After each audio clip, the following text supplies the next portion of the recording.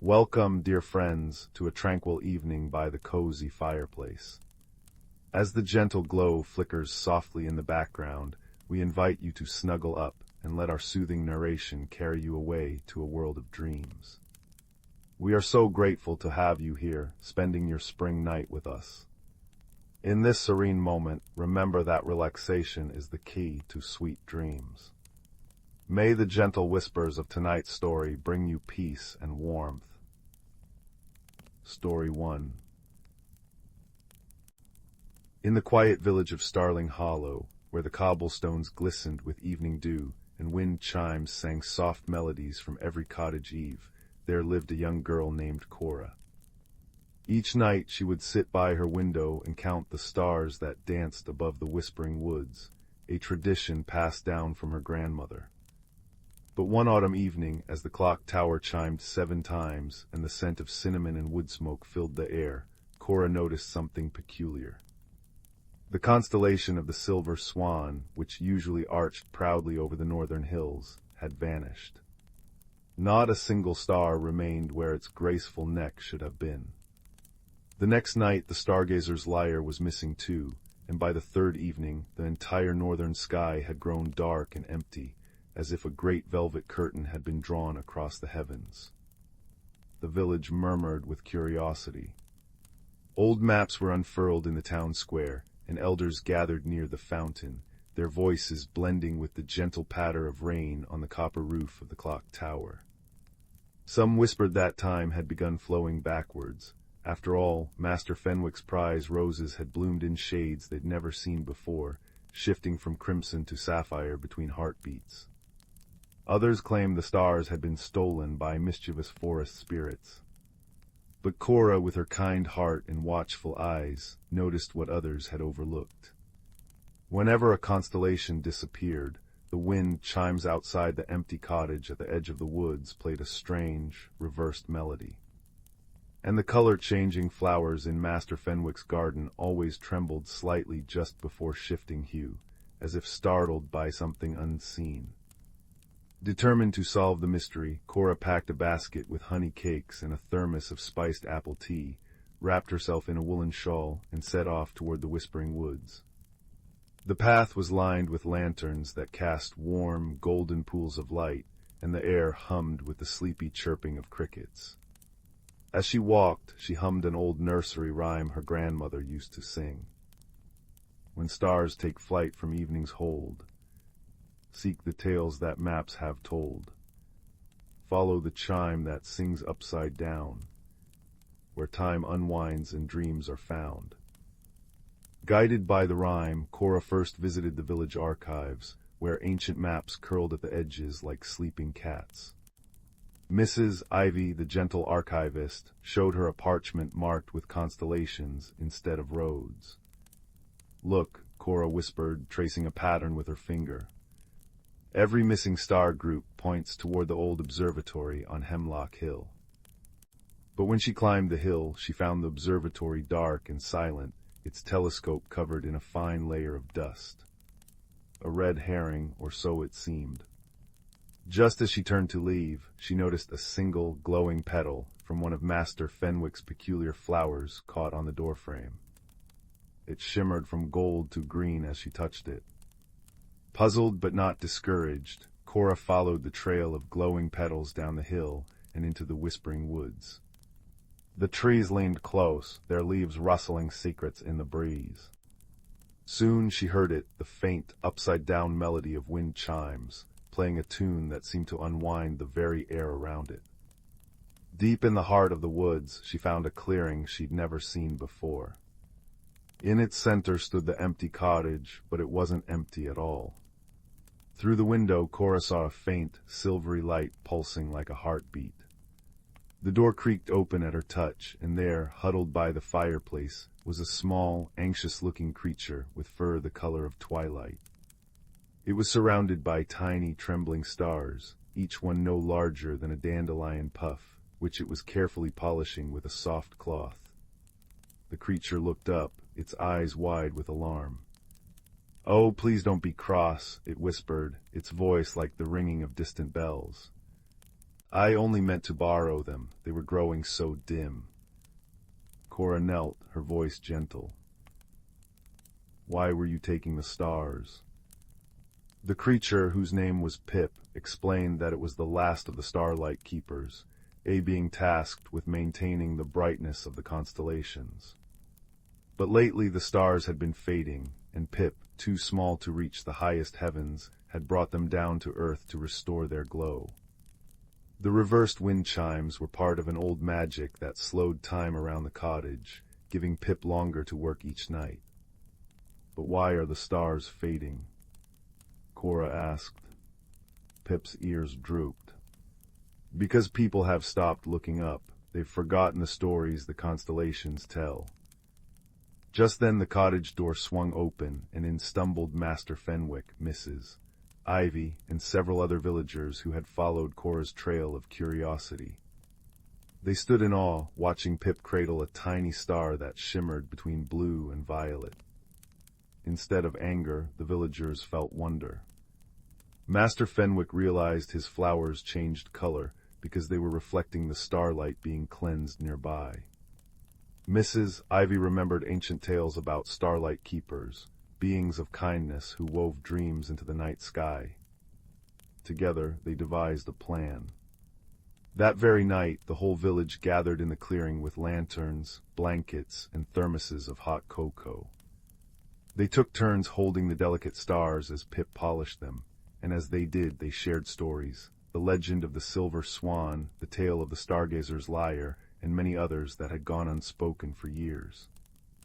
With each story told, the stars grew brighter, until they shone like captured moonlight. Then, as the clock tower struck midnight, Pip carried them back into the sky, their light weaving together once more into the familiar constellations. But something had changed. The stars now gleamed a little brighter, and the wind carried a new, hopeful tune from the chimes. The villagers, who had once been mere neighbors, now felt like a constellation themselves, bound together by shared wonder and rediscovered stories. And Cora, curled beneath her window that night, smiled as she counted the stars, not just with her eyes, but with her heart. For she had learned that sometimes the greatest mysteries are solved not by searching alone, but by helping others find their light. As the gentle rain began to fall outside, tapping a lullaby on the roof, the last thing she heard before drifting to sleep was the soft, right-way-round melody of the wind chimes, singing the village into peaceful dreams. Story 2. The fire crackled softly in the hearth, casting dancing shadows upon the walls, as if inviting the night itself to join our gathering. Come closer, dear listener, and let me tell you a tale of warmth found in unexpected places, of light that appears just when the darkness seems deepest, and of a journey that began with a single, glowing ember of curiosity. In a small village nestled between rolling hills and whispering pine forests, there lived a young girl named Anya. She had eyes the color of autumn oak leaves and hair that fell in chestnut waves about her shoulders. While other children played games of chase and laughter in the sun-dappled clearings, Anya often found herself wandering alone at the edges of the woods, listening to the stories the wind told through the branches. You see, Anya carried a quiet sadness within her, a feeling of not quite belonging, like a puzzle piece that had been gently bent out of shape. Her parents loved her dearly, and her home was warm and safe, yet something whispered to her from beyond the familiar paths, something that glimmered just at the corner of her vision, when twilight painted the sky in shades of lavender and rose. One evening, as the first stars began to prick through the deepening blue of the sky, Anya sat on the stone wall that separated her garden from the wildwood. The air carried the scent of wood smoke from village chimneys, and the damp, earthy perfume of approaching autumn. It was then that she saw it, a light, different from the fireflies that already danced among the tall grasses. This light pulsed with a warm, golden glow, like a tiny piece of captured sunset. It drifted between the trees with purpose, not the random dance of insects, but with the steady rhythm of a heartbeat. Without thinking, Anya slipped from the wall and followed. The forest welcomed her with rustling leaves and the soft crunch of pine needles underfoot. The glowing light moved just ahead, always staying within sight but never allowing her to draw too close. It led her deeper into the woods than she had ever ventured, along paths she hadn't known existed. A deer trail here, a stream crossing there, until the familiar sounds of the village faded completely, replaced by the night music of the forest. Anya wasn't afraid, though perhaps she should have been. There was something comforting about that golden light, something that felt like a friend beckoning her onward. The air grew cooler, and she pulled her woolen shawl tighter about her shoulders, grateful for its warmth. After what might have been minutes or hours, time behaves differently in enchanted woods. The glowing light paused before an ancient oak tree whose gnarled roots formed something like a doorway into the earth. The light hovered there, pulsing softly, as if waiting. Then it drifted through the root doorway and vanished. Anya hesitated only a moment before following, ducking beneath the massive roots. To her astonishment, the space beyond wasn't a dark burrow, but a passageway lined with softly glowing moss that emitted the same golden light she had been following. The air here was warmer, carrying the scent of baking bread and honey, and from somewhere ahead came the sound of gentle music, like wind chimes made of crystal and silver. The passage opened into a cavern that took Anya's breath away. The ceiling arched high above, dotted with thousands of glowing mushrooms that cast a soft, buttery light throughout the space. Tiny houses carved from tree roots and polished stones nestled along crystal-clear streams where luminous fish swam like living rainbows. And everywhere there were small, furry creatures with large, kind eyes, going about their evening activities. This was the hidden world of the Glimmerfolk, beings who tended the inner light of the forest. They moved with quiet purpose, polishing stones until they shone, arranging glowing flowers in patterns that told stories, and singing softly to the roots of trees to keep them strong and healthy. The golden light that had led Anya here now floated to rest in the palm of one of the Glimmerfolk, an elder with a beard of silvery moss and eyes that held the wisdom of centuries. "Welcome, child," he said, his voice like the rustling of leaves. "I am Thuron. We have been waiting for you." Anya could only stare, her eyes wide with wonder. "Waiting for me, but how did you know I would come?" Thuron smiled, the lines around his eyes crinkling like the bark of an old tree. "Those who carry a spark of loneliness often find their way to us eventually. The light recognizes its own kind." He gestured to the golden glow in his hand. "This is a heart ember. It seeks those who need reminding that they carry light within themselves, even when they cannot see it." He led Anya through the village, introducing her to the Glimmerfolk who greeted her with shy smiles and offers of honey-sweetened tea and seed cakes. They showed her their work, how they mended broken spiderwebs with threads of moonlight, how they collected dewdrops to polish the stars, and how they whispered encouragement to seeds sleeping in the dark earth. "But why me?" Anya asked as they sat beside a gently flowing stream, its water singing a soft, bubbling melody. "I'm just an ordinary girl." Thuron shook his head, his mossy beard swaying with emotion. "There is no such thing as just ordinary. Each being carries unique magic. Your loneliness isn't emptiness, child. It's space waiting to be filled with connection. The Heart Ember brought you here because the Glimmerfolk need your help, and I suspect you need ours as well." He explained that the great crystal at the heart of their cavern, the source of all their light and warmth, was growing dim. Its light had been fading season by season, and though they tended it with all their skill and love, they couldn't reverse its decline. The heart embers that ventured into the world above were returning weaker each time, and without the crystal's light, the entire forest would slowly lose its magic. "We believe," Thuron said gently, "that the crystal needs something it cannot find down here, the genuine laughter of a child who has rediscovered joy. Would you help us, Anya? Would you journey to the crystal's heart and share your light with it?" Anya's first instinct was to protest that she had little laughter to offer. But looking into Thuron's kind eyes and the hopeful faces of the Glimmerfolk gathered around, she found herself nodding. "I'll try," she whispered.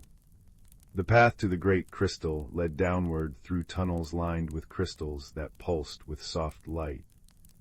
The air grew warmer, carrying the scent of cinnamon and something else, something like the electricity in the air before a thunderstorm. The Glimmerfolk walked with her, their small lights bobbing like cheerful fireflies in the dim passage. Finally, they emerged into a vast chamber where the great crystal stood, a magnificent structure that reached from floor to ceiling, its facets reflecting what little light remained. Anya approached it slowly, her footsteps echoing in the immense space. She placed her hand against its surface, which was surprisingly warm, like skin warmed by the sun. At first, nothing happened. Anya closed her eyes, thinking of happy memories, birthday cakes with glowing candles, her father lifting her onto his shoulders to see over crowds at the harvest festival, her mother singing lullabies in the rocking chair by the fire. She tried to laugh, but the sound came out strained and hollow. The crystal remained dim. Discouragement settled over her like a heavy blanket. "I told you," she said to Thuron, who had waited patiently nearby. "I don't have enough light to share." Thuron placed a gentle hand on her shoulder. "You're trying too hard, little one. Joy isn't something you perform, it's something you feel. Tell me what makes your heart feel light, not what you think should bring joy, but what truly does." Anya thought for a moment. "I like the sound of rain on the roof when I'm cozy in bed. I like finding interesting shaped stones in the creek. I like the way my cat purrs when she curls up on my lap. I like the smell of old books in the village library." She smiled faintly. "I like watching spiders build their webs in the morning, all decorated with dew." As she spoke, something remarkable happened. The crystal began to glow softly where her hand rested, the light spreading slowly through its structure like honey pouring into tea. "These are your embers, child," Thuron said softly. "These small moments of contentment are the sparks that keep our inner light burning.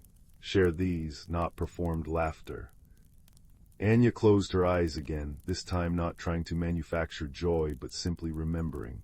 The weight of the cat on her lap, the pattern of raindrops on the window pane, the satisfaction of finding a perfect heart-shaped stone. She thought of the way the morning mist hung over the river, and how the frost painted magical patterns on her window in winter.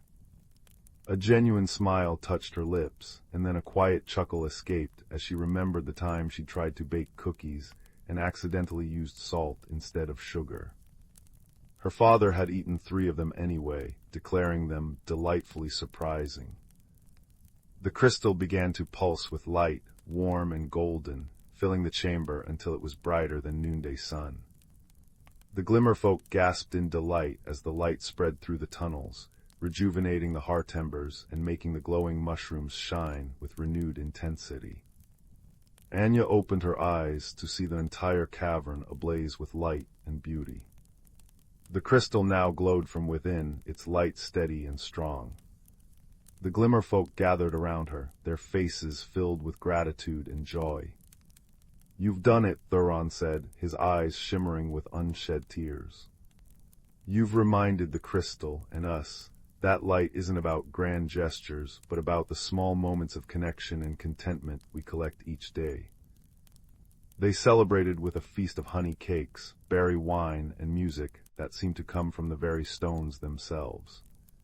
Anya found herself laughing genuinely now, teaching the Glimmerfolk a clapping game she played with the village children, and listening to their stories of tending the forest through the seasons.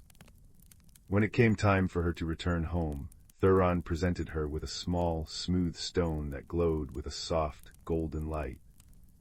"This is a heart ember of your own," he told her.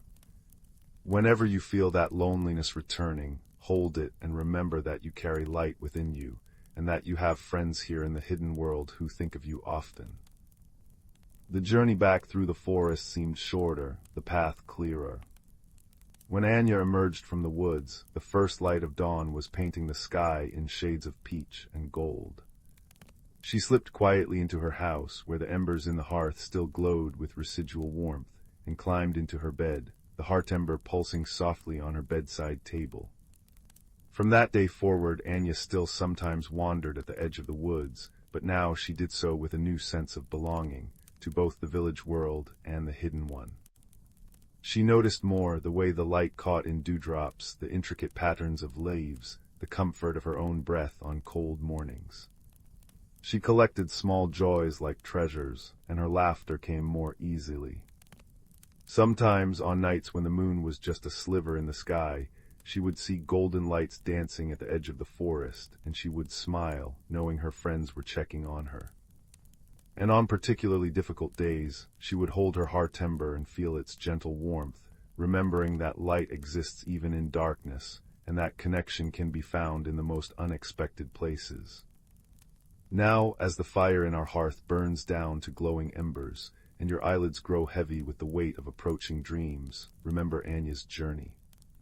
Remember that within you too burns a light that needs only acknowledgement to grow bright. The small moments of contentment you collect each day are embers that keep your inner fire burning, ready to warm you when the world feels cold. Sleep now, dear listener, and may your dreams be filled with golden lights and hidden pathways, with the comfort of unexpected friendships, and with the knowledge that you are never truly alone. The night holds wonders for those who know how to look, and tomorrow awaits with new moments of joy to collect. Let the crackling of the fire and the rhythm of your breathing carry you into peaceful slumber, where stories continue in the language of dreams. Good night. Story 3. The fire crackled softly in the hearth, sending dancing shadows across the room as the last embers of daylight faded beyond the window. The air smelled of cedar logs and the faintest hint of cinnamon from a forgotten cup of tea. It was in this quiet hour that our story begins, with a young girl named Lyra who felt, in some small corner of her heart, that she was missing something she could not name. Lyra lived in a cottage at the edge of a great, whispering forest, with her grandfather who carved wooden birds that almost seemed to sing. Her days were gentle and full of small wonders, yet when twilight fell, she would often sit by her window and gaze into the darkening woods, feeling a quiet longing, as if the trees were calling to her in a language just beyond hearing. One evening, as a soft autumn rain pattered against the window pane, Lyra noticed something unusual.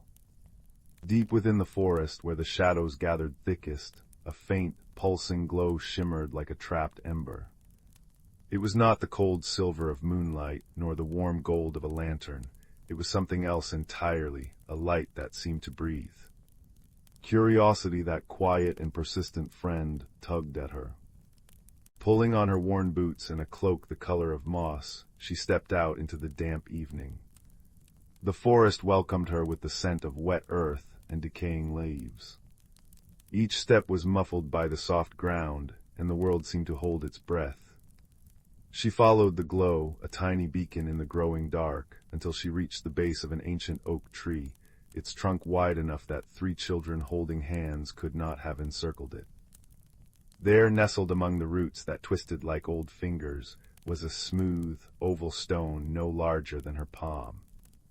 It glowed with a gentle inner light, warm and amber, like fire seen through honey. Crouching down, Lyra reached out and touched it. To her surprise, it was not cold like ordinary stone, but warm, as if it had been resting near the hearth all afternoon. And as her fingers closed around it, a soft hum traveled up her arm, a vibration so subtle it was almost a feeling rather than a sound. She tucked the stone into her pocket and turned for home, but the forest had changed. The path she had followed seemed unfamiliar, the trees standing in patterns she did not recognize. A soft mist began to rise, veiling the world in silver. For a moment worry prickled at her, but then the stone in her pocket pulsed warmly, and a sense of calm settled over her. She was not lost, she was exactly where she needed to be. It was then that she heard it, a small, rustling sound, followed by a faint sniffle. Pushing aside a curtain of ivy, Lyra found a little creature no taller than her knee, with fur the color of twilight and large, luminous eyes that glistened with tears. It was curled beside a hollow log, shivering. "Hello," Lyra said softly, not wanting to startle it. The creature looked up, eyes wide. "You can't see me," it whispered, its voice like the wind through pine needles. "I can," Lyra replied, kneeling. "Why are you crying?" "I've lost my way," it said. "The mist came down, and now I cannot find the path to the Glimmering Hollow." Lyra didn't know what the Glimmering Hollow was, but her heart went out to the small being. "I don't know the way either," she admitted, "but perhaps we can find it together." The creature wiped its eyes. "I am Finn," it said, "and you are kind." And so began an unexpected friendship.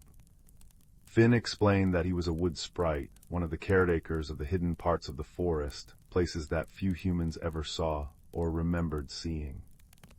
The Glimmering Hollow was his home, a secret valley where light pooled like water and flowers chimed softly in the breeze. As they walked, Lyra showed Finn the glowing stone. His eyes widened even further. "An ember stone," he breathed. "I have only heard tales of them. They are said to light the way for those who are truly seeking something." "What am I seeking?" Lyra wondered aloud. "That," said Finn wisely, "is something you must discover for yourself." The forest around them seemed to lean in, listening. The mist curled around tree trunks like sleepy cats, and the only sound was their footsteps and the distant hoot of an owl. Lyra's stone pulsed rhythmically, casting a warm circle of light around them, pushing back the darkness just enough to feel safe, but not so much as to erase the mystery of the night. After a time they came to a narrow stream, its water black and silver in the dim light. There was no bridge, and the stones looked slippery and uncertain. "I cannot cross water," Finn said sadly. "It washes away our magic for a time. I would be helpless." Lyra looked at the water, then at the small, anxious sprite, and then at the stone in her hand. It glowed a little brighter, and an idea came to her, clear and gentle, like a bubble rising in still water. "Maybe," she said, "the stone isn't just for light. Maybe it's for understanding things." She knelt at the water's edge and placed the ember stone on the damp earth. Almost at once the glow spread, seeping into the ground until the very soil began to shimmer. Fallen leaves swirled together, weaving themselves into a small, sturdy raft that floated serenely on the water's surface. Finn's worried expression melted into a smile. "You see," he said. "You knew what to do." They crossed the stream safely, and on the other side the world changed. The air grew warmer, sweeter, and the mist thinned to reveal a landscape dotted with soft, glowing mushrooms and trees whose leaves rustled in harmonious whispers. They had reached the Glimmering Hollow. It was more beautiful than Lyra could have imagined. Tiny lights drifted like lazy fireflies, but when she looked closely, she saw they were actually seeds from the singing flowers, each one carrying a tiny melody. The grass was soft and emitted a faint, pleasant warmth underfoot. But all was not well. The hollow, Finn explained, was fading. The central heartstone, a great crystal that pulsed with the valley's life, was growing dim. No one knew why, but the light was retreating, the flowers falling silent, and a deep sadness had settled over the hidden world. "We've tried everything," Finn said, his small shoulders drooping. "Songs, dances, offerings of dew and sunlight, but the heartstone does not respond." Lyra felt the ember stone grow warm against her chest. Without a word, she walked toward the heartstone, a magnificent crystal pillar that stood in the center of the hollow. Once it must have shone like a captured star, but now it was cloudy, its light frail and intermittent. She placed her hand upon it. The surface was cool and rough. Closing her eyes, she did not try to think of what to do. Instead, she remembered the feeling of sitting by her window, longing for something unnamed. Remembered the kindness she had offered a stranger in the woods. Remembered the quiet joy of helping Finn cross the water. And as she remembered, the emberstone at her neck began to glow fiercely, its light merging with the weak pulse of the heartstone. Images flashed behind her eyes, not her memories, but those of the hollow. She saw sprites laughing, saw the first bloom of the singing flowers, saw generations of creatures living in harmony. And she felt the heartstone's sadness, not because it was broken, but because it was lonely. It had forgotten its own story. Lyra did not speak, but she poured her own memories into the stone, the love she felt for her grandfather, the sound of rain on the roof, the warmth of the hearth, the joy of finding the emberstone and helping Finn. She gave it the feeling of being seen and cherished and remembered. And slowly, gently, the heartstone began to clear. Its light grew stronger, steady and warm, spreading through the crystal like golden syrup. The entire hollow seemed to sigh, a sound of relief and joy. The flowers began to chime again, softly at first, then in a rising, harmonious chorus. The drifting seedlights brightened, weaving patterns of light in the air. Finn let out a happy cry and danced a little jig. You did it, you reminded it. Lyra smiled, her heart full. She hadn't done anything grand, she had only shared what was already inside her. And in doing so, she understood what she had been seeking all along. It wasn't a place or a thing, it was connection. The warmth of giving, the light of understanding, the quiet magic of being truly present. The sprites of the hollow gathered around her, not with loud celebration, but with soft gratitude. They offered her a cup of honeyed moonlight to drink, which tasted like comfort and belonging. They wove a crown of glowing flowers for her hair that would never wilt.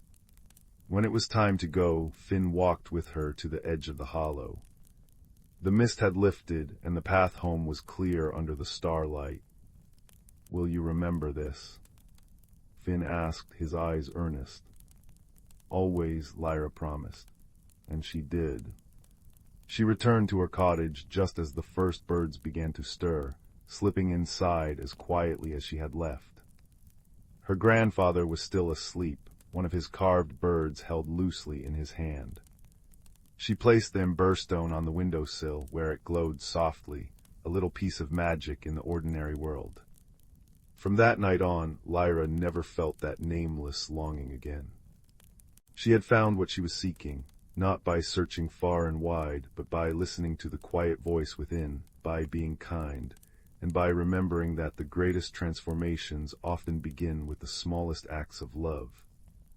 And sometimes, on evenings when the fire crackled just so and the world outside was hushed, she would see a familiar small figure watching from the edge of the forest, a friend checking in, making sure she was never truly alone. The emberstone remained on her windowsill, its glow a constant, gentle reminder that even in the deepest dark, there is always a light to guide you home, and that the most important journeys are the ones that lead you back to yourself. Now the fire has burned low, and the room is filled with a peaceful darkness. The story is over, but its warmth remains, wrapping around you like a soft blanket.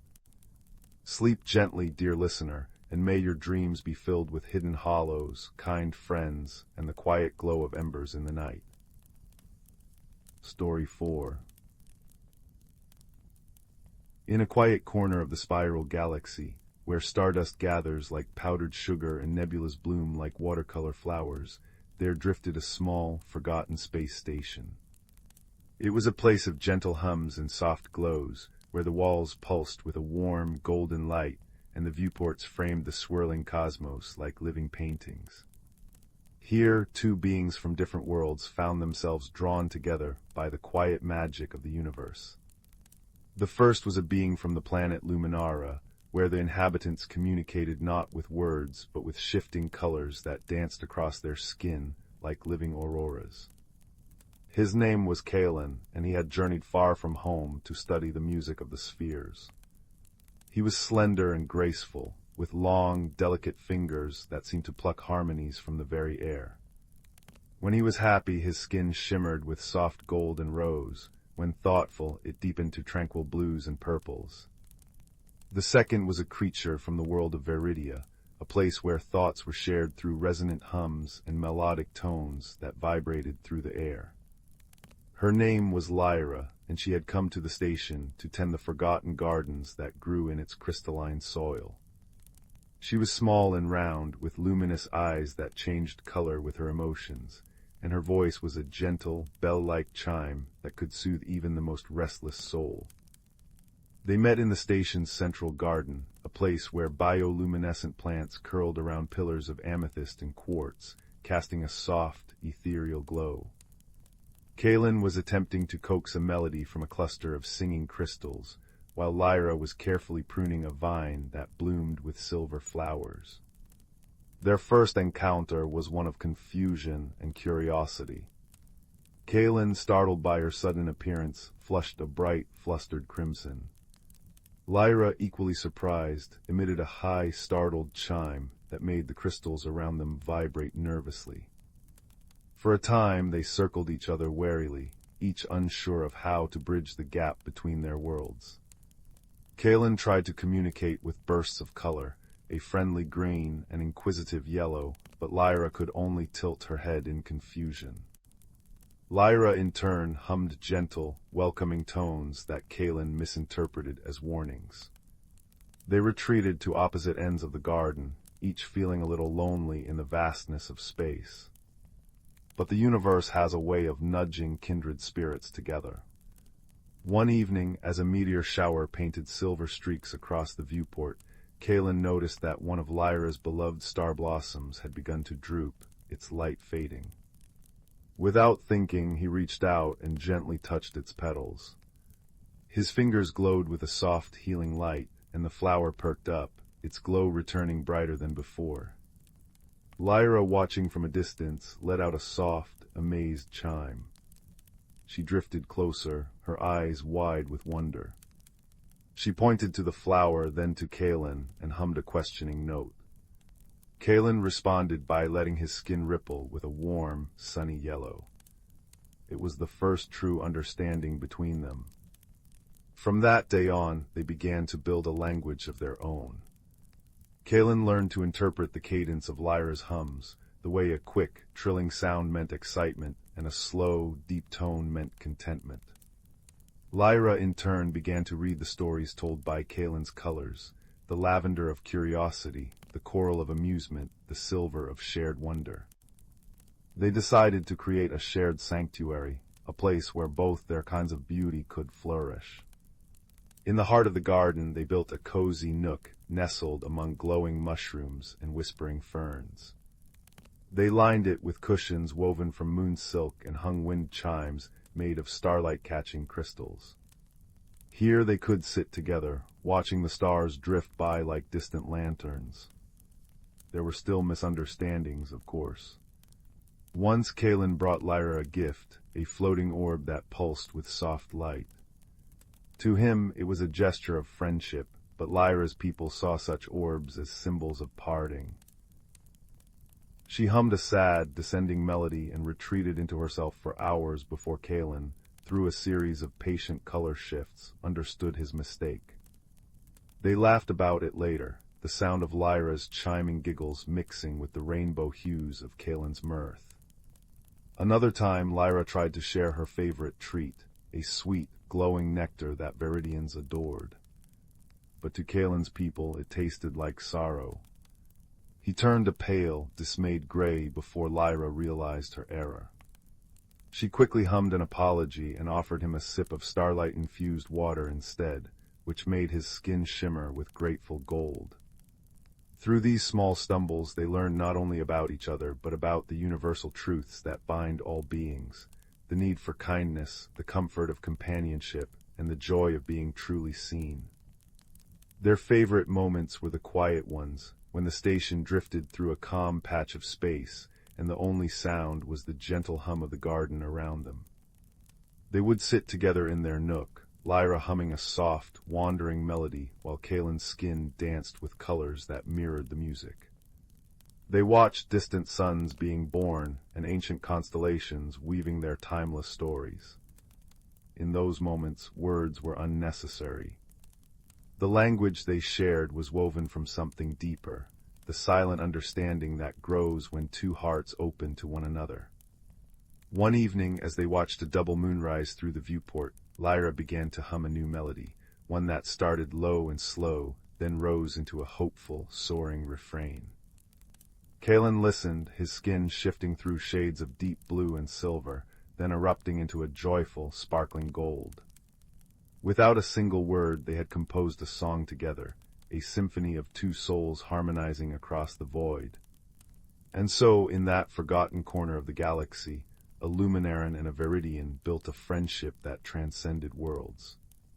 They proved that no matter how vast the universe, no matter how different beings may seem, there is always a bridge that can be built, not with technology or grand designs, but with patience, empathy, and the simple, unwavering language of kindness.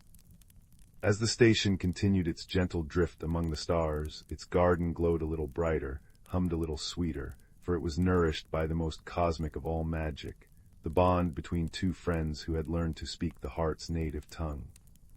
And somewhere in the soft, star-dusted darkness, the universe smiled, for it had witnessed once again that love needs no translation, only an open heart to receive it. Story 5. In the quiet village of Starlight Hollow, nestled between whispering pines and a silver-bell river, there existed a peculiar sort of magic, the kind that hummed in the cobblestone streets and shimmered in the window boxes overflowing with moon petals. Every evening, as the great clock tower chimed 7 times, the villagers would gather in the town square to watch the stars bloom one by one in the velvet sky. It was a tradition as old as the mossy stones beneath their feet, a nightly ritual of shared wonder. But one autumn evening, as the air grew crisp and carried the scent of wood smoke and baked apples, something was amiss.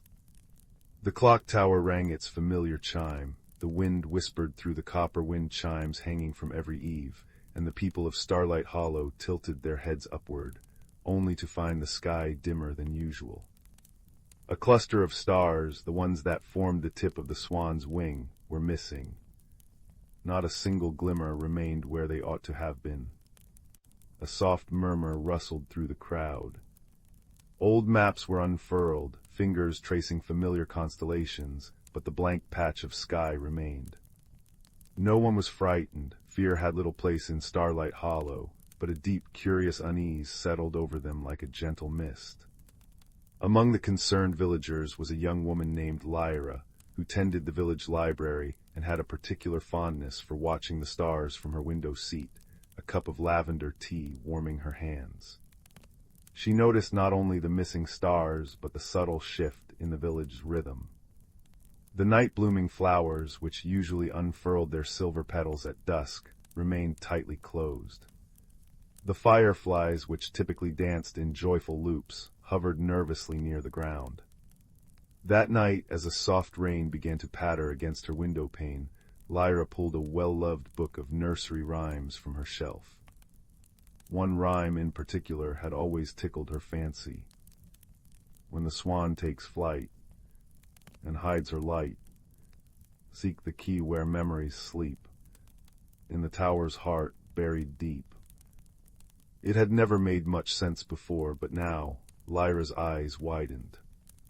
The missing stars were part of the constellation known as the Celestial Swan.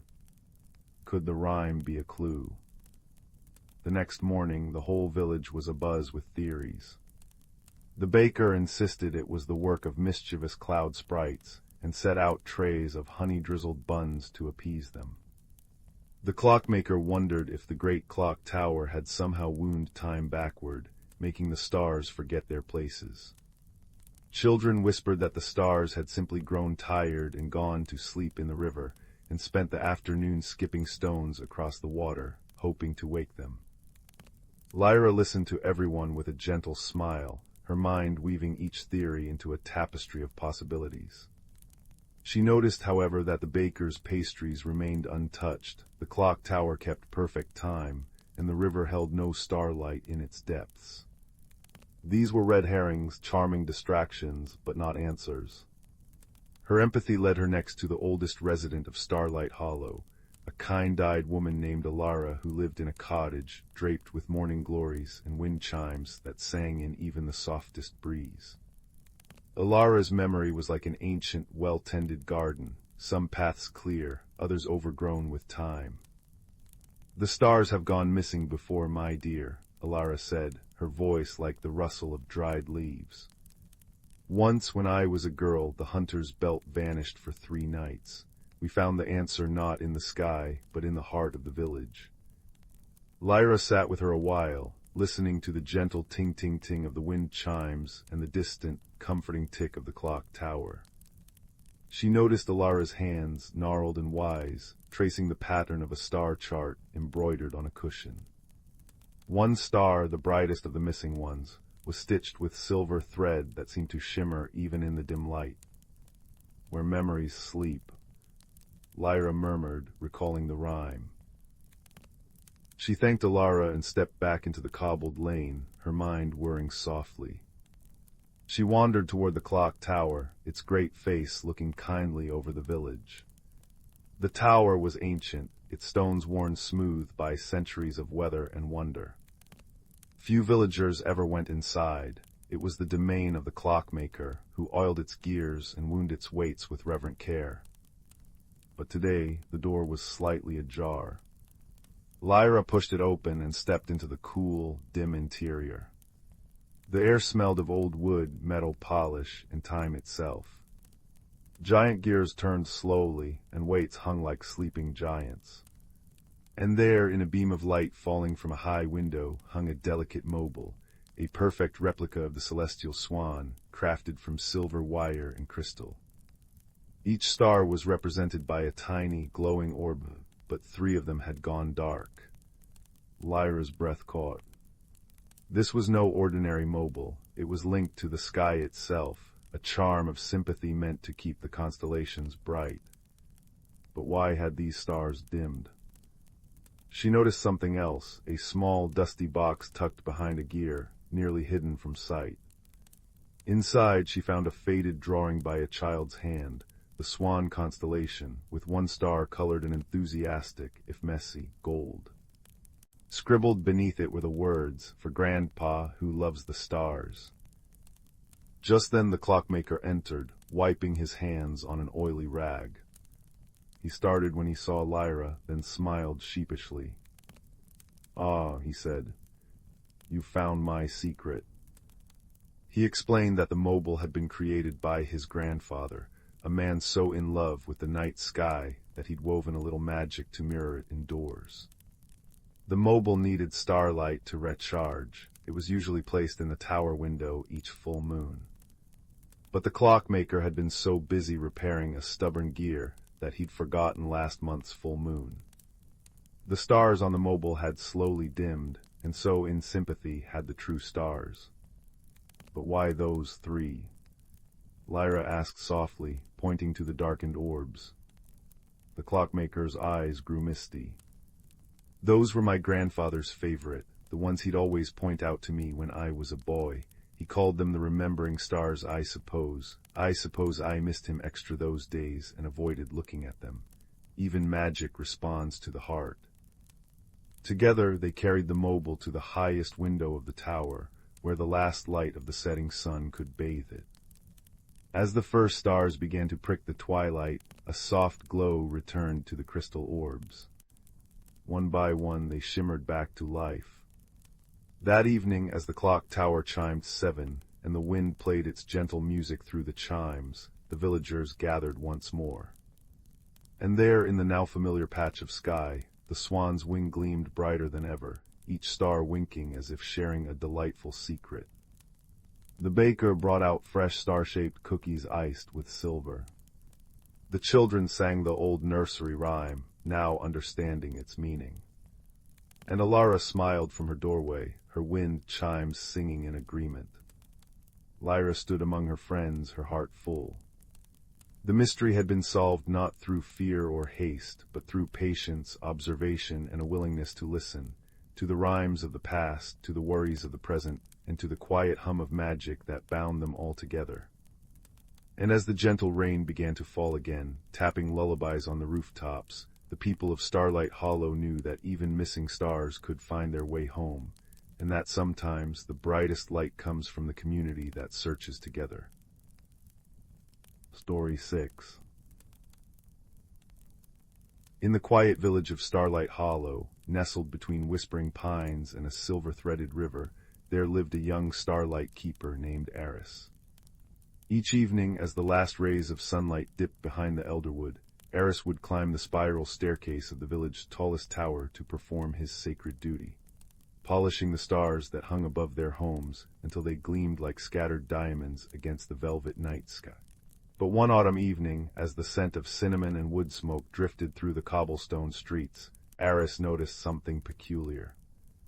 The constellation of the Weeping Willow, a pattern of 7 stars that showered gentle silver light upon the village square, had grown dim.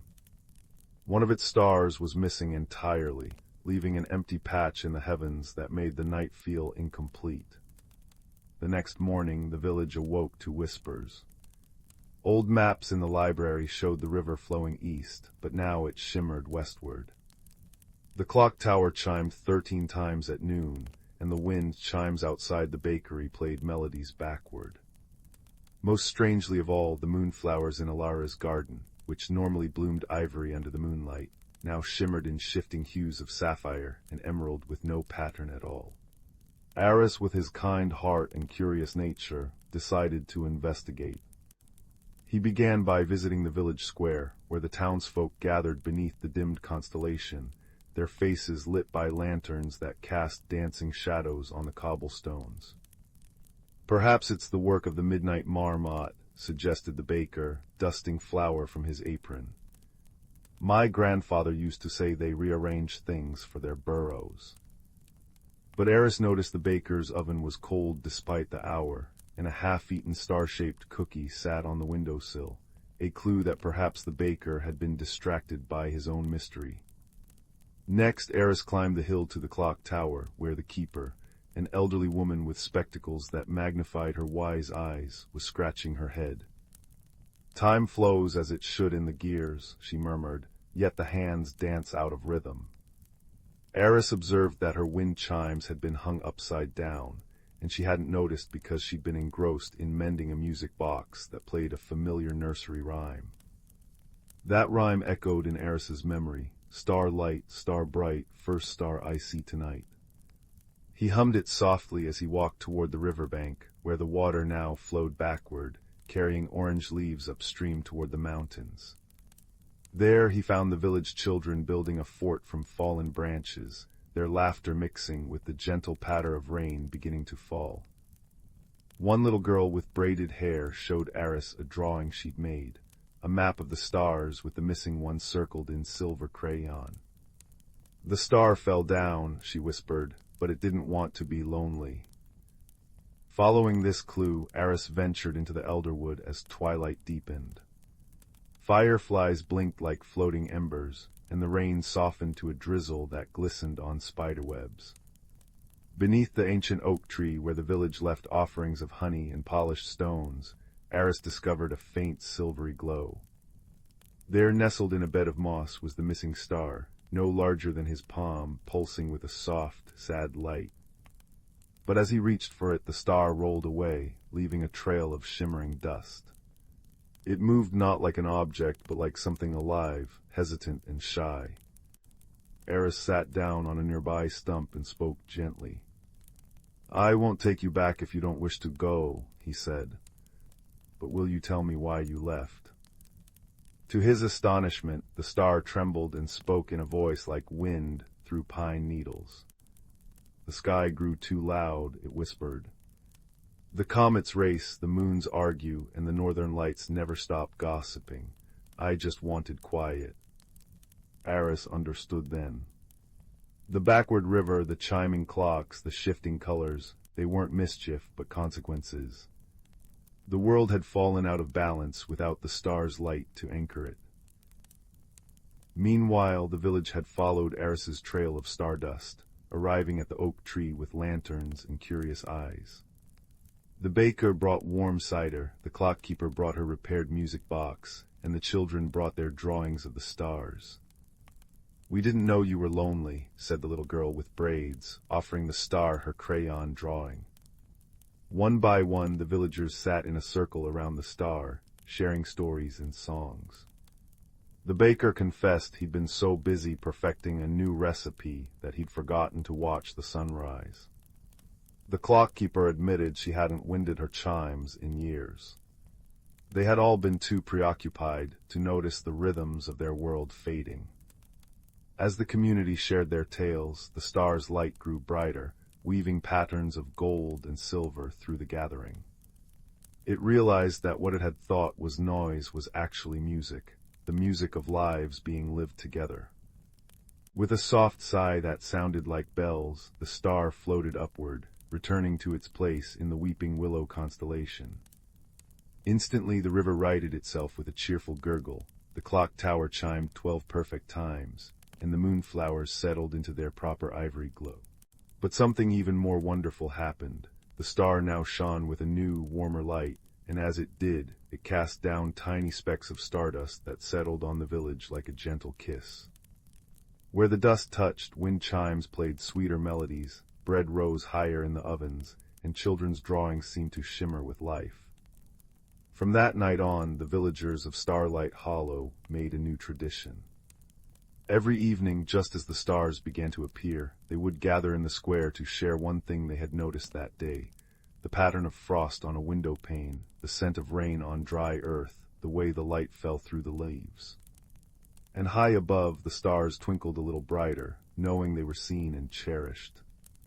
As for Eris, he still polished the stars each night, but now he often paused to simply listen to the harmony of the cosmos, the gentle hum of planets, the soft sigh of distant suns, and the contented silence of a universe that knew it was loved.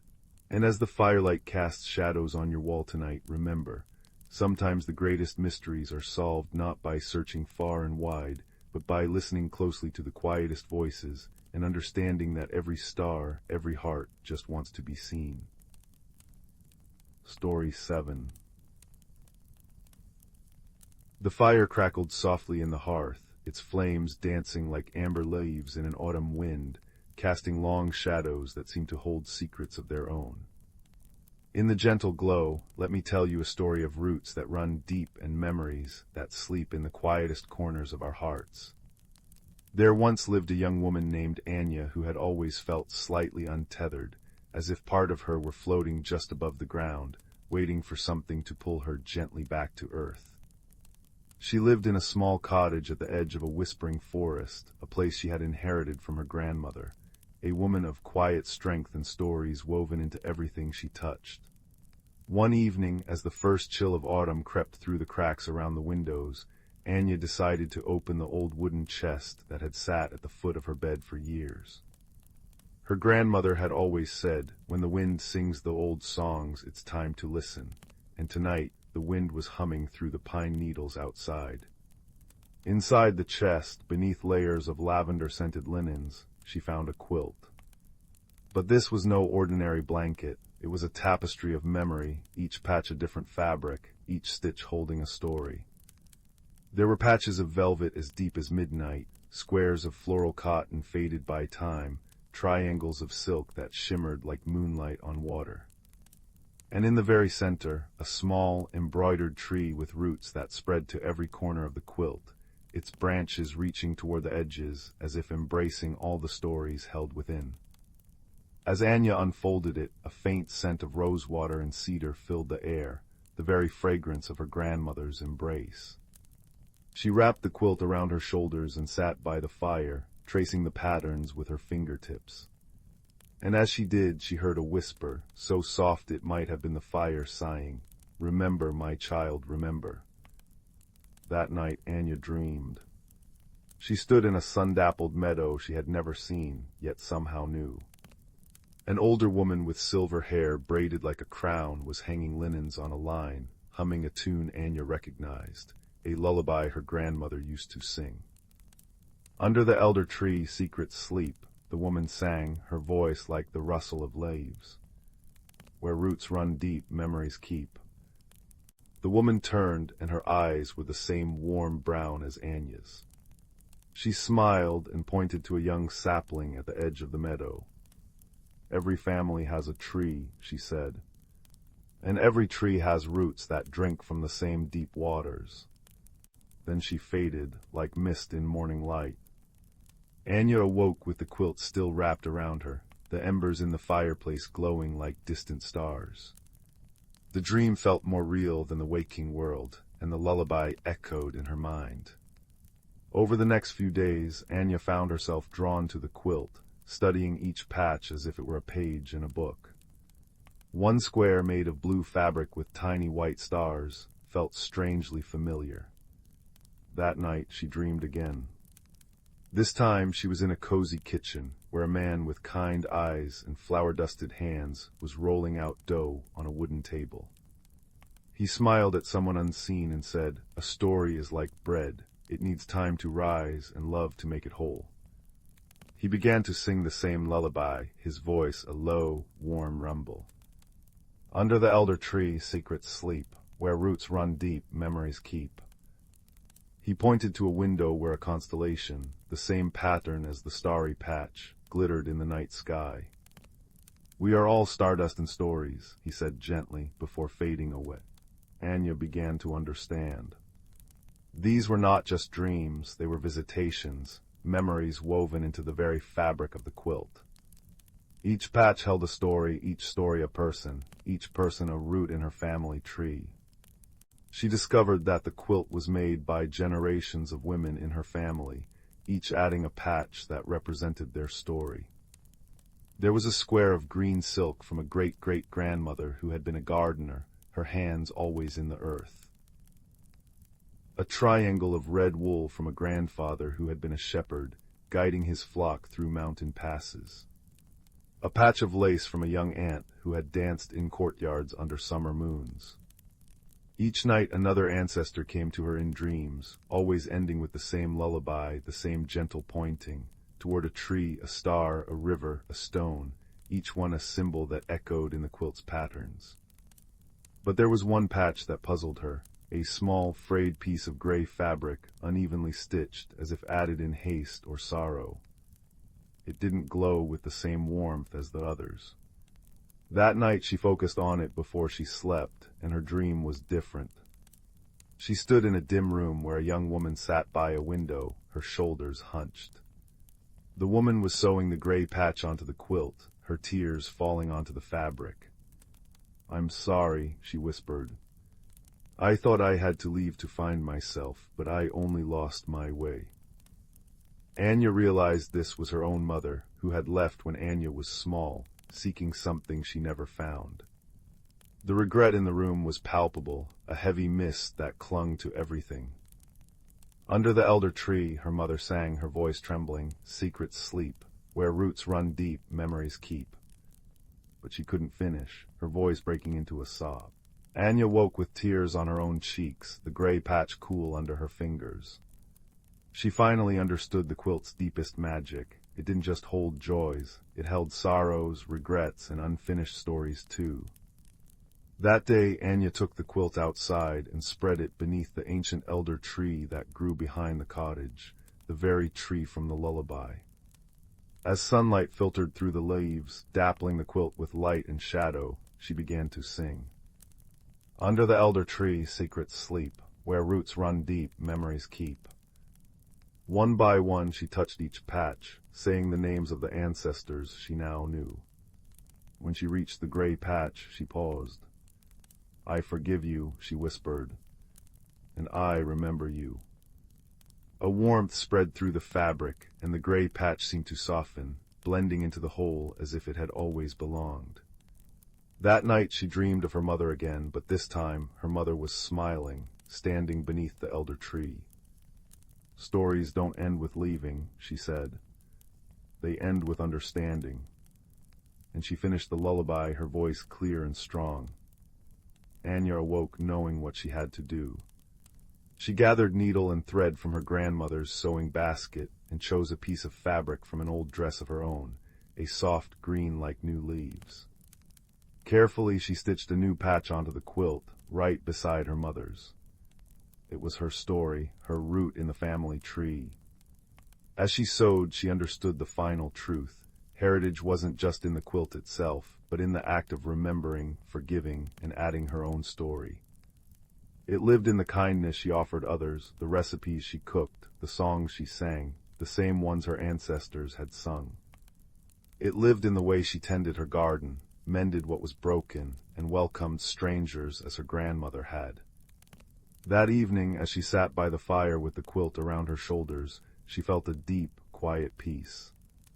The roots she had always longed for were not in the ground, but in her hands, her heart, her actions.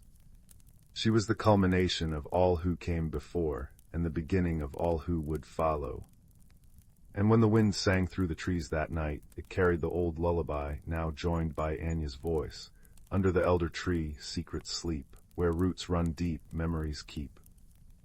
The fire crackled its approval, and in the flickering light, for just a moment, Anya saw them.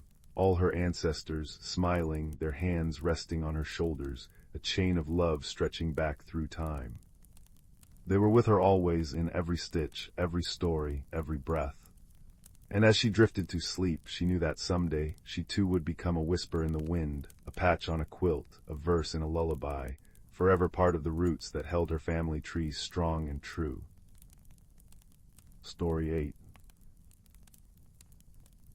The fire crackled softly, its flames dancing like golden memories against the stone hearth. In the flickering light, shadows stretched and curled into shapes that almost looked like faces, like hands reaching across time. And in that warm, ancient glow, a story begins to unfold, a story of roots that run deep and remembrance that bridges generations. Lena lived in a small apartment in the city, where the stars were often hidden behind the glare of streetlights, and the past felt like something that happened to other people. She was a weaver of tapestries, her fingers skilled at threading colors into patterns, yet she often felt a peculiar emptiness, as if her own life's pattern was missing a crucial thread. One autumn afternoon, a package arrived from her grandmother's old house in the countryside, a house Lena hadn't visited since she was a child. Inside, swathed in tissue paper that smelled faintly of lavender and thyme, was a music box.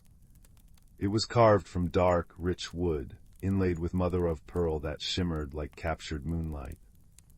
Tucked beside it was a note in her grandmother's elegant script, "For you, my dear. May it help you find your song." Lena lifted the lid. Instead of a melody, the box played a soft, rhythmic ticking, like a heartbeat or the gentle fall of rain on leaves. And with that sound came a whisper, so faint it might have been the wind sighing through an unseen crack. "Remember, remember." That night, Lena dreamed. She stood in a forest she somehow knew, though she had never walked there in waking life. Ancient oaks stretched toward a sky scattered with stars clearer and brighter than any she had ever seen. A woman was waiting beneath the largest tree, her form woven from dappled moonlight and shadow. She wore a dress patterned with constellations, and her eyes held the patient depth of roots delving deep into the earth. "You've come," the woman said, her voice like the rustle of leaves. "I am Lena. I have been waiting." Waiting for what? Lena asked, her own voice small in the vast, quiet wood. "For you to listen," Lena replied. "The music box does not play a tune, it holds time. It holds stories, and it is time for you to hear them." She placed a hand on the oak's bark, and the tree seemed to hum in response. "Our family has always been keepers of stories," Lena said. "We are the rememberers, but remembering is not about holding on to old things. It is about understanding why they mattered and carrying their meaning forward." Then she began to sing, her voice low and soothing, a melody that wove through the dream like a silver thread. "Where the roots run deep and the memories sleep. Listen close, dear heart, and you shall keep the tales of old in actions bold. A a story lived is a story told. When Lena woke, the words of the lullaby lingered in her mind, gentle and persistent. The music box sat on her bedside table, silent now. But she could still feel the forest's cool breath, still see Lena's starry eyes. Over the following days, Lena found herself drawn to the music box. Sometimes, when the light hit it just right, she would catch glimpses in the mother of pearl, not her own reflection, but other faces, other places. A young woman stitching a quilt under a lantern's glow, a man charting stars onto parchment, a child learning to knead dough for bread that had been made the same way for generations. One evening, as the first winter frost painted her window pane, Lena opened the music box once more. The rhythmic ticking began, and this time she felt herself slipping not into sleep, but into a waking dream. She was no longer in her apartment. She stood in a cozy kitchen where the air smelled of yeast and honey. A woman with kind eyes and flour-dusted hands was teaching a little girl how to braid a loaf of bread. The woman hummed as she worked, and Lena recognized the melody, the same lullaby from her dream. "Now, my dove," the woman said to the child, "remember, the bread is not just flour and water. It is patience. It is care. It is the warmth of your hands giving life to the dough.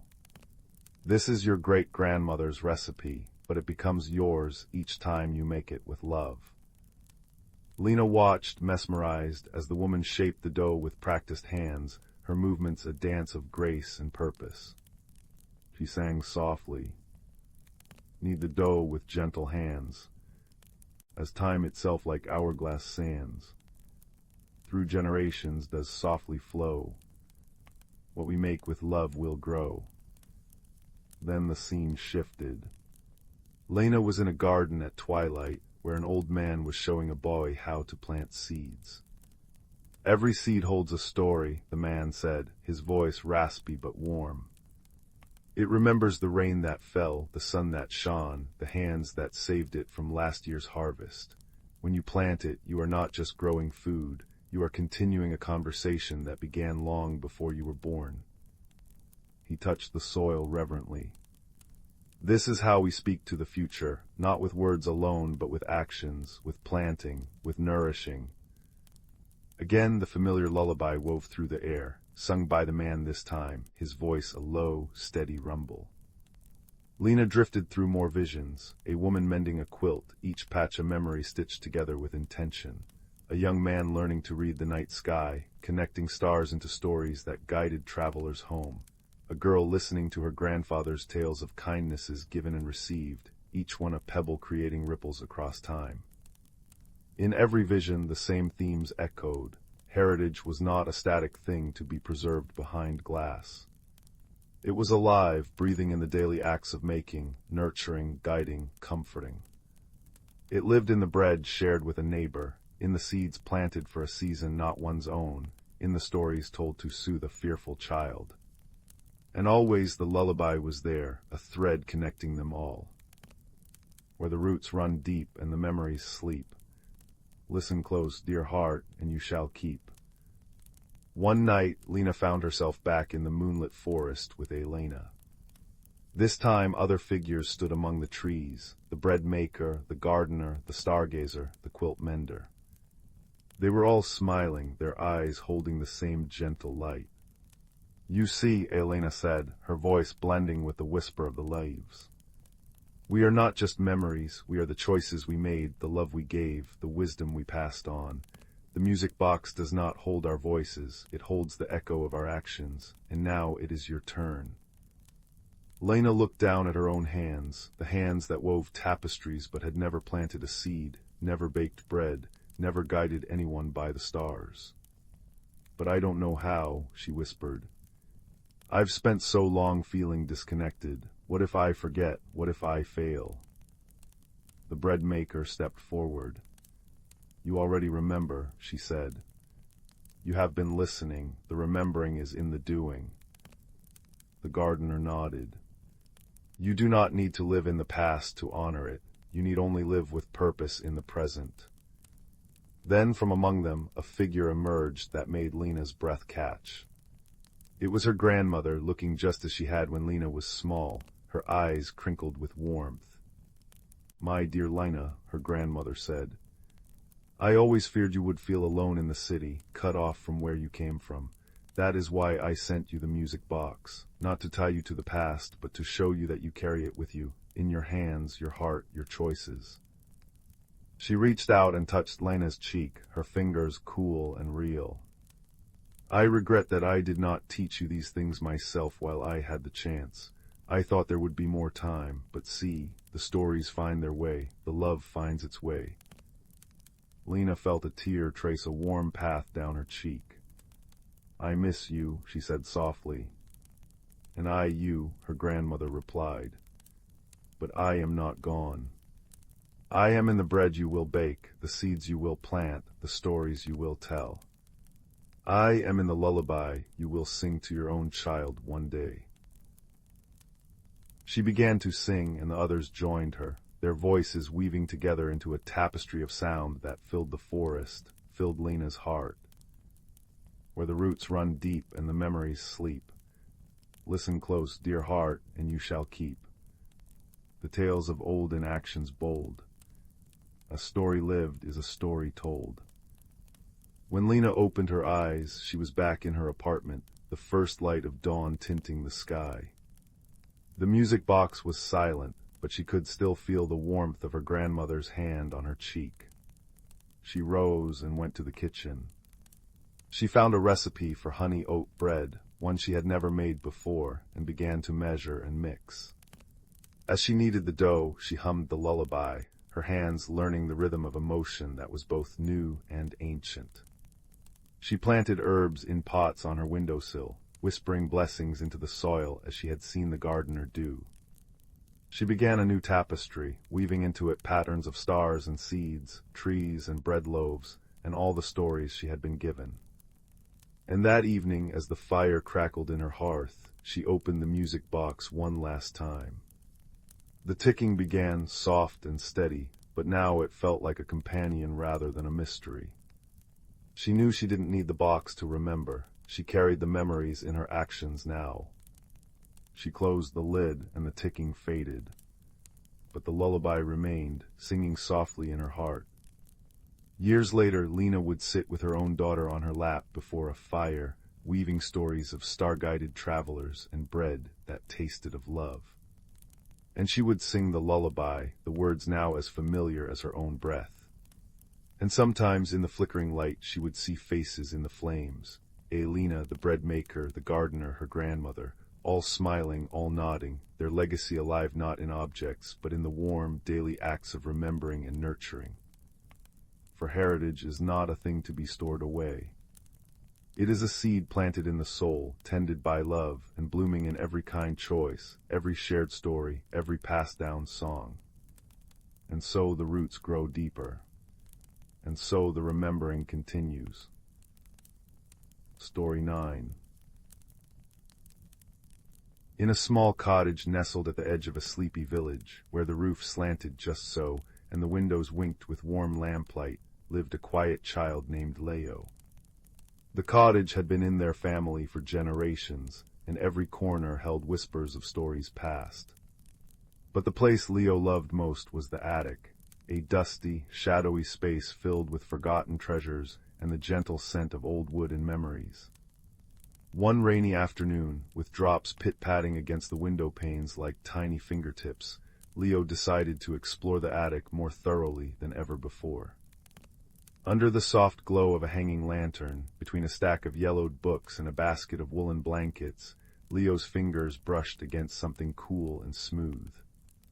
It was a small wooden music box, carved with intricate patterns of twisting vines and sleeping birds. Its surface was worn with age, but it hummed with a strange, gentle warmth. With a soft click, Leo opened the lid. Instead of a melody, a soft, silvery light spilled out, and a voice like wind chimes whispered, "I have been waiting for you." Leo started, nearly dropping the box. "Who's there?" they whispered, their voice barely a breath. "The keeper of stories," the voice replied. This music box does not play songs, it plays memories, but it has been silent for many years and its magic is fading. To restore it, you must find 3 lost harmonies: the laughter of a friend, the comfort of a stranger, and the courage of your own heart. Leo's eyes widened. They were not usually one for adventures, preferring the safety of books and familiar corners. But the music box seemed to pulse with hope, and its light wrapped around their fingers like a promise. And so, with the music box tucked safely in their pocket, Leo's journey began, not across mountains or seas, but through the landscape of their own quiet bravery. Their first guide was an old tortoiseshell cat named Barnaby, who often napped in a sunbeam on the attic stairs. He stretched lazily as Leo descended, his purr rumbling like a tiny, contented thunderstorm. Off on an adventure are we, he mused, blinking amber eyes. I may be old, but I know a thing or two about finding what's lost. Barnaby led Leo to the village square, where children were chasing each other, their laughter ringing like bells. The laughter of a friend is close, Barnaby said, curling his tail thoughtfully. But it isn't about volume, you know, it's about sincerity. They approached a little girl named Maya, who was sitting alone on a bench, looking sadly at a broken jump rope. Leo hesitated, their usual shyness rising like a wall. But the music box pulsed gently, encouraging them. Would you like help with that? Leo asked softly. Maya looked up, surprised. With patience and clever fingers, Leo tied the rope back together, and soon the two were jumping and laughing, a true, bright sound that seemed to make the very air sparkle. As they laughed, a shimmering, golden note floated from Maya's smile and settled into the music box with a soft ping. One harmony found. Next, Barnaby led them to a small bakery at the corner of a cobblestone street. The air was rich with the smell of cinnamon and warm bread. The comfort of a stranger, the cat murmured, leaping onto a windowsill. Sometimes it appears where you least expect it.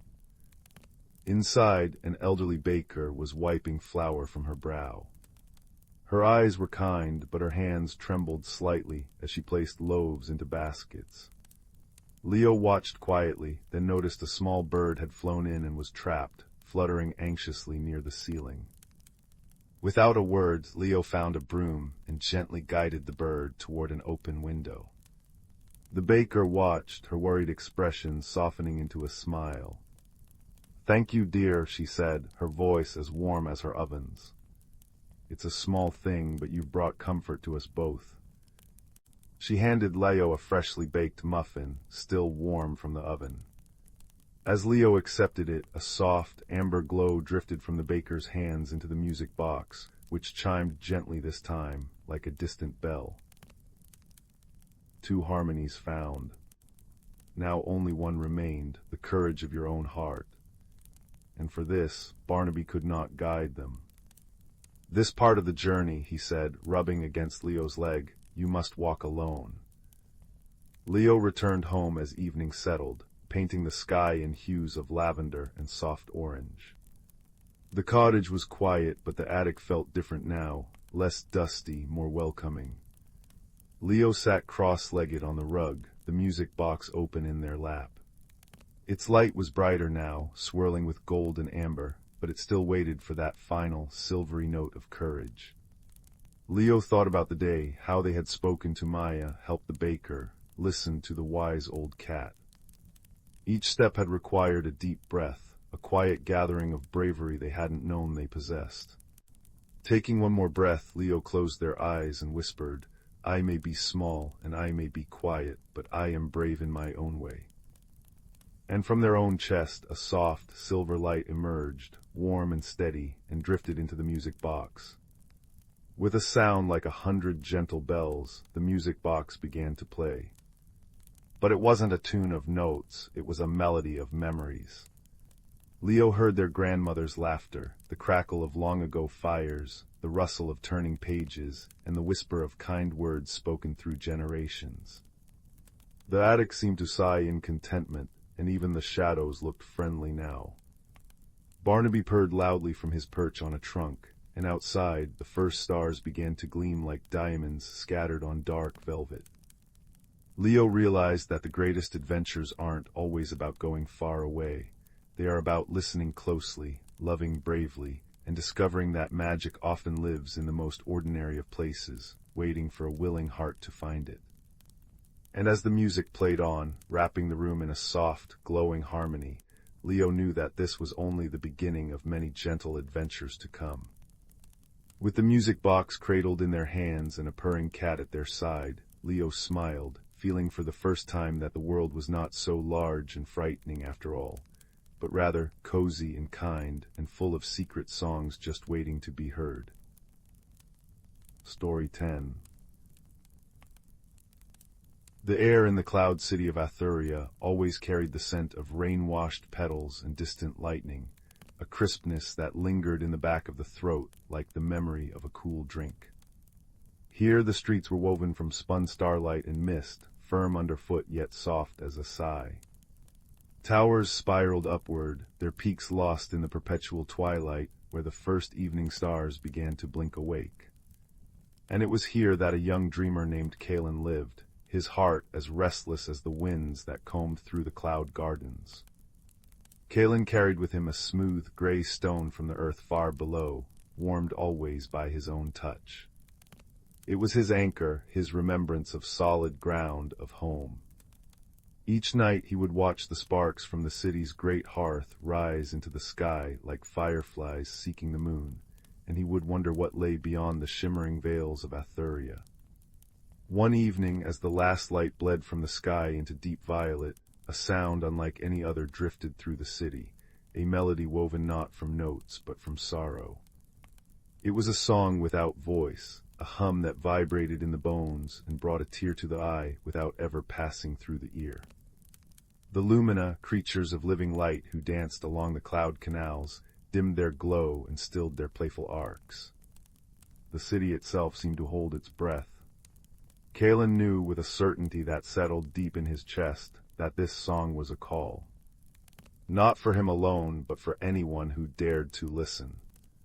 It was a thread of sadness woven into the fabric of the world, and it tugged at something inside him, a longing to understand not just the world, but his own place within it. With his stone held tight in his palm, he went to the oldest of the cloud weavers, a woman whose hair flowed like silver smoke and whose eyes held the patience of mountains. "The song comes from the whispering depths," she told him, her voice the rustle of silk. "A realm beneath our own where the caverns hold not darkness but captive auroras, something there has been silenced. A heart song has been lost, and without it the balance trembles." She described the path down through the roots of Atheria, where the clouds thickened into milky rivers, past the library of echoes that existed between one breath and the next, and into the great stone embrace of the earth itself. "You will know the way," she said, placing a cool hand on his cheek. "The landmarks are not signs, but feelings. The sighing archway will welcome you. The bridge of remembered sunshine will guide your step, and if you listen not with your ears, but with your spirit, the ones who dwell below will show you their truth." And so Kalen began his descent. The path downward was like sinking into a dream. The air grew heavy with the scent of damp earth and ancient roots, of ozone and something sweet like forgotten honey. The sighing archway was just as the weaver had said, a curve of living crystal that hummed as he passed beneath it, its vibration traveling through the soles of his feet and into his heart, a welcome and a warning all at once. Deeper he went, until the last hints of cloud gave way to stone that felt strangely warm and smooth. And then light. Not the harsh glare of torch or sun, but a gentle, pulsing radiance that painted the cavern walls in ripples of emerald and sapphire, rose and gold. He had found the underground Aurora caverns.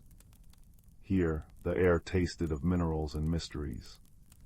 The ground was soft with moss that yielded like a feather mattress under his steps.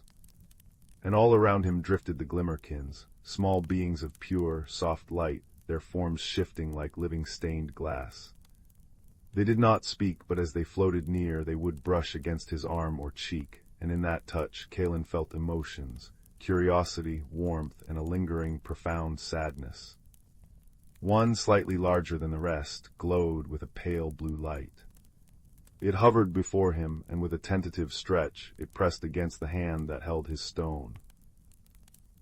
In that moment, Kalen felt its memory, a brilliant, joyful creature of the aurora, now dimmed and muted, its light song trapped and tangled somewhere in the deeper caves. This was why he had come. The Glimmerkin led him through towering galleries where crystals grew like forests, each one humming a different tone when the air moved through them. They crossed the bridge of remembered sunshine, a span of petrified wood that still held the warmth of 1,000 forgotten noons, its surface smooth and golden under his touch. At last they came to a chamber where the light was faint and strained. In its center stood a pillar of obsidian, dark and cold, and within it, Kalen could just make out a captured swirl of brilliant light, the heart of the song, the source of the Glimmerkin's sorrow. It was struggling, pulsing weakly, like a heart beating behind glass. The great Glimmerkin beside him dimmed almost to darkness. Kalen understood. This was their voice, their joy, their connection to one another. Without it, they could only whisper. Without it, the balance of both their world and his own would slowly fray. He thought of his stone, warm in his hand. It was a piece of the solid, silent earth. It did not sing. It did not glow. But it was steady. It was real. He pressed it against the cold obsidian, not knowing why, only following the instinct that had brought him this far. And the stone, warmed by his journey and his hope, began to glow with a soft, earthy light.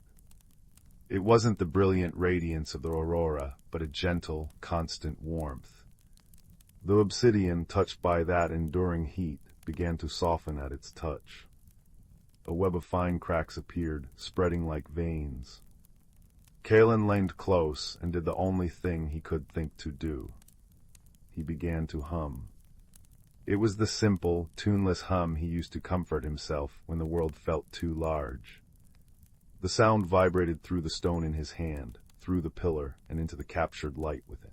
A resonance began. The cracks glowed. The hum of the crystals in the cavern swelled in harmony.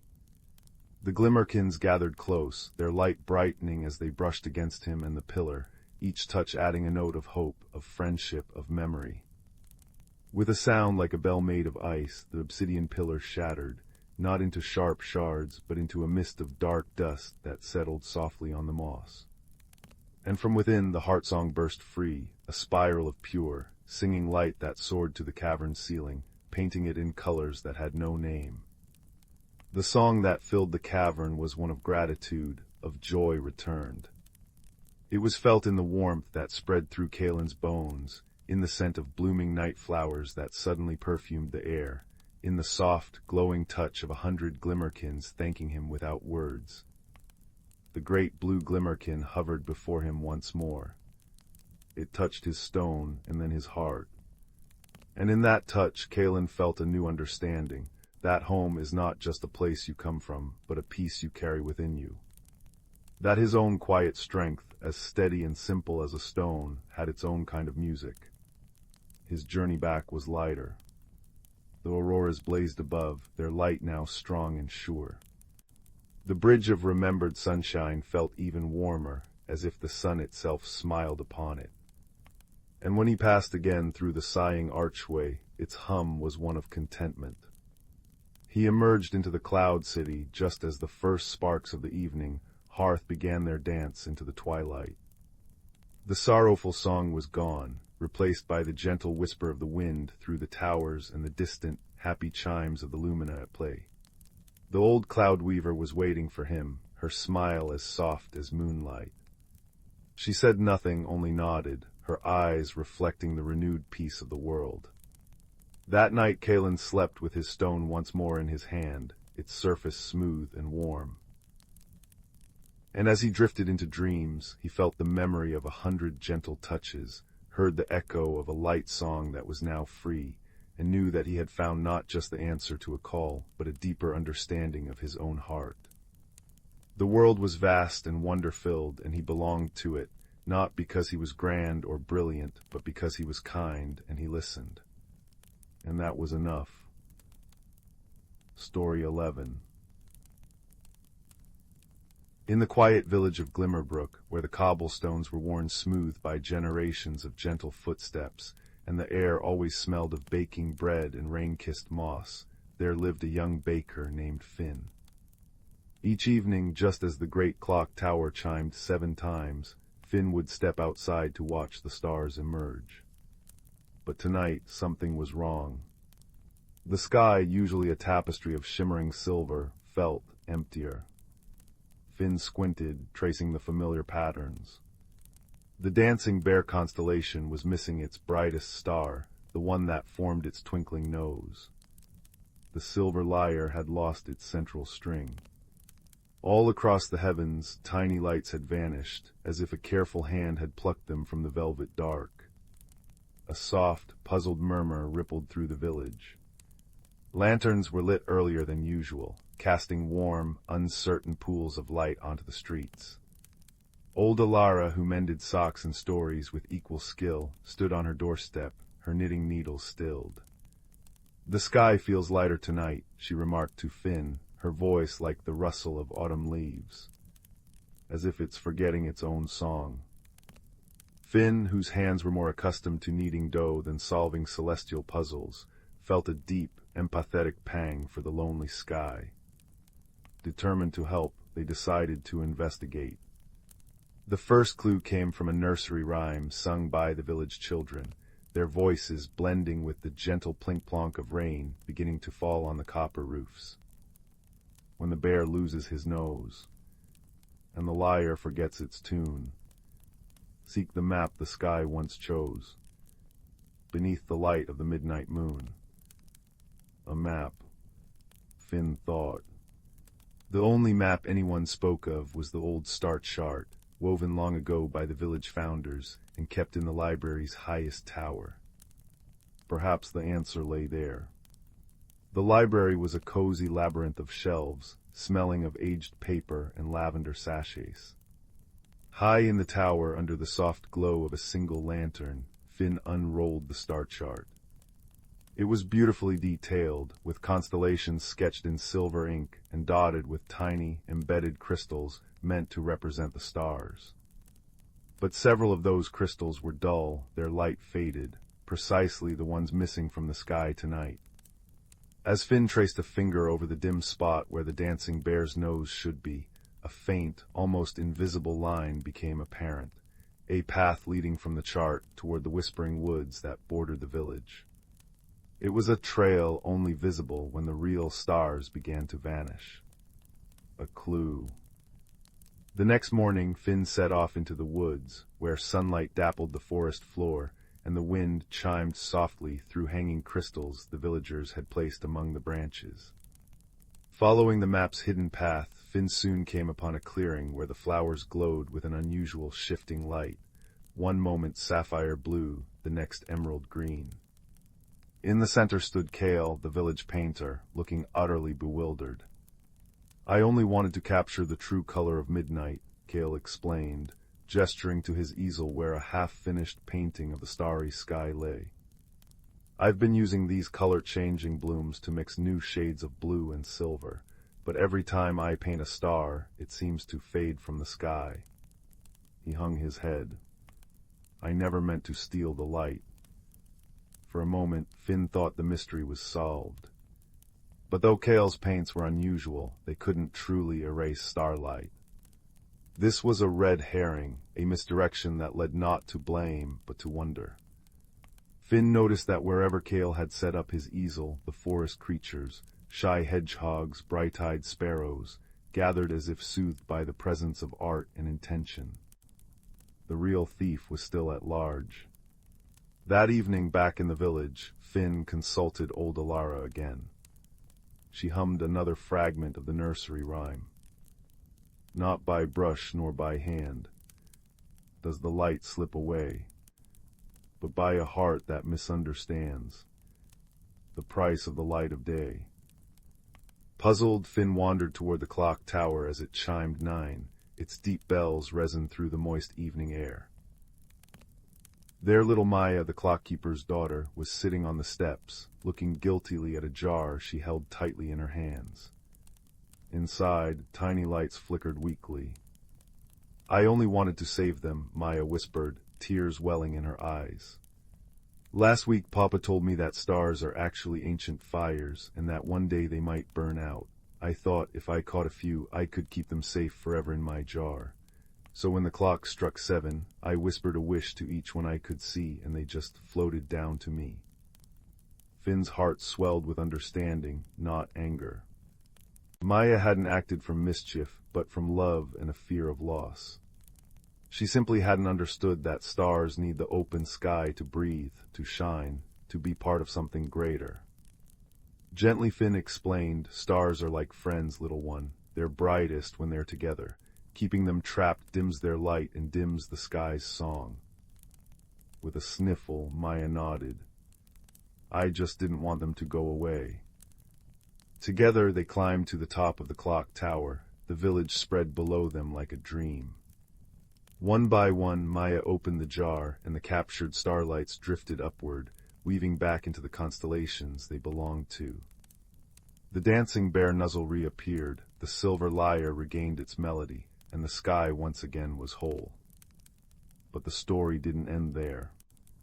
The following evening, the entire village gathered in the main square, lanterns in hand. Old Alara had composed a new verse to the nursery rhyme.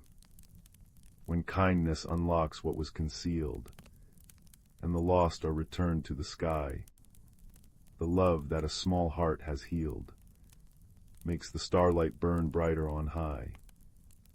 And indeed, the stars seemed to shine with a new intensity, their light softer yet more vibrant, wrapping Glimmerbrook in a gentle, silver embrace. Kale set up his easel in the square, painting not just the stars, but the faces of the villagers gazing upward, their expressions full of wonder and unity. Maya, no longer afraid, held her father's hand tightly, knowing now that some things are meant to be loved from a distance. From that night on, whenever the clock tower chimed 7 and the stars began to appear, the people of Glimmerbrook would pause for a moment, listening to the wind chimes singing softly in the breeze, feeling the profound peace of a sky that was loved and complete. And Finn, back in the warm bakery, would smile, knowing that the greatest mysteries are often solved not by suspicion, but by empathy, and that the truest magic lies in a community's shared heart, beating in time with the universe itself. As the gentle rain began to fall again, tapping lullabies on every window pane, the village settled into a deep, contented silence, wrapped in the restored light of 1,000 distant suns, each one a reminder that no one is ever truly alone beneath the generous, endless sky. Story 12.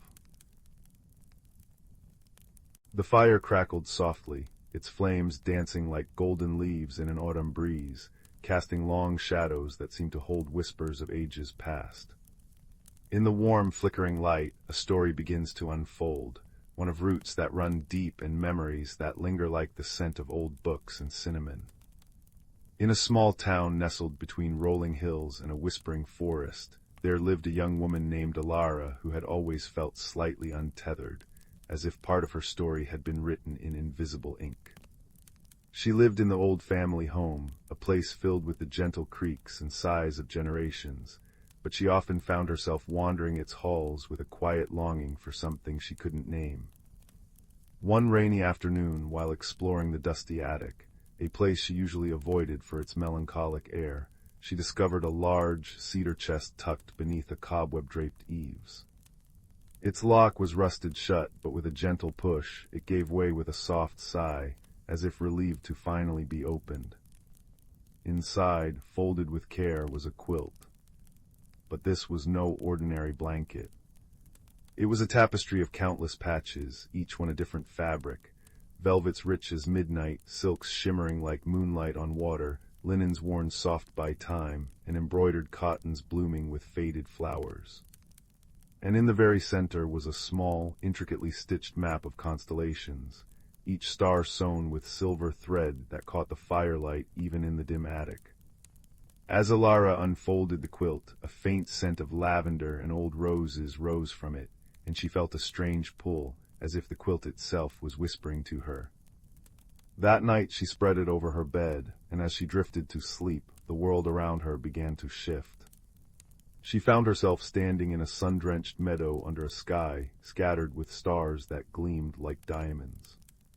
Before her stood a woman with kind eyes and silver-streaked hair, wearing a dress of the same patchwork patterns as the quilt. "Do you know the song of the roots, child?" the woman asked, her voice like the rustle of leaves. "The one that goes where the heart remembers, the hands will know."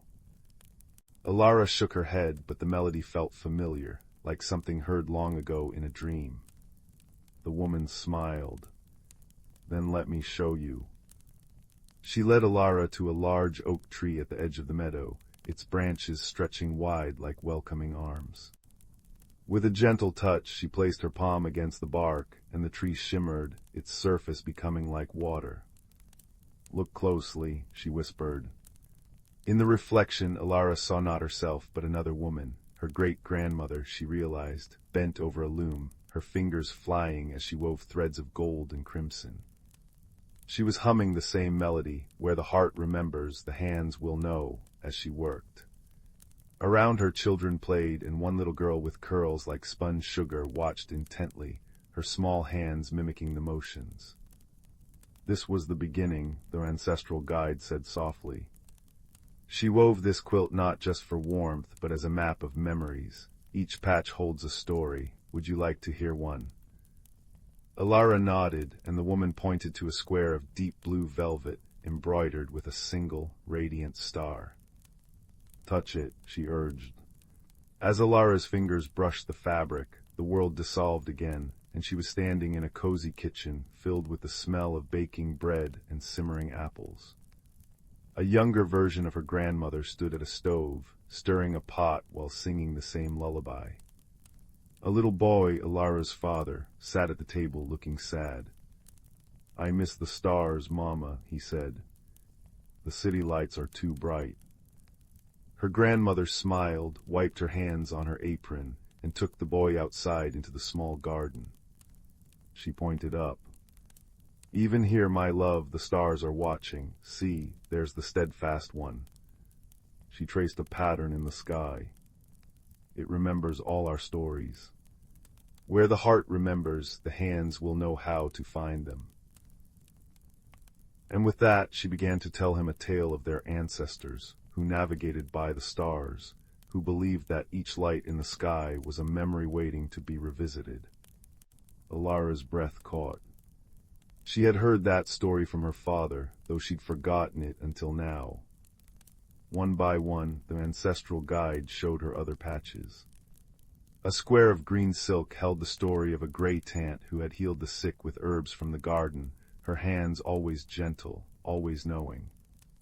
A scrap of lace told of a great-grandfather who mended clocks, believing that time was not something to be feared, but something to be cherished and repaired when broken.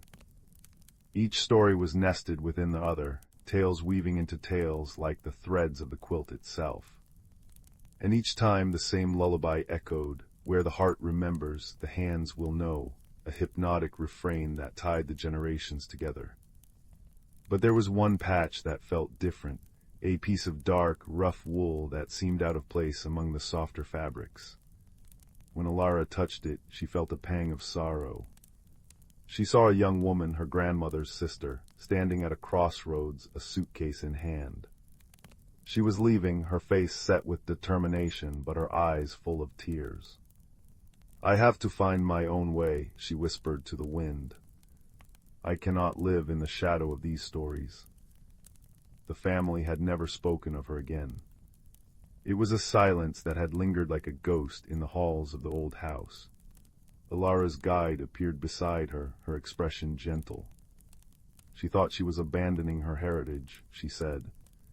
But see, the vision shifted. The young woman was in a bustling city, working in a library. And there she was telling stories to children, her voice weaving the same tales she'd heard as a child. She had created a patchwork of her own, a community bound by shared narratives. She had not abandoned her roots, she had replanted them in new soil. Heritage is not in the object alone, the guide murmured. It is in the telling, in the doing, in the remembering and the sharing. The quilt is but a vessel. The real magic is in the hands that hold it and the hearts that keep the stories alive. Ilara woke with a start, the quilt wrapped around her, the first light of dawn filtering through her window. The lullaby still hummed in her mind, and she understood now what she had to do. She went downstairs to the kitchen, where her grandmother was already sipping tea, her own hands curled around a warm mug. "I had the strangest dream," Ilara began, but her grandmother smiled.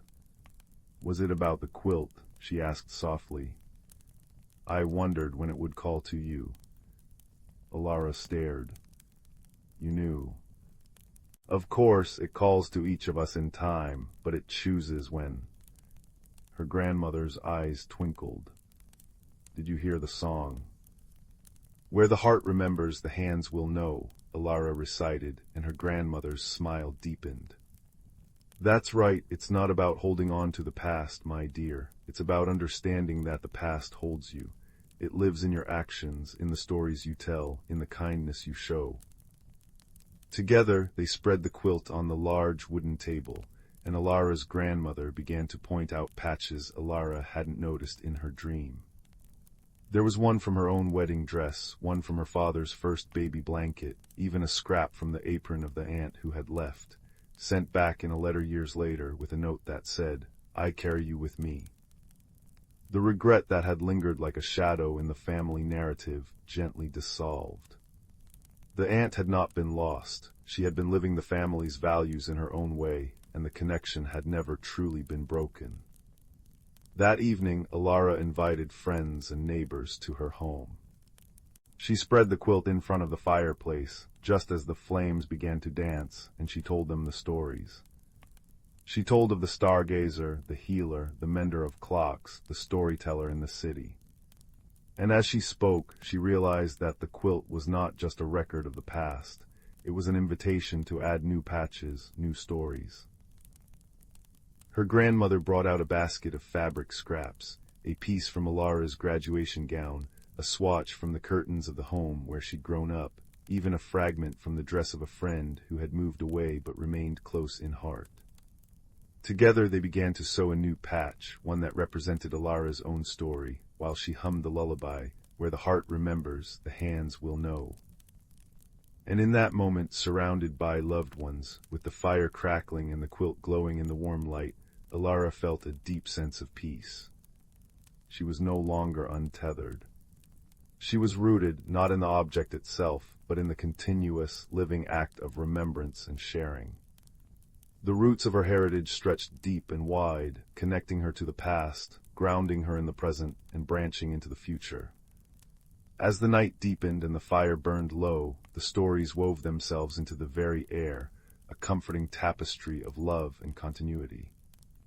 And the lullaby, soft and repetitive, wrapped around them all like the quilt itself, a gentle promise that as long as there were hearts to remember and hands to act, the legacy would never fade. Story 13. In the quiet little village of Starling Hollow, where the cobblestone streets glistened with evening dew, and the lamplighters went about their work with soft humming, there lived a young woman named Lyra.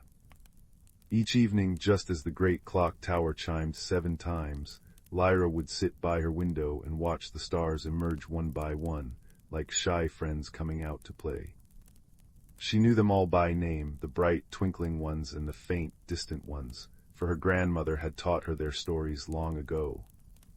But one autumn evening, as Lyra sat with a warm cup of chamomile tea, she noticed something peculiar. The constellation known as the Weaver's Spindle, a delicate pattern of 7 stars that usually hung just above the old willow tree, was missing its brightest star. At first she thought it might be hiding behind a cloud, but the sky was clear and velvety, and the other stars shone with their usual brilliance. The next night another star was gone, this time from the Shepherd's Crook. And the night after that still another vanished, leaving gaps in the familiar tapestry of the night. The villagers began to murmur. Old Mr. Higgins, the clockmaker, swore his pendulum swung backwards for a full minute. Mrs. Potts, the baker, claimed her cinnamon buns had lost their swirl. And little Timmy from down the lane said the wind chimes outside his window played a tune he'd never heard before, a soft, questioning melody that seemed to ask, "Where have they gone?" Lyra, with her kind heart and curious mind, decided she must find out what was happening. She did not believe anything sinister was afoot. After all, in Starling Hollow, even mysteries were gentle. Instead, she felt a pull, a quiet need to understand. So she wrapped herself in her grandmother's knitted shawl, the one that smelled of lavender and old books, and stepped out into the cobbled lane. Her first stop was the town square, where the great clock tower stood. Its deep, resonant chimes echoed through the still air, and Lyra paused to listen. 1, 2, 3, all the way to 7, just as always. But as the last chime faded, she heard something else, a faint, silvery whisper that seemed to drift down from the tower itself. It sounded like a nursery rhyme she'd heard as a child. When the clock counts 7, look not to earth, but up to heaven. Find the thread where light is spun, and follow where the first stars won. Lyra's eyes widened. A clue. She hurried to the town library, a cozy building with leaded windows and the comforting scent of aged paper. There she found Oliver, the librarian, peering through his spectacles at a large, yellowed map of the night sky. "Oliver," she said softly, not wanting to startle him, "have you noticed the stars are disappearing?" Oliver looked up, his kind eyes crinkling at the corners. "Ah, Lyra, yes indeed, and not only that. I've found that this map, drawn by the first settlers of Starling Hollow, shows a few stars that we don't see anymore. They were called the Dreamer's Guides. No one knows why they faded." Together, they pored over the map. Lyra traced the lines connecting the stars, and her finger stopped at a small, almost hidden notation near the weaver's spindle. It read, "Where the silver river flows upside down, the first guide winks." What could that mean, wondered Oliver. There's no river here that flows upside down. Lyra thought for a moment. Perhaps it's not a river of water, she mused. Maybe it's a path or a reflection. Just then a sudden gust of wind rattled the library windows, and a shower of rain began to fall, gentle, persistent, and sweet-smelling. Lyra thanked Oliver and stepped back outside, pulling her shawl tighter. The rain made the cobblestones shine like dark mirrors, and as she walked, she saw the lights of the village reflected upside down in the puddles. The silver river flows upside down. Her heart leapt. She was standing in the silver river, the reflection of the sky on the wet ground. She looked up, then down again, and there in a particularly clear puddle near the baker's shop, she saw it, a faint glimmer that shouldn't have been there. It was the missing star from the weaver's spindle, reflected not from above, but as if it shone from below the earth. Mrs. Potts saw her staring and came out, wiping her flour-dusted hands on her apron. "Everything all right, dear? You look as though you've seen a ghost." "Not a ghost," Lyra said with a smile. "A clue. Have you noticed anything unusual lately? Besides the stars, I mean." Mrs. Potts chuckled. "Well, my oven's been baking things a little slower, and my cat Whiskers has been chasing shadows that aren't there. Oh, and the wind chimes, they've been playing that odd tune, even when there's no wind." Lyra thanked her and continued on, following the reflection in the puddles. It led her away from the village center, down a winding path edged with hydrangeas whose colors seemed to shift from blue to violet in the rain, another gentle mystery. The path ended at a small, forgotten garden, where an ancient stone bench sat beneath a trellis of moonflowers. And there, curled on the bench, was a small, furry creature Lyra had never seen before. It had large, luminous eyes, and a coat that shimmered like a twilight sky. it was shivering. Without hesitation, Lyra knelt down. "Hello, little one," she whispered. "Are you lost?" The creature looked up, and in its eyes, Lyra saw a flicker of constellations. It made a soft chiming sound, like the wind chimes she'd heard. She understood then. This was no ordinary animal. It was a starling, a guardian of the stars, and it was lonely. The missing stars weren't gone. They were hiding, reflecting themselves in the puddles and the dreams of the villagers, because their friend was sad. Lyra sat beside the creature and hummed the tune the wind chimes had played. The starling nestled closer, and as it did, the first of the missing stars reappeared in the sky, bright and clear, right where it belonged. Over the next hour, as the gentle rain continued to fall, Lyra stayed with the starling, sharing stories and warmth. One by one, the other stars returned, each appearing with a soft ping of light that made the starling's fur glow brighter. By the time the moon was high, all the stars were back in their places, shining even more brilliantly than before. The wind chimes now played a joyful, familiar melody, and the colors of the flowers in the garden settled into a peaceful, steady hue. Word spread quickly through Starling Hollow, and the villagers gathered in the garden, bringing lanterns and blankets and misses, Potts's freshly baked cinnamon buns, which had mysteriously regained their perfect swirl. They sat together under the restored sky, sharing stories and laughter, while the starling curled contentedly on Lyra's lap. Old Mr. Higgins smiled. "You know," he said, "my clock hasn't swung backwards since this afternoon. I think it was trying to tell us to slow down and notice what really matters." Lyra looked around at her friends and neighbors, their faces lit by starlight and kindness, and she knew that the true magic wasn't in the stars or the mysteries. It was in the connections between them all. And as the clock tower chimed softly in the distance, signaling the approach of a peaceful night, the villagers of Starling Hollow drifted off to sleep under a sky full of familiar, welcoming stars, each one a reminder that even when things seem lost, a little empathy and curiosity can always light the way home. Story 14. The rain whispered secrets against the window pane, a gentle pitter-pat-patter that seemed to say, "Stay in, stay warm, all is well." Inside the little cottage, a fire crackled in the hearth, casting dancing shadows that leaped and twirled across the walls.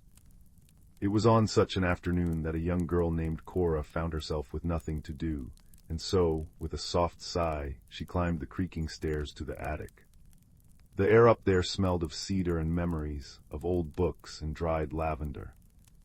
Dust motes danced in the slanted light that filtered through the round window, swirling like tiny fairies. Cora sneezed, a small mouse-like sound, and smiled. She loved the attic. It was a place where time seemed to stand still, where forgotten treasures waited patiently to be rediscovered. In the far corner, tucked beneath a moth-eaten quilt, sat an old trunk. Its brass fittings were tarnished, and its leather was cracked with age. Cora had seen it many times before, but today something felt different. A faint golden light seemed to shimmer along its edges, though when she blinked it was gone. Curious, she knelt and lifted the heavy lid. Inside, nestled among yellowed letters and faded photographs, was a compass. But it was unlike any compass she had ever seen. Its case was carved from dark wood, worn smooth by countless touches, and its face had not one but 4 needles, each a different color: silver, copper, gold, and bronze. Instead of pointing north, they quivered and spun slowly, as if searching for something. Cora picked it up. It was warm to the touch, and as she held it, the silver needle steadied and pointed directly at her heart. A soft, melodic hum filled the air, like the distant ringing of bells carried on the wind. She knew, without knowing how she knew, that this was no ordinary compass. It was a compass that did not guide one across lands and seas, but across the landscape of the soul.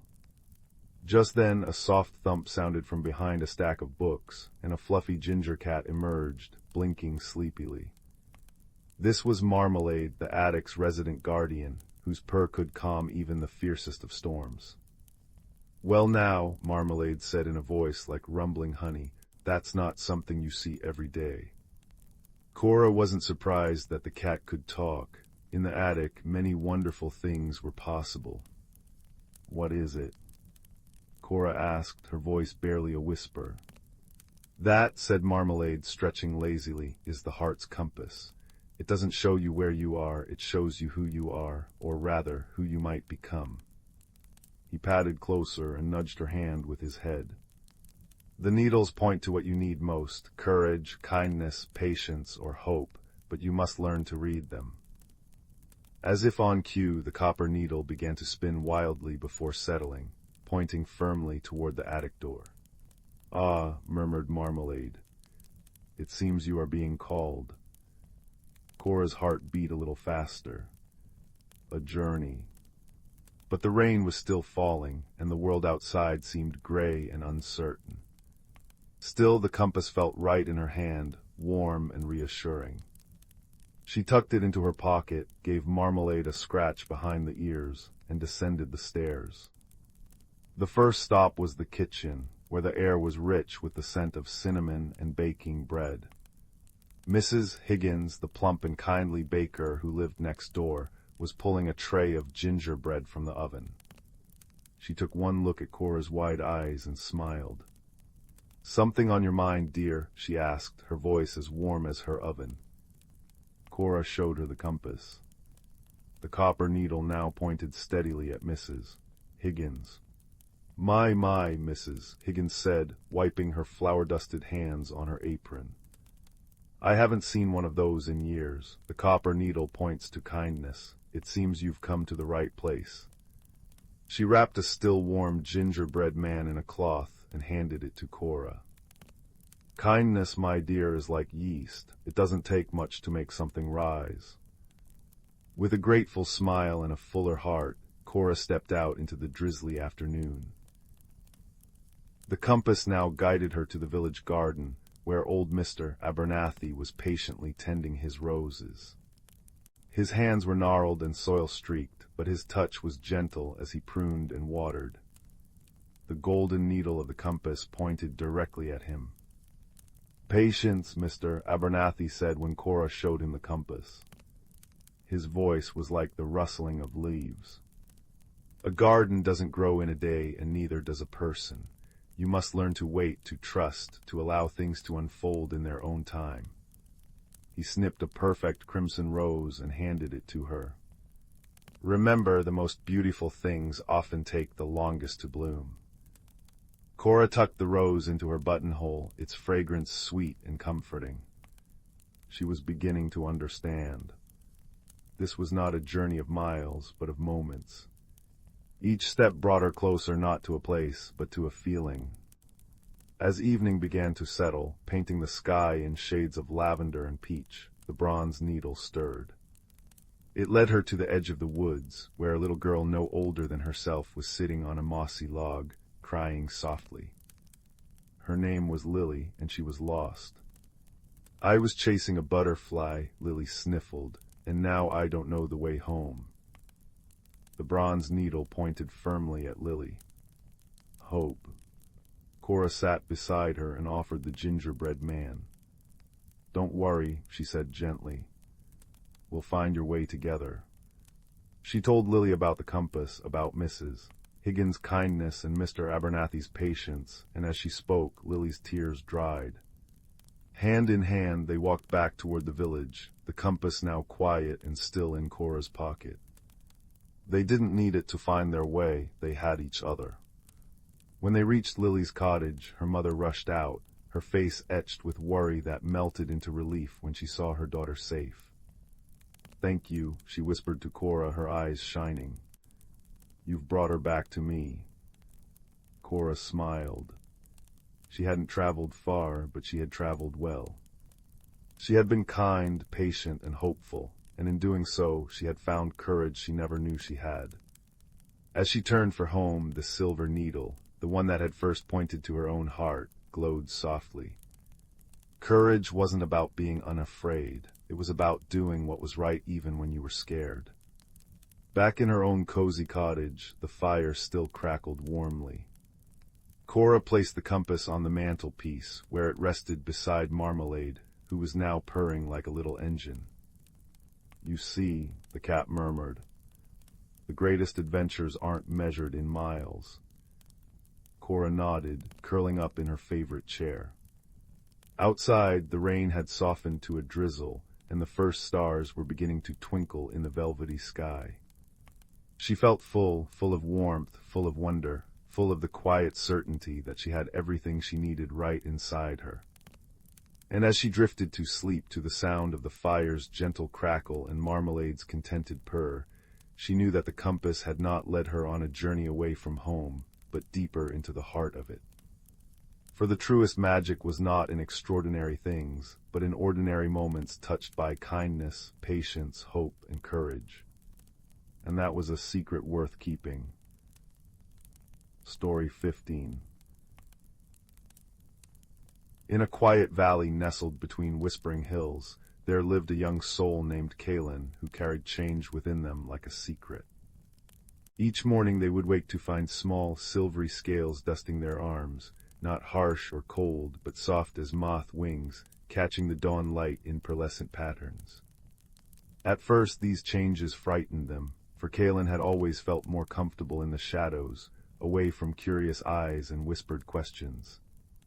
Their small cottage stood at the edge of a forgotten garden, where flowers slept beneath the soil, waiting. Kaelin often sat on the mossy stone steps, tracing the new patterns on their skin, wondering what it meant to carry such strange beauty. One evening, as the last amber light faded behind the hills, an old woman appeared at the garden gate. Her hair flowed like silver moss, and her eyes held the deep knowing of ancient trees. "The garden has been waiting for you," she said, her voice like wind through leaves. "It dreams of waking." Kaelin looked at their hands, now shimmering faintly in the twilight. "I don't know how to wake a garden," they admitted softly. The woman smiled. "Neither does the seed, until it remembers it holds a forest within." She did not give her name, nor did she stay long, only long enough to place a small, smooth seed in Kaelin's palm before melting back into the gathering dusk. That night Kaelin dreamed of roots stretching deep into the earth, of petals unfurling like whispered secrets. Morning arrived with a gentle mist, and Kaelin noticed something new. Where their feet touched the dew-kissed grass, small clusters of starflowers bloomed, pale blue blossoms that glowed with a soft, inner light. With each step, a little more of the sleeping garden stirred. It was not grand or sudden. It was a quiet awakening, as subtle as a heartbeat.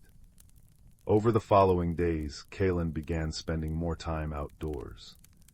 They noticed that when they felt uncertain or afraid, the silver scales on their arms would dim, and the flowers at their feet would wilt slightly. But when they took a deep breath and allowed themselves to simply be, the scales shimmered more brightly, and new buds pushed through the soil. One afternoon, as they sat beneath the old willow tree, a cocoon caught their eye, a small, silken pouch hanging from a low branch. Inside, something was stirring.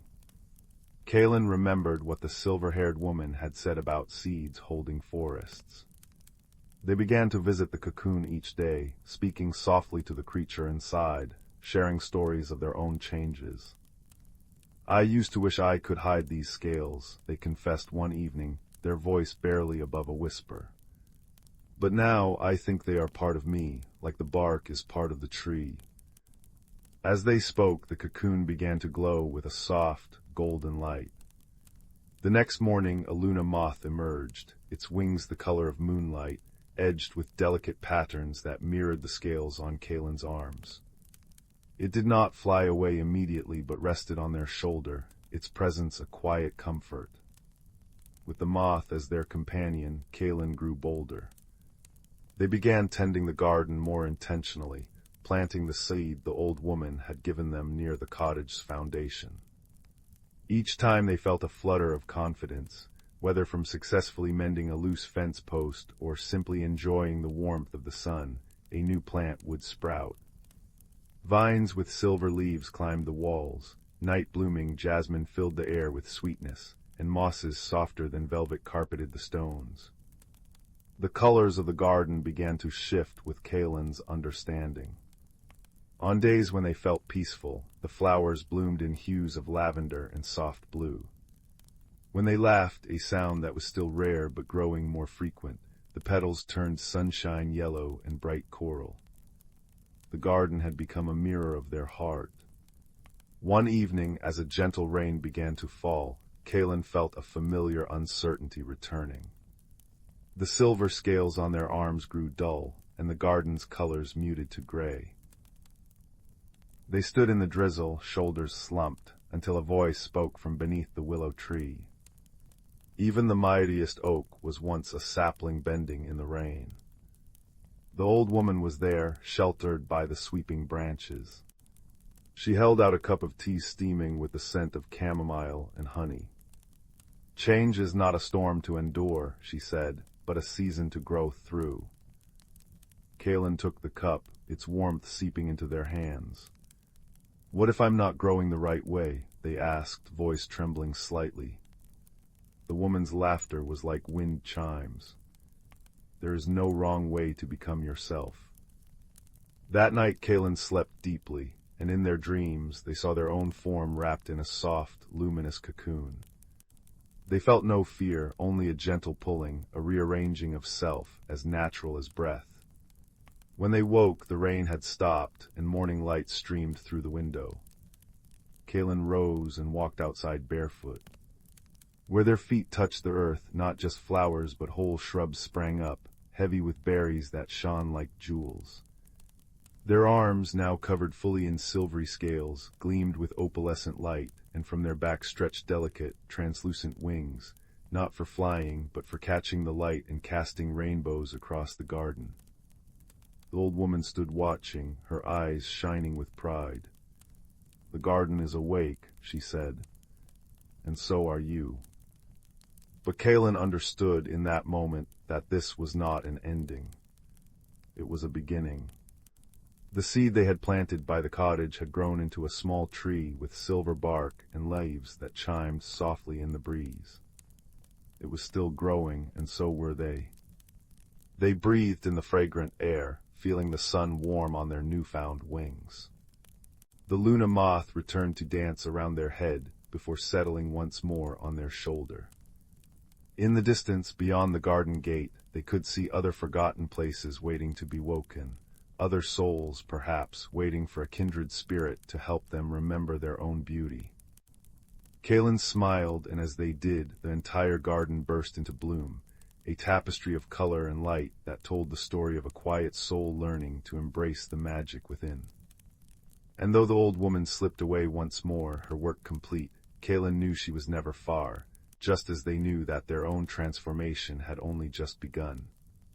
For change, they now understood, was not a destination to reach, but a rhythm to move to, like breathing, like seasons, like the gentle unfurling of a wing still damp with morning dew. And in that knowing they found not an ending, but a peaceful, radiant beginning. Story 16.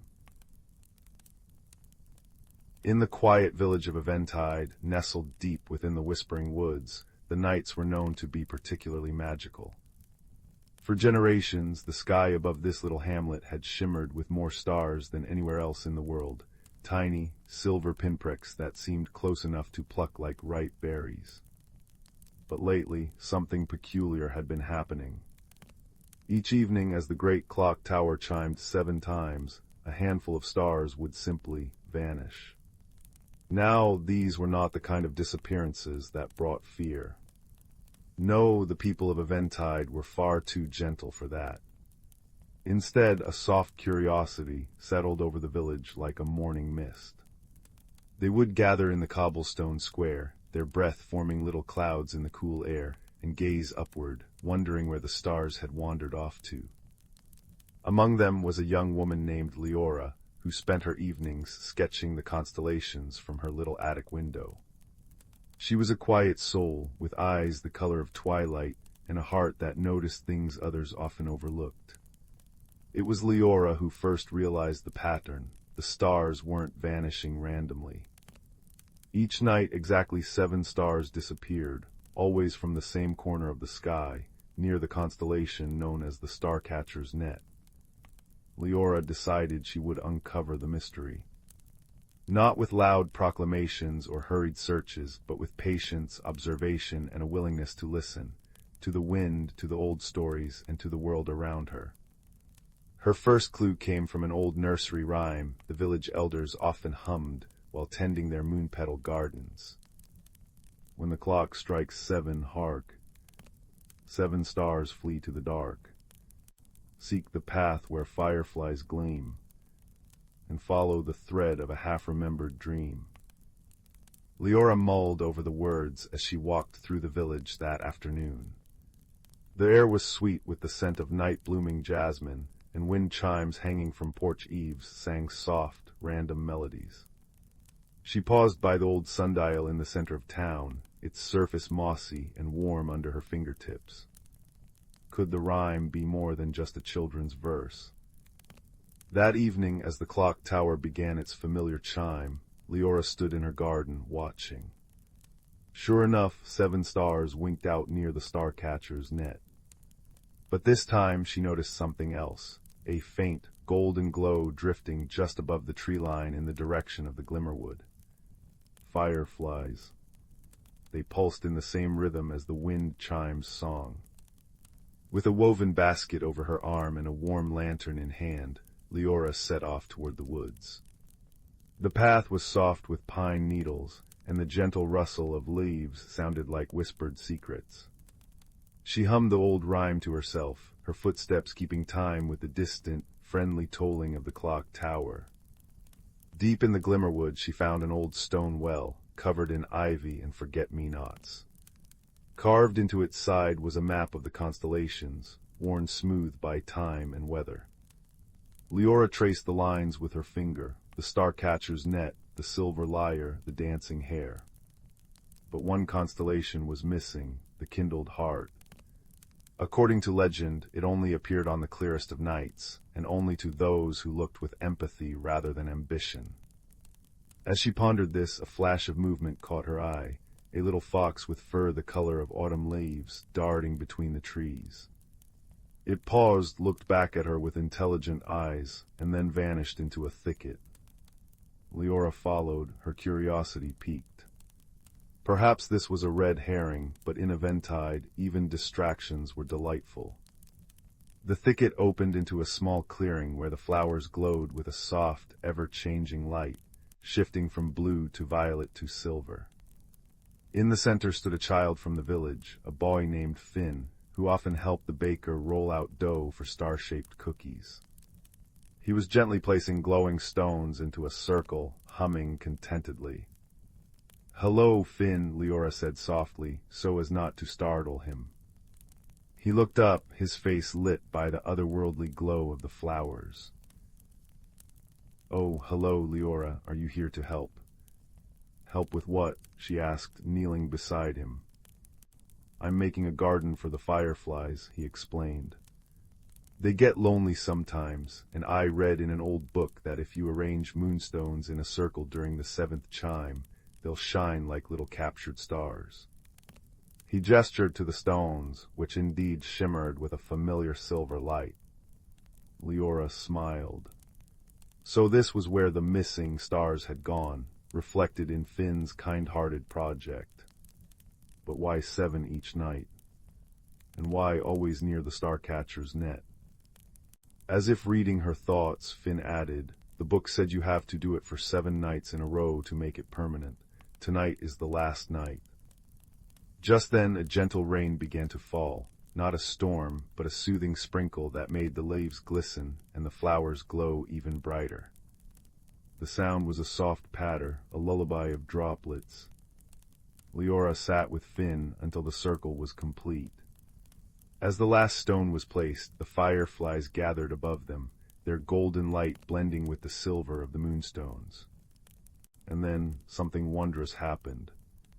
High above, the missing stars reappeared, but now they were arranged not in the Starcatcher's net, but in the shape of the kindled heart, shining more brightly than ever before. The next morning the whole village gathered in the square, chattering excitedly. Finn, with Leora by his side, shyly explained what he had done. Instead of scolding him, the villagers marveled at the beauty he had created, and the new constellation that now graced their sky. That evening, as the clock chimed 7, everyone walked together to the Glimmerwood. They brought blankets and thermoses of spiced cider, and they sat in Finn's glowing circle, watching the fireflies dance and the kindled heart shine above. The gentle rain returned, but no one minded. It only added to the magic. Leora smiled, leaning back on her elbows. The mystery had been solved not by accusation or worry, but by observation, empathy, and a willingness to follow a thread of curiosity. And in the end, the village felt closer than ever, united by wonder, kindness, and the quiet joy of shared discovery. As the night deepened and the villagers began to drift toward home, the wind chimes sang a little sweeter, the clock tower chimed a little softer, and the stars, all of them, shone with a warmth that promised peaceful dreams. Story 17. Story 18. Story 19.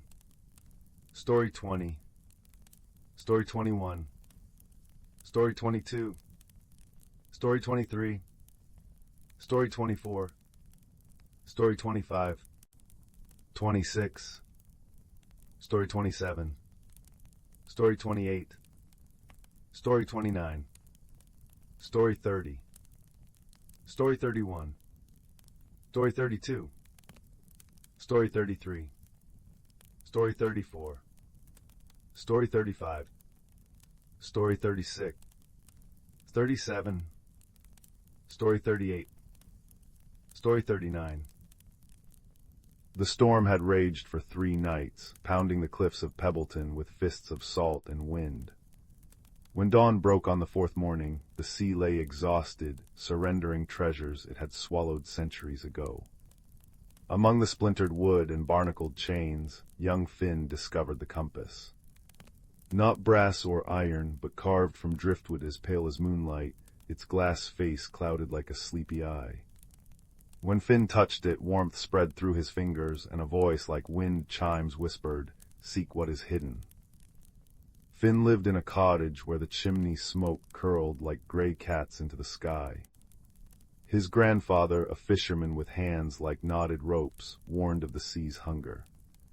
"It swallows dreams," he'd rumble, mending nets by firelight. But the compass pulsed against Finn's palm, humming a melody only he could hear, a song of caves where starfish glowed and tides danced to moon song. That night, as waves lulled the village to sleep, the compass glowed. Its needle spun wildly before settling not on north, but on the jagged silhouette of Devil's Maw, a sea cave where children dared each other to venture, and none ever did.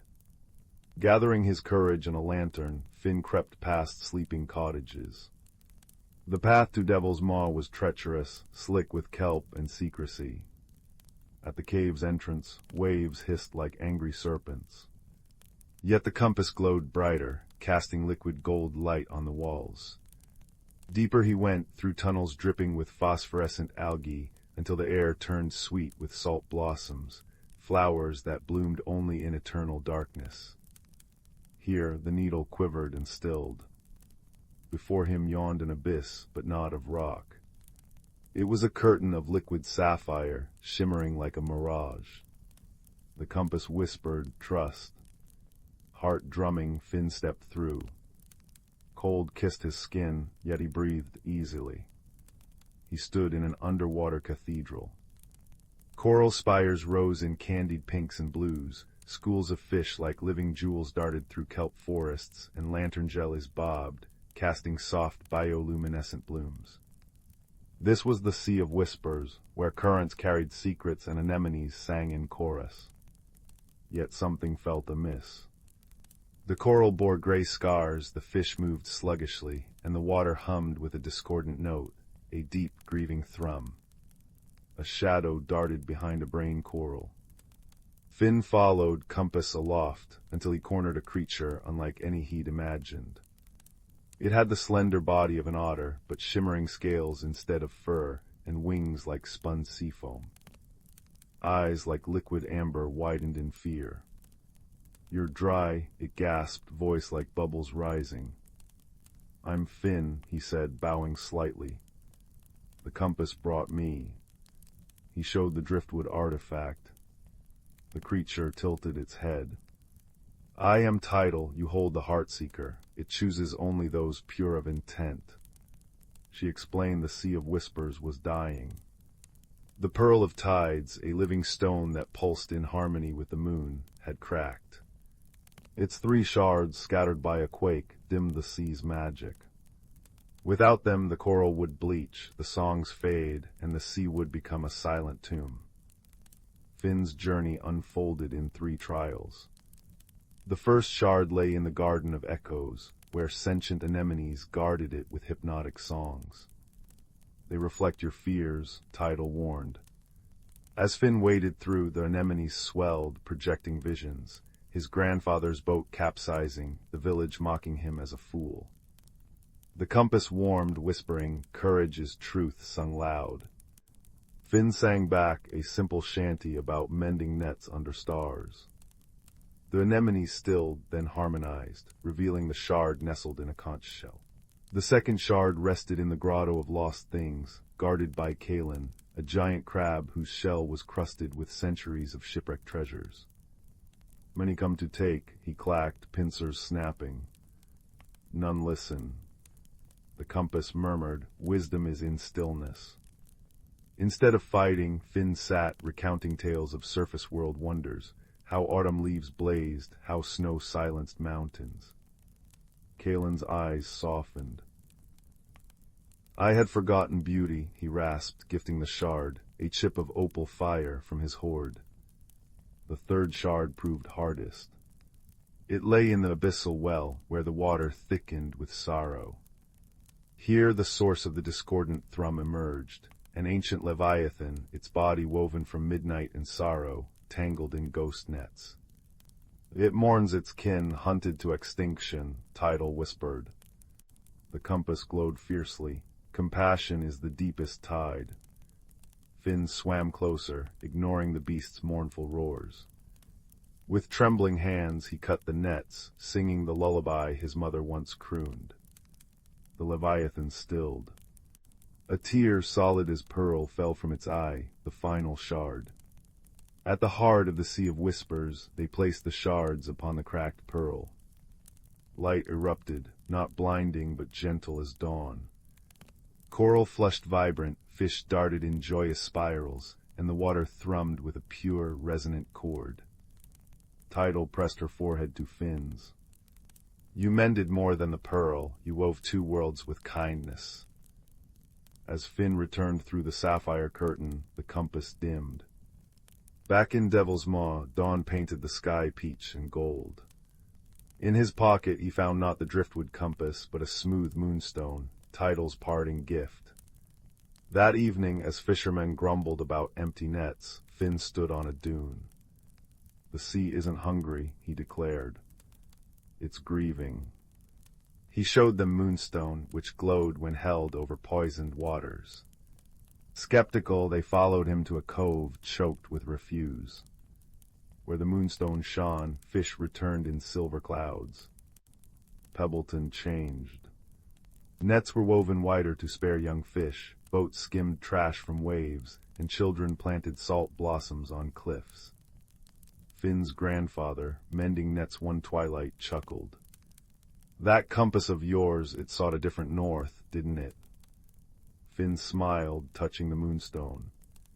"It sought the heart's true harbor." Years later, Finn captained his own boat. On still nights, he'd anchor near Devil's Maw. Sometimes a shimmer would breach the waves, a fleeting glimpse of seafoam wings.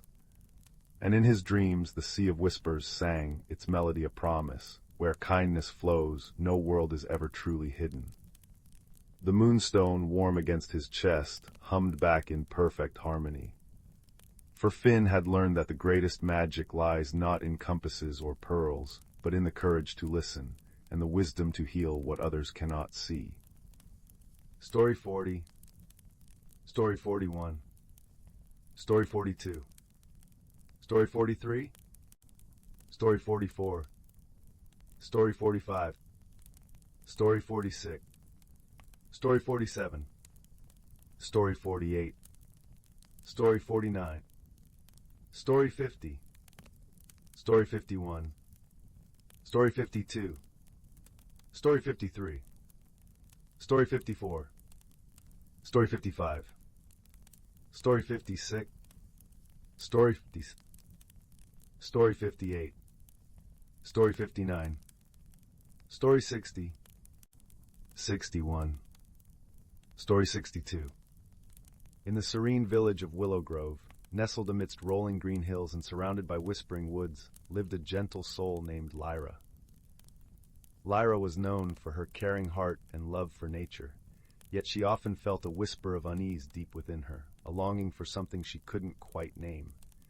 This feeling was like a tiny pebble in her shoe, persistent and urging her to change, though she feared the unknown. Lyra lived in a quaint, ivy-covered cottage at the edge of the forest. Her days were filled with the simple joys of tending her vibrant garden and listening to the melodies of the wind as it danced through the leaves. The villagers adored her for her kindness and often sought her wisdom, but Lyra secretly wondered if she was missing out on a greater adventure. One crisp autumn morning, as the golden sunlight poured through the canopy of trees, Lyra decided to wander deeper into the forest than ever before. She followed the path as it wound like a playful ribbon through the woods, the air rich with the scent of pine and earth. It was there she met a creature unlike any she had ever seen, a small, shimmering dragon named Finn. Finn was a curious and cheerful dragon, his scales glistening with a spectrum of colors that shifted and changed like the sky at sunset. He had been watching Lyra for a while, drawn to her gentle spirit and sensing her inner turmoil. With a voice as soft as a summer breeze, he greeted her. "Greetings, dear Lyra. I am Finn, a guardian of these woods. I sense you are seeking something, perhaps even without knowing what it is." At first, Lyra was startled by the dragon's presence, but his warm eyes and gentle demeanor quickly set her at ease. "I don't know," she admitted, her voice barely louder than a whisper. "I feel as though there's something more I should be doing, something I should become, but I don't know what it is." Finn nodded knowingly. Change can be daunting, but it is through change that we grow. Perhaps a journey of discovery is what you need. And with those words, Finn promised to accompany Lyra on a magical journey, one where she would learn not only about the world, but also about herself. Their journey began that very day. Finn led Lyra through hidden paths and enchanted glens, where the sunlight filtered through the leaves like golden rain. They visited the ancient oak with a trunk wide enough to hold secrets 1,000 years old, where Finn introduced her to the wise owls who nested there. The owls shared stories of the forest's history, tales of resilience and change, teaching Lyra the importance of embracing the unknown. As days turned into weeks, Lyra found herself growing more comfortable with the idea of change. Each new experience was like a brushstroke on the canvas of her life, adding depth and color. She learned from the playful brook that danced over stones, whispering secrets of adaptation and flow.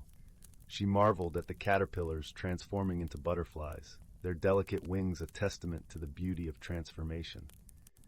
Throughout their travels, Lyra was never alone.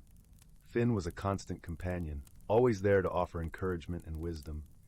He taught her to see the magic in everyday moments, from the way the stars twinkled like diamonds in the night sky to the way the morning dew coated the world in a shimmering veil. One day, as they rested by a serene lake under the silver glow of the moon, Lyra turned to Finn, her voice brimming with newfound understanding. "I've learned so much, yet I feel there's still more within me waiting to grow." Finn smiled, his scales reflecting the moonlight like 1,000 tiny mirrors. "You've discovered that growth is a journey, not a destination. You've learned to trust in the process, to embrace the changes that come your way." With Finn's guidance, Lyra realized that the unease she once felt was not a burden but a gift, a call to explore, to learn, to grow. She understood that change was not something to fear, but something to welcome, for it brought with it the promise of new beginnings and endless possibilities. As their journey came to a close, Lyra returned to Willow Grove. her heart full of peace, and her spirit alight with the knowledge she had gained. The village welcomed her back with open arms, and she shared her experiences with them, inspiring others to embark on their own journeys of self-discovery. Lyra's garden flourished more than ever, a testament to her inner growth. Each bloom told a story of courage and transformation, a reminder of the beauty that lies in embracing change. And though Finn returned to his home in the forest, his presence lingered in Lyra's heart, a gentle reminder of the magic of friendship and the power of personal growth. Under the starlit sky, Lyra sat by her garden, feeling the warm embrace of the universe. She had found what she was seeking, not something outside of herself, but the courage to grow, to change, and to become the best version of who she was meant to be. And so, with a heart full of gratitude and a soul full of peace, she drifted into a restful sleep, her dreams guided by the gentle whispers of the forest and the shimmering presence of her dear friend, Finn. Story 63. Story 64. Story 65. Story 66. Story 67. In the quiet village of Glimmerbrook, nestled between whispering pines and a silver-threaded river, there existed a peculiar sort of magic, the kind that lingered in the scent of rain-soaked earth and the soft chime of crystal wind charms hanging from every eave. Each evening, as the sun dipped below the tree line, the villagers would light their lanterns, and the sky above would bloom with stars so bright and near, one felt they could almost pluck them like ripe berries. But one autumn evening, as the air grew crisp and the scent of wood smoke and baked apples sweetened the breeze, something unusual occurred. The stars began to vanish. It started with the smallest ones, the tiny, shy pinpricks of light that usually dusted the edges of the great celestial tapestry. Then night by night, larger stars began to disappear as well, leaving behind dark, empty patches in the heavens above. The village clock tower, an ancient structure of stone and oak, chimed each hour with a deeper, lonelier tone, as if mourning the loss of its celestial companions. The people of Glimmerbrook grew uneasy. Whispers rustled through the cobblestone lanes like dried leaves. Some blamed mischievous forest sprites, others feared a great shadow beast was swallowing the stars one by one. But no one knew for certain, until a young woman named Kaelin decided to uncover the truth. Kaelin was the village stargazer and keeper of tales. She spent her evenings perched on the mossy roof of the library, charting constellations and humming old nursery rhymes her grandmother had taught her. She noticed the vanishing stars before anyone else, and rather than fret, she observed. She saw that the stars did not disappear all at once, but in a pattern, almost like a trail leading deep into the whispering woods. With a warm woolen cloak wrapped around her shoulders and a lantern swinging gently in her hand, Kaelin set out one twilight, guided by the soft, persistent ringing of the wind chimes that lined the forest path. Her steps were quiet, her heart calm. She believed that most mysteries, if approached with kindness and careful attention, would soon reveal their secrets. As she walked, she hummed an old rhyme her grandmother used to sing. When the silver thread runs thin, and the starlight fades from up within, follow the path where the blue moths gleam, to find the heart of the stolen dream. Kaelin had always thought it nothing more than a sweet lullaby, but now the words echoed in her mind with new meaning. She paused where the path forked. One way led to the old stone bridge, the other deeper into the woods, where bioluminescent blue moths sometimes danced at dusk. Choosing the latter, she soon arrived at a small clearing where the flowers seemed to shiver with inner light, their petals shifting slowly from violet to soft gold. In the center of the clearing stood a child, a little girl Kaelin had never seen before. She was gathering something in a small silken net, her movements quick and furtive. "Hello," Kaelin said softly, so as not to startle her. The girl looked up, her eyes wide and luminous. In her net, Kaelin saw not fireflies or dewdrops, but tiny, shimmering stars, the very ones missing from the sky. "I'm not stealing," the girl whispered, her voice like the rustle of birch leaves.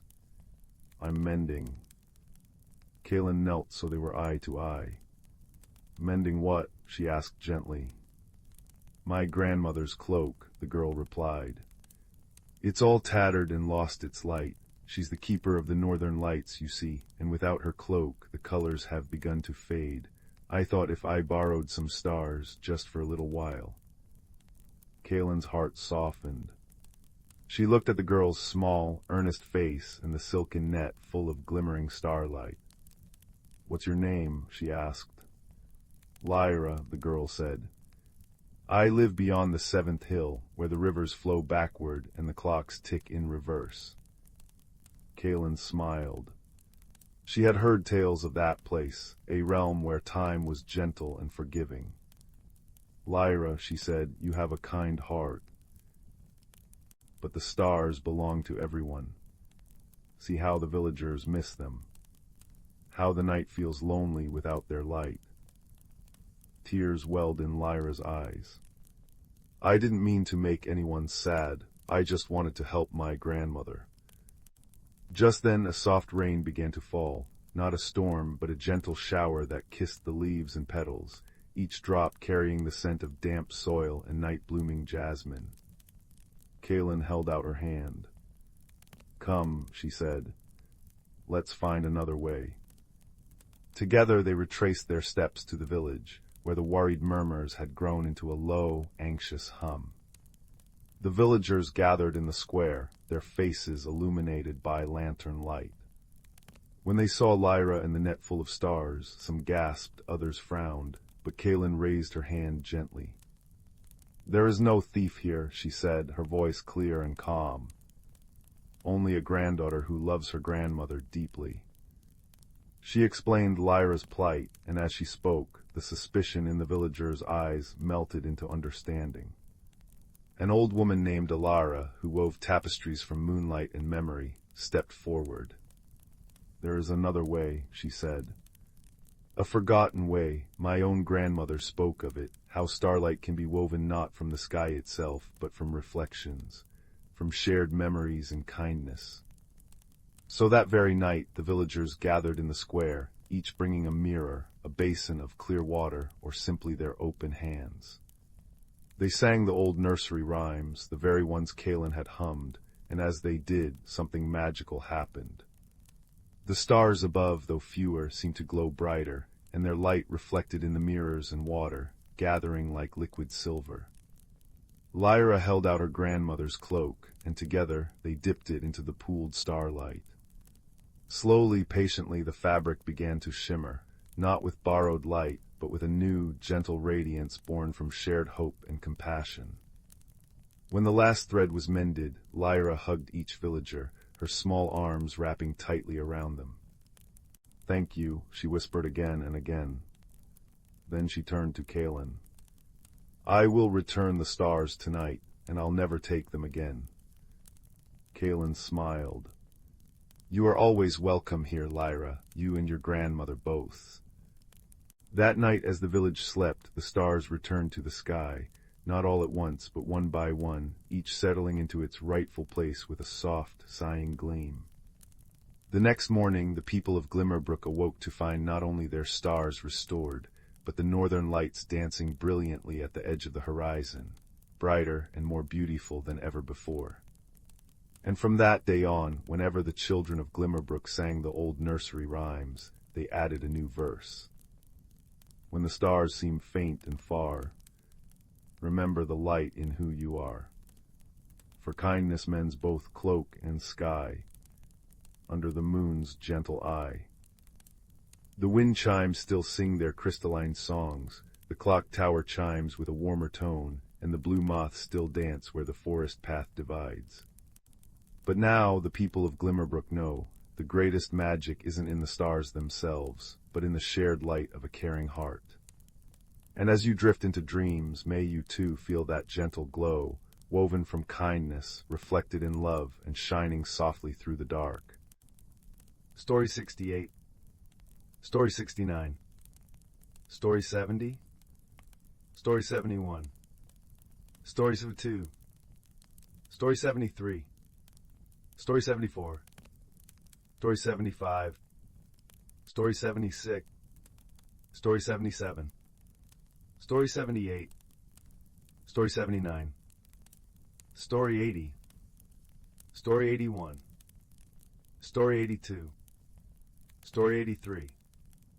Story 84. Story 85. Story 86. Story 87. Story 88. Story 89.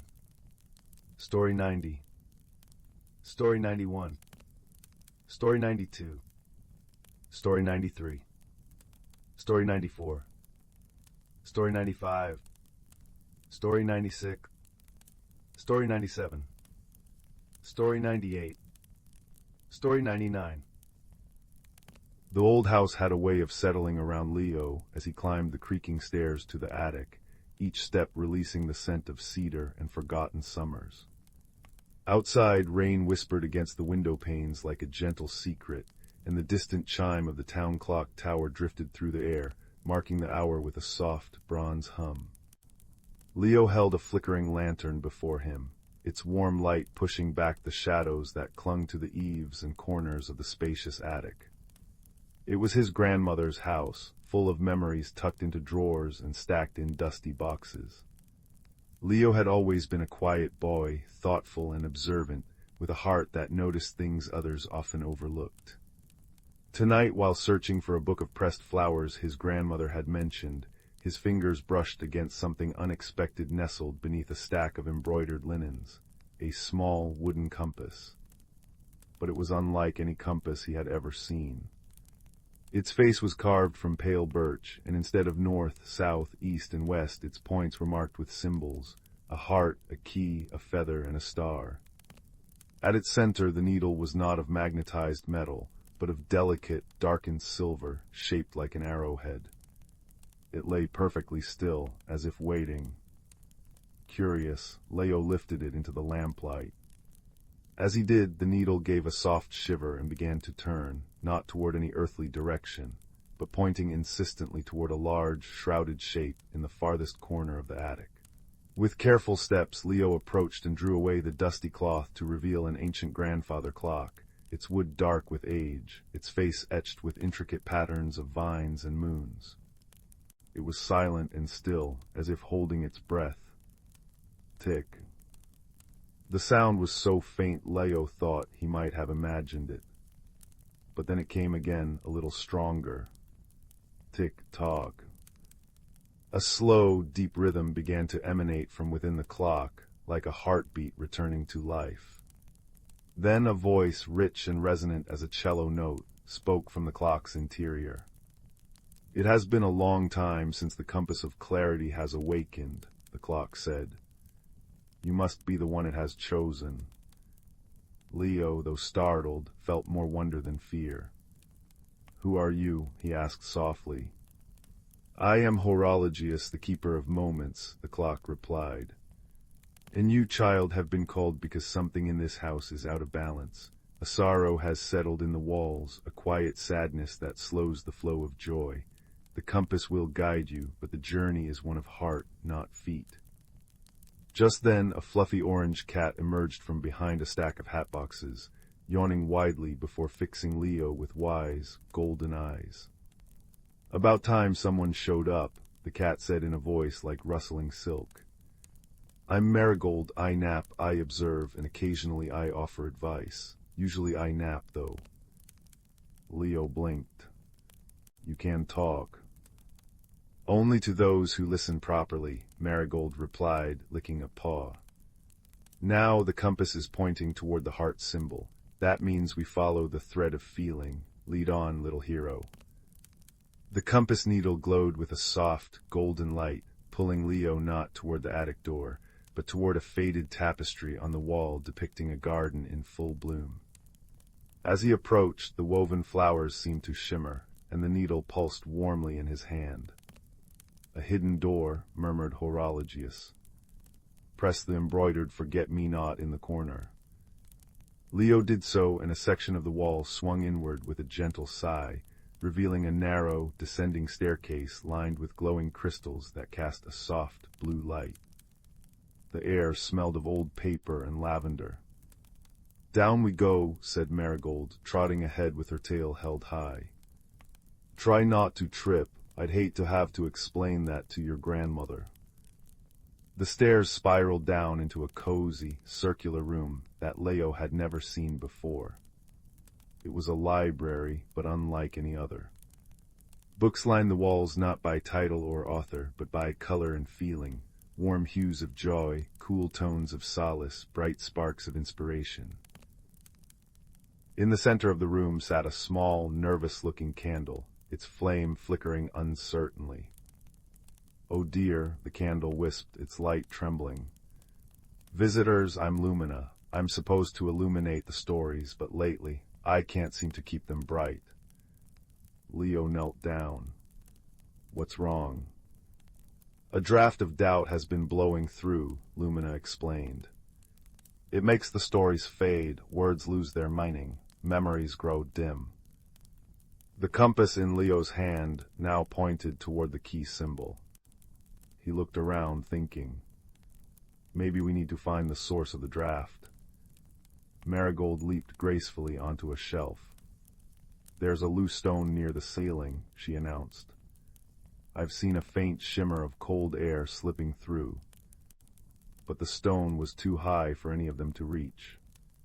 Leo bit his lip, thinking. Then he remembered the patience his grandmother always showed him when he struggled with his lessons. Kindness, not force. Lumina, he said gently, if we work together, maybe we can help. Marigold, if you climb onto my shoulders, you might be able to nudge the stone back into place. Lumina, can you light our way? The candle's flame steadied slightly. I can try. With careful movements, Leo lifted Marigold onto his shoulders. The cat stretched upward, her paws delicately probing the loose stone. A little to the left, she directed, and Leo shifted accordingly. Lumina glowed brighter, casting a warm, steady light that pushed back the shadows. With a soft click, the stone settled back into place. The draft ceased immediately. The room seemed to sigh in relief, and the books on the shelves glowed with renewed warmth. Well done, Lumina whispered, her flame now burning bright and clear. The stories are safe. But the compass needle had shifted again, now pointing toward the feather. It tugged Leo toward a large, leather-bound journal resting on a reading stand. The pages were blank. The Journal of Whispers, Horologius's voice echoed down the staircase, gentle and approving. It records what the heart needs to remember, but it only reveals its words to one who listens with compassion. Leo placed his hand on the open page. He thought of his grandmother, her gentle hands, her stories, the way her eyes sometimes grew distant with memories she seldom shared. He thought of the quiet sadness that had seeped into the house since his grandfather had passed away. She misses him, Leo said softly. She doesn't say it, but she does. As he spoke, words began to appear on the page, written in shimmering ink, not sad words, but joyful ones. Stories of laughter in the garden, of dances in the kitchen, of secrets shared under the stars. The journal was filling with light. The compass needle now turned one last time, settling on the star. It glowed so brightly that the entire room was bathed in soft, starlit radiance. And in that light, Leo saw not just a library, but a pathway of connection, between past and present, memory and hope, loss and love. He understood then. The journey was not about fixing something broken, but about remembering what was always whole. The courage was not in braving dangers, but in tending gently to the quiet places of the heart. When Leo emerged from the hidden staircase, the compass was still in his hand, but its needle was now still and peaceful. Marigold curled at his feet, purring like a little engine of contentment. From the grandfather clock came a deep, soothing chime, not marking the hour, but celebrating the moment. Leo returned to his grandmother's sitting room, where she dozed by the fire. He didn't show her the compass or speak of talking cats or hidden libraries. Instead, he opened the Journal of Whispers and began to read one of the stories aloud. His grandmother's eyes opened and she smiled, a real, full smile that reached her eyes and lit the room more brightly than any flame. And outside, the rain continued to fall softly, the wind hummed a lullaby through the trees, and the world felt, for a little while, perfectly at peace. In the heart of the world, where the stars dipped low to kiss the treetops, there lay an ancient forest older than memory itself. Here the moonlight did not merely shine, it wove itself through the branches like silver thread, stitching together a tapestry of shadows and secrets. The air hummed with a quiet magic, one that spoke not in words, but in the rustle of leaves, the murmur of streams, and the soft sigh of moss-covered stones. It was in this forest that a young fox named Kalen made his home. His fur was the color of autumn leaves touched by frost, and his eyes held the curious glimmer of one who listens more than he speaks. But lately, Kalen found himself restless. While the other creatures of the night settled into their rhythms, the badgers in their sets, the hedgehogs in their nests, Kalen felt a tugging in his heart, a longing for something he could not name. One evening, as the last rays of sunlight surrendered to the violet cloak of twilight, Kalen padded softly to the edge of a starlit clearing. Here the grass shimmered with dewdrops that caught the moon's glow like scattered diamonds. Fireflies drifted lazily, their gentle pulses of light weaving patterns in the air.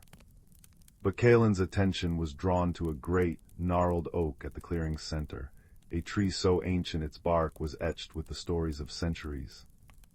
Perched on one of its lower branches was an owl with feathers the color of storm clouds and eyes like polished amber. This was Alistair, elder and keeper of the forest's whispers. He did not hoot or call, but simply watched, his presence as steady and comforting as the oldest stone in the riverbed. "You are troubled, little one," Alistair said, his voice a soft rumble like distant thunder.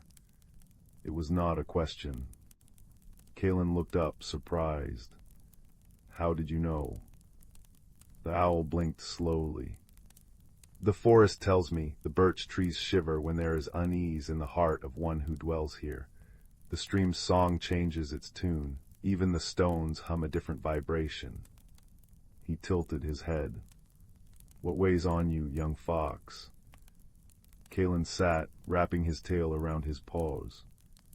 "I feel out of rhythm. The others know when to rest, when to wake, when to store, and when to share. But I feel like a leaf caught in an eddy, spinning without direction." Alistair spread his wings slightly, then settled them. "Come," he said. "Walk with me. The forest has much to share with those who listen." And so began their journey through the moon-drenched woods.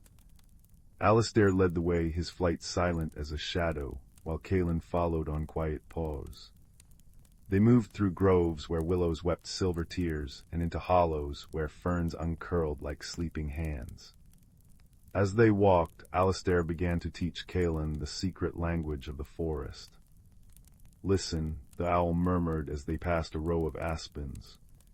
"Hear how their leaves tremble. That is not just the wind. It is their way of speaking to one another, sharing news of the night.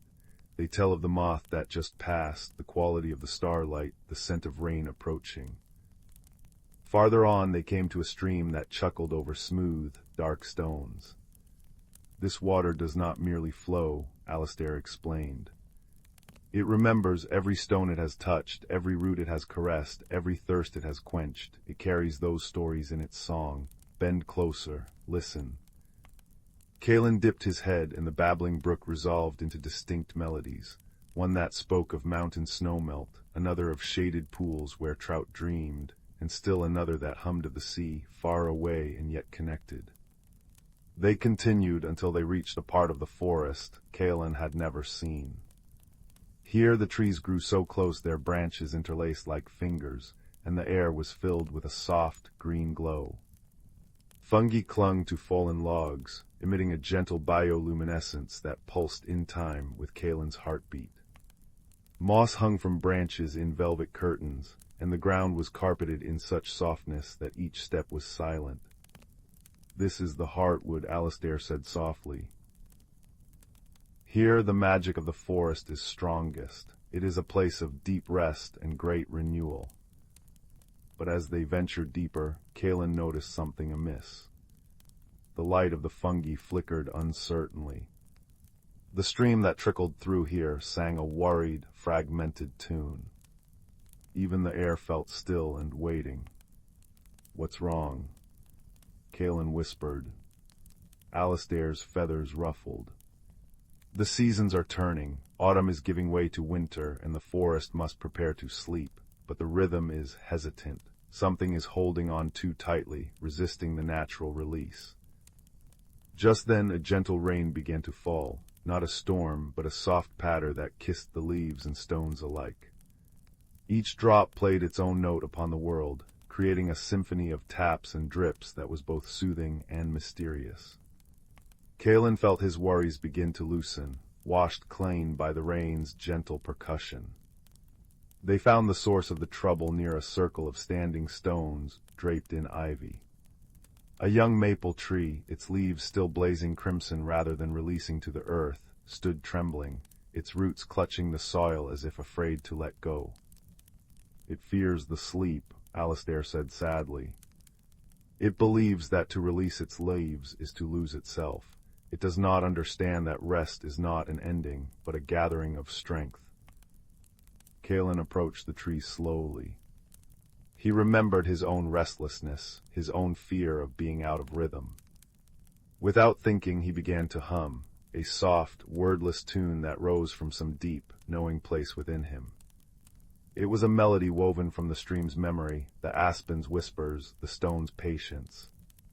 As he hummed, the bioluminescent fungi brightened, pulsing in time with his song. The rain softened to a mist that glistened in the air. The maple shivering stilled. Then Alistair joined in, not with song, but with story.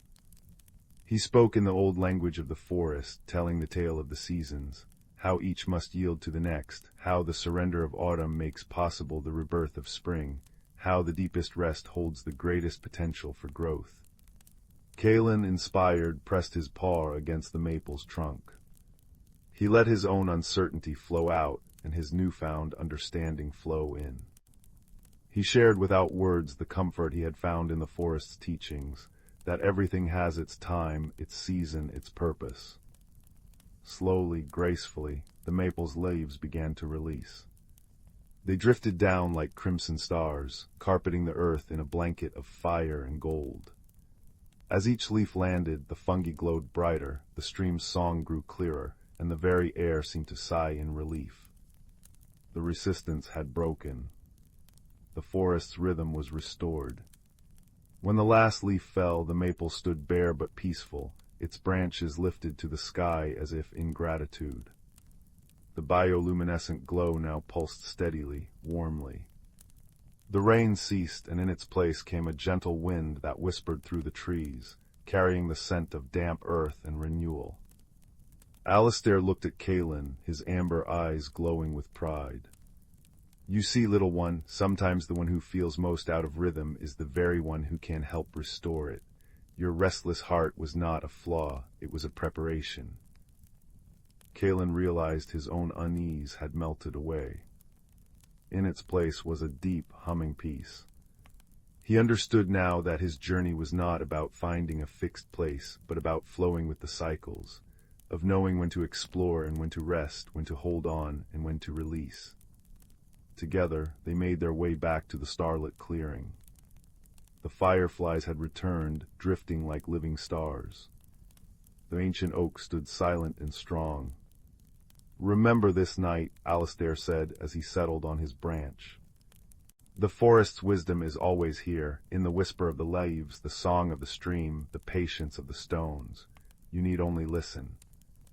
Kalen curled at the base of the oak, feeling the gentle vibration of the earth beneath him. He watched the moon drift behind a lacework of clouds, and he listened, truly listened, to the symphony of the night. The rustle of leaves became a lullaby, the distant hoot of another owl a reassurance, the soft wind a caress. And as he drifted into sleep, Kalen knew he was part of something vast and beautiful, a rhythm that had pulsed long before him and would continue long after. He was not a leaf caught in an eddy, but a note in the great song of the forest, perfectly placed, perfectly timed. The stars shimmered above, the fungi glowed below, and all around, the ancient forest breathed in cycles of rest and renewal, holding all its creatures in a gentle, magical embrace. The village of Willowvale nestled in a valley, where moonlight pooled like liquid silver and dawn arrived in a hush of peach and lavender. Chimneys puffed sleepy spirals of wood smoke that carried the scent of cinnamon and damp earth.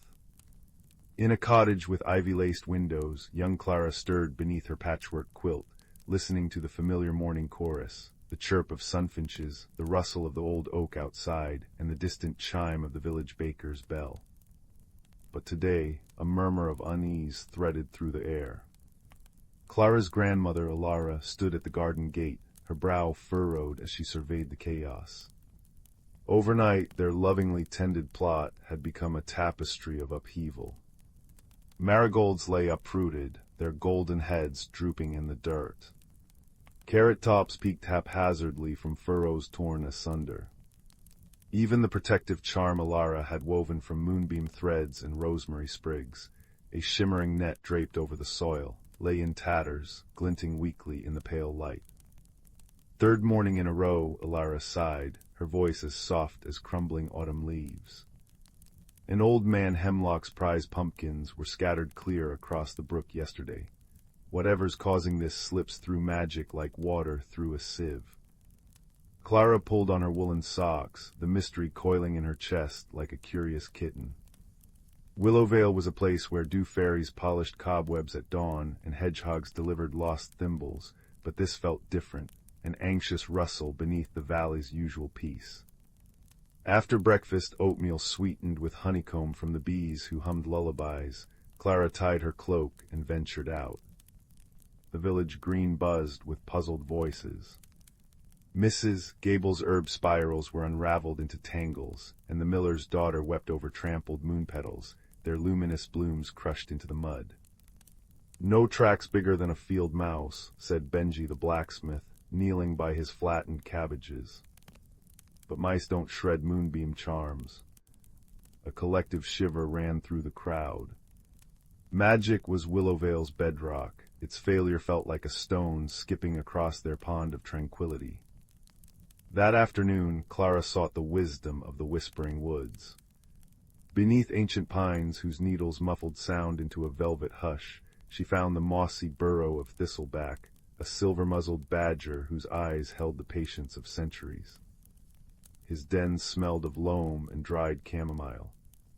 "Ah, little observer," he rumbled, stirring a clay pot of steaming root tea over glowing emerald crystals. "Trouble in the valley, I sent it on the wind. Sit, warm your bones." Clara described the gardens, the stealth, the defiance of spells, the peculiar lack of large footprints. Thistleback's claws tapped thoughtfully on an acorn cup. "Magic unseen often hides in plain sight, child. The strongest wards guard against force, not fragility. Perhaps the culprit isn't breaking through, but slipping between." He nudged a dried firefly husk toward her. "Watch when the world sleeps, not with spells, but with stillness. Let the night show you its secrets." So Clara prepared. She bundled herself in quilts on the porch swing, a thermos of lavender milk beside her. The moon rose, casting long Inkai shadows. Crickets sang their rhythmic ballads. Hours drifted by, filled only with the creak of the swing and the sigh of wind through the apple orchard. Doubt began to nibble at her resolve, until a faint shimmer caught her eye near the radish patch. Not a glow, but a disturbance, like heat rising from sun-baked stones. Peering closer, Clara gasped. Delicate footprints no larger than her thumbnail dappled the soil. They sparkled with minute, iridescent dust, visible only when moonlight struck them just so. They led toward the brook. Silent as a shadow, Clara followed. The prints wove through ferns heavy with dew, across moss-slicked stones, and into a thicket of weeping willows. There beneath a gnarled tree whose bark peeled like parchment, she heard tiny, frantic voices, a chorus of chitters and squeaks laced with despair. Peering through a curtain of leaves, she saw them, 6 creatures no taller than her hand, with fur like spun starlight and wings like crumpled holly leaves.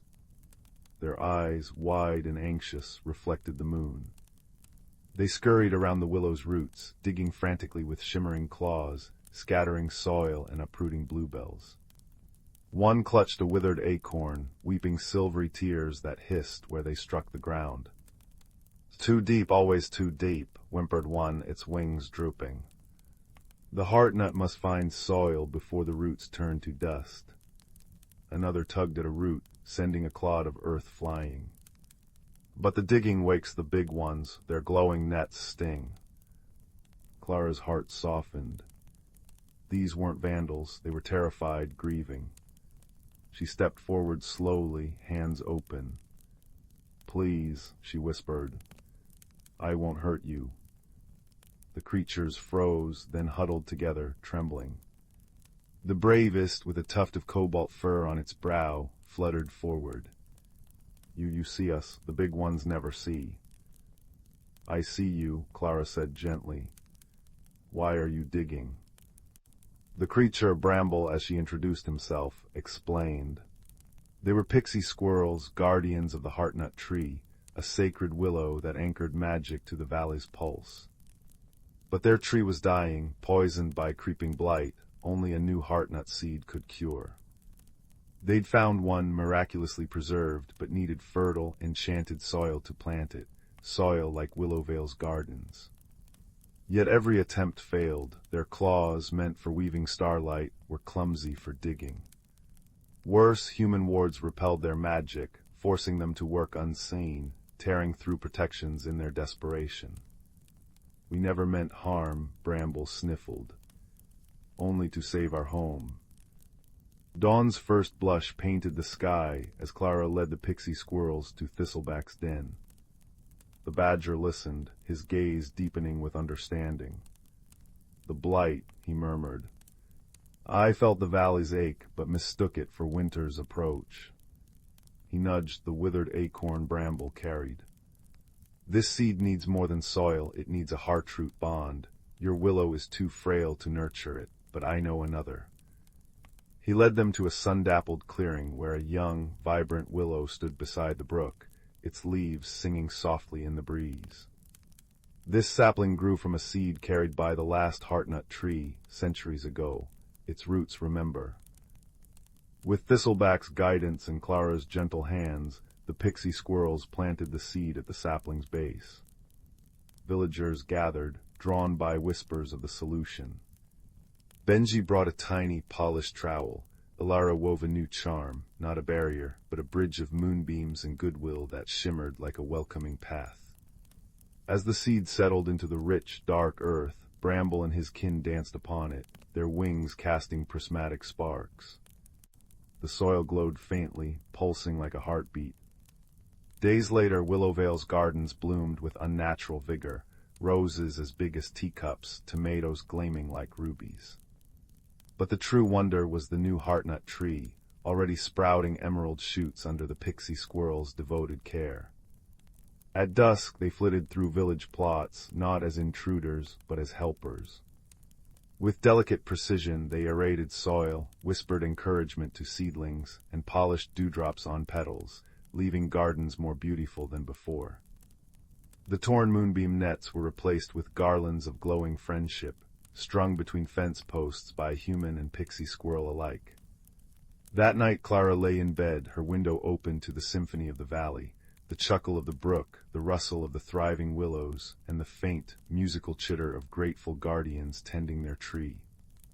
The mystery hadn't been one of malice, but of unseen sorrows and tangled needs. As sleep wrapped around her like a familiar quilt, she smiled. In Willowvale, even the deepest troubles could be untangled with kindness, a watchful heart, and the quiet wisdom found in moonlit footprints. And high above, the new heartnut tree cradled its precious seed, its roots already weaving magic into the dreaming earth, gentle and deep as a lullaby. The fire crackled softly in the hearth, casting dancing shadows on the walls that seemed to whisper secrets of their own. Outside, a gentle rain pattered against the window pane, a soothing rhythm perfect for a journey into dreamland. So snuggle down, little one, and let me tell you a tale woven from moonlight, moss, and the quiet courage found in unlikely places. It begins with a child named Finn, whose footsteps were often as soft as falling snow. Finn lived on the very edge of the village of Oakhaven, where the neat cobbled streets and friendly chatter gradually gave way to wild hedgerows and the deep, ancient silence of the whispering woods. Most villagers spoke of the woods with a mixture of awe and caution, telling tales of shifting paths and voices on the wind. Finn, however, felt a strange pull towards its shadowed depths. While other children raced and shouted in the village square, Finn would sit beneath the old hawthorn tree at the forest's edge, listening. Not just to the birdsong or the rustle of leaves, but to something deeper, older, a quiet hum beneath the surface of the world. Finn was known for being quiet, perhaps too quiet for some. Words often tangled on their tongue, fears felt too big to voice, and the bustling energy of the village could feel overwhelming. But in the presence of the ancient trees, Finn felt a different kind of understanding, a calm that settled the restless flutters inside. One crisp autumn afternoon, as golden light slanted through the turning leaves, Finn felt the pull stronger than ever. A shimmer, like sunlight catching on dew-laden spiderwebs, seemed to beckon from just beyond the first line of towering oaks. Taking a deep breath of the damp, earthy air, Finn stepped off the familiar path and into the embrace of the whispering woods. The change was immediate. The village sounds vanished, replaced by the deep hush of the forest floor, muffled by centuries of fallen leaves. Sunlight filtered down in dusty shafts, illuminating motes dancing in the air. The air smelled richly of decaying wood, damp moss, and something sweet and wild, perhaps hidden berries. Finn walked slowly, fingertips brushing rough bark, ears straining. And then they heard it.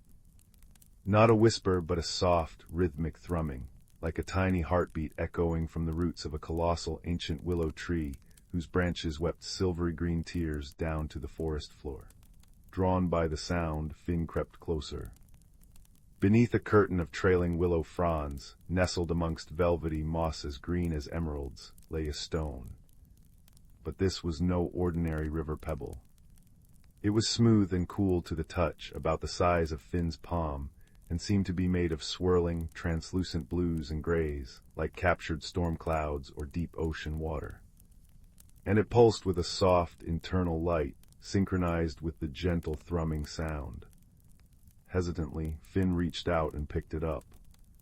The stone felt alive in their hand, warm and vibrating faintly. The thrumming intensified slightly, and then, clear as a belt chime in the silence, Finn heard a sound within their own mind. Not words exactly, but a feeling, a sensation, lost, alone, afraid.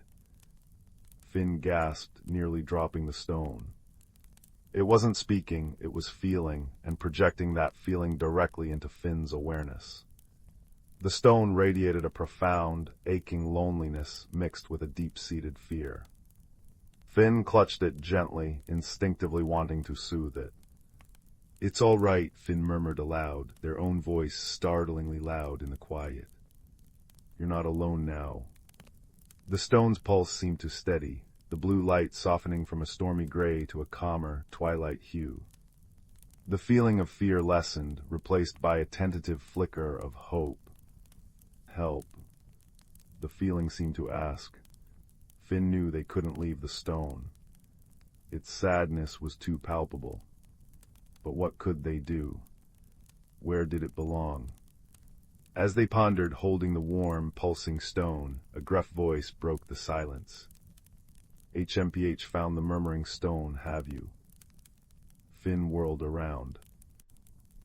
Standing just outside the willow's curtain, silhouetted against the dappled light, was a creature unlike any Finn had seen up close. It was a badger, but enormous, standing nearly as tall as Finn's waist. His fur was thick and grizzled, black and white stripes bold across his powerful shoulders and face. His eyes, however, were deep brown and surprisingly intelligent, though currently narrowed in a skeptical glare. He held himself with a weary dignity, one paw slightly raised as if ready to retreat. Finn froze, heart pounding. Badgers were known to be reclusive and fiercely territorial. This one looked formidable. The stone in Finn's hand pulsed a brief flare of alarm. The badger sniffed the air. "Put it back," he rumbled, his voice gravelly but not unkind. "Trouble follows that stone, always has." Finn found their voice, small but steady. It feels lost and scared. I couldn't leave it." The badger tilted his head, his dark eyes studying Finn intently. "Lost, scared, probably, been missing near a moon cycle. Caused quite a stir, its absence did, through the deep glade off balance." He took a cautious step closer. "Name's Thorn, keeper of the Tanglewood Warrens. And who might you be, venturing so deep and finding what seasoned trackers couldn't?" "Finn," came the quiet reply. I live near the edge. I just listened." "Listened." Thorn huffed, a sound that might have been a chuckle. Rare skill that these days, especially amongst humans. He eyed the stone again. "Well, Finn who listens, you've found it, but finding is only the start. The murmuring stone belongs in the heart of the deep glade, cradled in the roots of the elder tree. Only there can its song be truly heard, the balance restored, and only there will its fear be soothed." He shifted his weight, looking uncomfortable. "Problem is the way to the deep glade isn't exactly straightforward, especially now. Paths have shifted since the stone went missing. Things are restless." Finn looked from the sad, pulsing stone in their hand to the gruff badger. Thorn seemed weary, burdened. "Do you know the way?" Finn asked softly. Thorn scratched behind his ear with a powerful hind leg. "Bits of it used to, but the woods are different without the stone's steady hum. The whispering gets confused, misleading."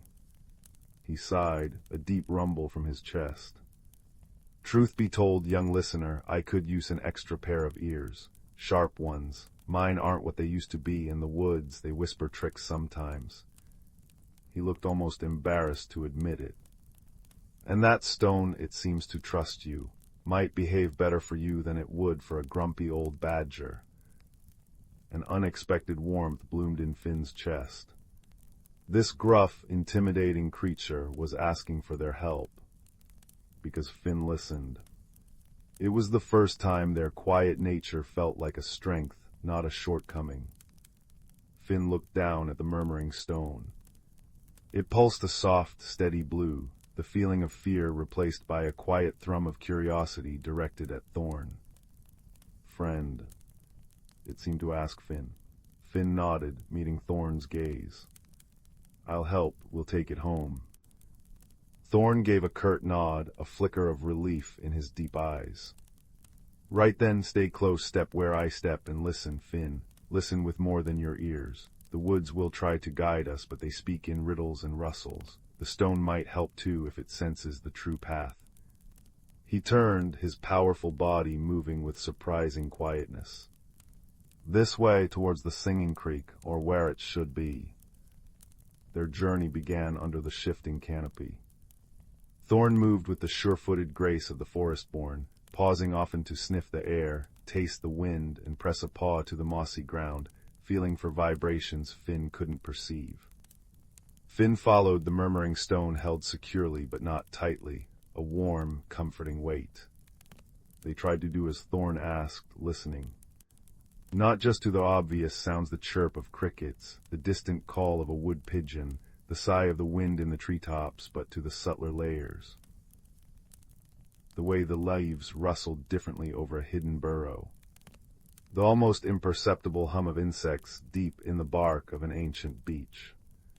The faint trickle of water that seemed to come from everywhere and nowhere. At one point, Thorn stopped abruptly at a fork in the barely visible trail. One path sloped gently downwards, dappled with inviting sunlight. the other wound upwards into deeper, shadowed ferns. Thorn sniffed both paths, his brow furrowed. Sunny path smells sweet, too sweet, like honeysuckle out of season. The shadowed path, damp earth, stone, more likely towards the creek bed. He sounded unsure. Finn closed their eyes, focusing. The sunny path did smell sweet, cloyingly so. But beneath it, Finn caught a faint, acrid tang, like something decaying. The shadowed path smelled cool and clean, like wet stone and ferns. And then the murmuring stone pulsed gently. A soft image formed in Finn's mind, not a picture, but a sensation. Cool, clear water running over smooth pebbles, accompanied by a feeling of rightness associated with the shadowed path. The shadowed path, Finn whispered, opening their eyes. The stone, it feels the water, the cool, clean water. Thorn looked sharply at Finn, then at the stone, then back at the shadowed path. He took a deep sniff, concentrating. HMPH, you might be right, listener. My nose is full of that blasted false sweetness. Clever trick. He grunted, a sound that held a hint of newfound respect. Lead on then, but carefully. The shadowed path was indeed damp and cool, winding between moss-covered boulders and giant ferns that brushed their shoulders. The air grew heavier, filled with the scent of damp earth and rich decay. Soon the sound of water grew clearer, not the gentle singing Thorn expected, but a frantic, gurgling rush. They emerged onto the bank of the singing creek, but it was a creek transformed. Instead of its usual clear, chuckling flow, the water was choked with fallen branches, leaves, and thick, choking weeds. It surged angrily against the blockage, its song distorted into a frustrated roar. On the opposite bank, watching the chaos with large, mournful eyes, stood a young roe deer, her flanks heaving as if she'd been trying to cross. Great roots and burrows, Thorn muttered. No wonder the woods are restless, the creek's song is strangled. He surveyed the blockage, a tangle of storm-felled branches and dense water reeds. This wasn't here before, must have happened during the last big wind when the stone was missing. Its balance keeps the flows true, even the water flows. The young deer spotted them and let out a soft, distressed bleat. She needed to cross to reach her family, Finn realized, sensing her anxiety as clearly as they sensed the stone's emotions. We need to clear it, Finn said, the urgency cutting through their usual hesitation. Thorn assessed the situation. Dangerous, current strong, one slip. But he saw the deer's distress, saw the choked water, and knew it affected the whole wood. Right you, he pointed a claw at Finn, stay on the bank, find me a strong, long branch, sturdy as you can. I'll work from that flat rock midstream. Badgers are better swimmers than we look. He waded cautiously into the edge of the current, testing his footing. Finn scrambled along the bank, searching. They found a fallen ash branch, long and thick, but not too heavy. They dragged it to the water's edge near Thorn. The badger grabbed it with surprising strength. Now listen carefully. When I shove against the main tangle, you pull on that smaller branch poking out upstream. We need to loosen the whole mess, let the water do the rest. Ready? Finn nodded, gripping the smaller, slippery branch. Thorn braced his powerful body against the rock, took a deep breath, and pushed the thick ash branch with all his might against the central knot of debris. Finn pulled with all their strength on the upstream branch. For a moment, nothing happened. The water roared defiance. Finn's arms burned. Thorn grunted with effort. The murmuring stone pulsed warm against Finn's chest, not with fear now, but with fierce encouragement. Push. Pull. Suddenly, with a groan and a splintering crack, the central mass shifted. The upstream branch Finn was pulling on snapped free, sending them stumbling backwards. But the shift was enough. The pent-up water surged through the new gap with tremendous force, tearing at the rest of the blockage. Branches snapped, weeds ripped free, and the tangled mass began to unravel, carried downstream in a churning rush. The roar of frustration subsided into the creek's familiar, joyous singing as clear water bubbled freely over the stones once more. Thorn hauled himself back onto the bank, dripping and panting, but his eyes gleamed. "Well done, Finn, you've got a strong pull in you." He shook himself vigorously, sending droplets flying. The young deer didn't hesitate. With a graceful leap, she bounded across the newly cleared creek, pausing on the far bank to dip her head towards Finn and Thorn in clear thanks before disappearing into the ferns. A sense of profound relief washed over the little clearing. The air felt lighter, cleaner. Even the sunlight seemed brighter. The murmuring stone pulsed a warm, golden light, radiating pure, wordless gratitude. As they continued, the forest seemed to breathe easier around them. The whispering woods felt less confused, more welcoming. Birdsong seemed clearer, the rustling leaves more melodic.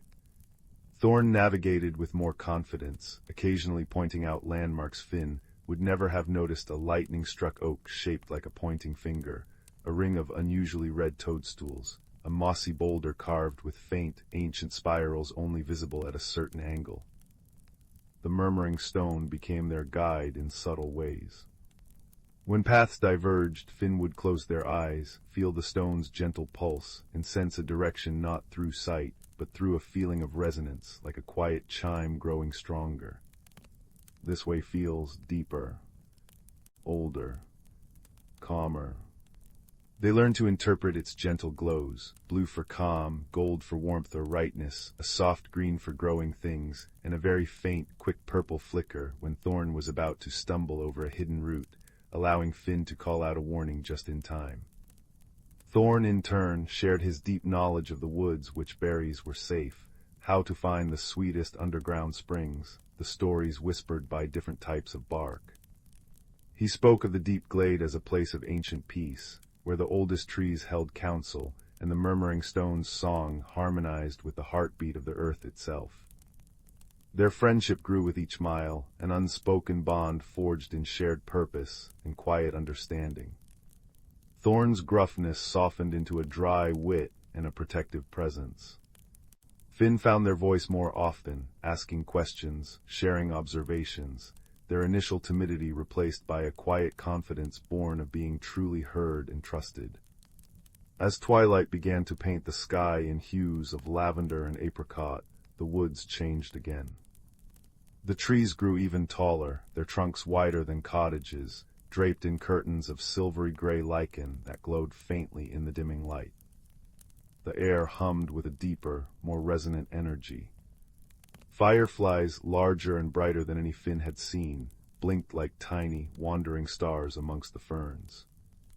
The ground felt springy and alive beneath their feet. "We're close," Thorn murmured, his voice filled with awe. "The whispering is clearer here. It welcomes the stone back." He paused before a wall of dense, intertwined holly bushes, their dark green leaves glossy and sharp. "The entrance is here, but it only opens for those who belong, or those bearing what belongs." Finn stepped forward, the murmuring stone held out before them. It pulsed with a strong, steady light, no longer blue or gold, but a pure, brilliant white. As the light touched the holly wall, the branches seemed to shimmer. They didn't move aside, but became less solid. Finn could see through them into a space beyond that glowed with its own soft, ethereal light. Taking a deep breath, Finn walked forward. The holly branches offered no resistance, passing through Finn and Thorn like insubstantial mist. They stepped into the deep glade. It took Finn's breath away. They stood in a vast, circular clearing carpeted with moss so thick and soft it looked like green velvet. Towering trees formed a living wall around the glade, ancient oaks with bark like dragon scales, silver beeches that seemed to hold moonlight within their pale trunks, and massive yews radiating profound stillness. Their canopy was open to the darkening sky, where the first stars were beginning to prick through the deep blue. In the very center of the glade stood the elder tree. It wasn't the tallest, but it was by far the oldest, its trunk vast and gnarled, roots spreading out like the limbs of a slumbering giant, cradling a hollow at its base that glowed with a soft, inviting light. The air vibrated with a deep, harmonious hum, the combined song of ancient trees. But beneath it, Finn could feel a discordant note, a thread of sadness and incompleteness. It was the missing song of the stone. All around the edges of the clearing, watching them with quiet, luminous eyes, were the creatures of the deep glade. Finn saw foxes with coats like spun moonlight, owls with eyes like liquid amber, stoats as white as snow, and rabbits whose fur shimmered with a faint iridescence. There were others too, shapes glimpsed in the dappled shadows, near the giant roots perhaps the shy tree spirit's Thorn had mentioned in passing. They watched, silent and expectant. Thorn dipped his head in a deep, respectful bow. Finn felt suddenly small, but the warm pulse of the stone in their hand gave them courage. They walked slowly, reverently, across the mossy floor towards the elder tree. The discordant note in the glade's song grew stronger, a palpable yearning. As Finn approached the root hollow, the murmuring stone began to vibrate, its white light flaring brilliantly. It wasn't afraid, it was yearning. Finn knelt before the hollow. The space within the roots was lined with luminous moss and smooth, water-worn stones. It felt like a cradle waiting. Gently, Finn placed the murmuring stone into the heart of the hollow. The moment the stone touched the luminous moss, a profound change swept through the deep glade. The stone's pure white light flared, then softened, merging seamlessly with the glow of the elder tree's roots. The discordant note vanished, replaced by a deep, resonant chord that vibrated up through the soles of Finn's feet and into their very bones. The harmonious hum of the glade swelled, richer, fuller, more profoundly peaceful than before. It was like the forest itself was sighing in deep relief. The trees seemed to stand taller, their leaves rustling a joyful chorus. The fireflies danced in intricate, celebratory patterns. The watching creatures bowed their heads, a soft murmur of welcome rippling through them. The murmuring stone pulsed once, a wave of pure, radiant contentment washing over Finn. Home. Safe. Thank you. The feeling was overwhelming, a wave of pure, unadulterated peace and belonging. Its loneliness and fear were gone, replaced by the deep, abiding connection to the ancient heart of the woods. Finn sat back on their heels, tears pricking their eyes, not of sadness, but of awe and shared joy. Thorn padded up beside them, placing a heavy, comforting paw on Finn's shoulder. "You did it, young listener," he rumbled, his voice thick with emotion. "You brought the heart song home." They sat in silence for a long while, bathed in the combined glow of the elder tree and the stone, listening to the restored harmony of the deep glade. Finn felt a profound sense of peace settle over them, deeper than any they had ever known. The fluttering fears that often plagued them felt quiet, soothed by the ancient song. Eventually, Thorn nudged Finn gently. "The woods know the way back now. The paths will be clear. But you'll always be welcome here, Finn. The deep glade remembers kindness." He looked at Finn, his dark eyes warm. And remember, listening, truly listening, is a magic all its own. Stronger than noise, deeper than fear. The journey back through the whispering woods felt like moving through a familiar dream. The paths were clear and wide, bathed in bright moonlight that filtered through the leaves. The forest felt benevolent, protective. The rustling leaves seemed to murmur words of thanks and safe passage. Thorn walked beside Finn, his presence a solid comfort. The murmuring stone's song, now part of the forest's own heartbeat, seemed to follow them, a gentle hum beneath their feet. As they reached the edge of the woods, near Finn's hawthorn tree, dawn was just beginning to blush the eastern sky. Thorn stopped. "This is your path now, young listener. Mine lies deeper." He nudged Finn's hand with his nose. "Don't be a stranger to the wood's edge, and don't forget to listen. the world speaks in many ways. Finn knelt and on an impulse born of deep gratitude, wrapped their arms gently around Thorn's thick neck. The badger stiffened for a second, then relaxed, giving a soft, rumbling purr deep in his chest. "Take care, Thorn, thank you." "Thank you, Finn," Thorn replied gruffly, but his eyes shone. "For listening, for helping an old badger remember the way." With a final nod, he turned and melted back into the shadows of the whispering woods, leaving Finn standing alone at the forest's edge. The village of Oakhaven was just beginning to stir. Smoke curled from chimneys, and the distant sound of a rooster crowed. Finn took a deep breath. The world looked the same, yet utterly different. The fluttering fears hadn't vanished entirely, but they felt smaller, manageable. Finn carried within them the deep peace of the deep glade, the echo of the murmuring stone's song, and the warm memory of Thorn's gruff friendship. They still preferred quiet, but now they understood its power. It wasn't about being small, it was about being open, receptive. It was a way of hearing the world's heart song, of finding hidden paths and forging bonds that defied expectation. Finn walked back towards the village, not with hurried steps, but with a quiet confidence. They paused beneath their hawthorn tree, listening. The wind rustled the leaves, carrying the distant song of the now clear creek, the chirp of waking birds, and beneath it all, faint but unmistakable, the deep, harmonious hum of the forest, whole once more. Finn smiled, a quiet, contented smile.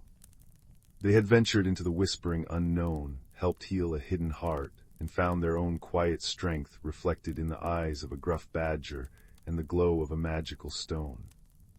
The world was full of wonders, waiting for those willing to truly listen. And as the first rays of the sun warmed their face, Finn knew that bedtime stories weren't just tales. They were echoes of the magic that hummed just beneath the surface of the quiet world, waiting for a listening heart. The fire crackled softly, its warmth a gentle echo of the elder tree's glow, and the last embers pulsed like a contented heart, lulling you towards peaceful dreams filled with mossy glades, steadfast friends, and the comforting hum of a world restored. Sleep well, little listener. Sleep well. The village of Glimmerbrook nestled in a valley where sunbeams danced on dew-kissed cobblestones, and the air always smelled faintly of baking bread and wild thyme. Young Ben lived there with his grandfather, a quiet boy with eyes the color of storm clouds, and a heart that noticed things others overlooked. While other children chased butterflies or played kick-stone, Ben often sat by the old stone well in the square, tracing the cracks in the worn wood of its cover, wondering about the secrets whispered beneath the surface. One misty autumn morning, while helping his grandfather clear the attic of his creaky, timber-framed cottage, Ben discovered a forgotten wooden chest tucked beneath dusty eaves. It smelled of cedar and thyme.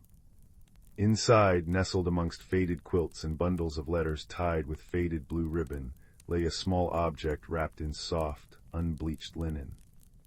Unwrapping it carefully, Ben found an ordinary-looking teapot.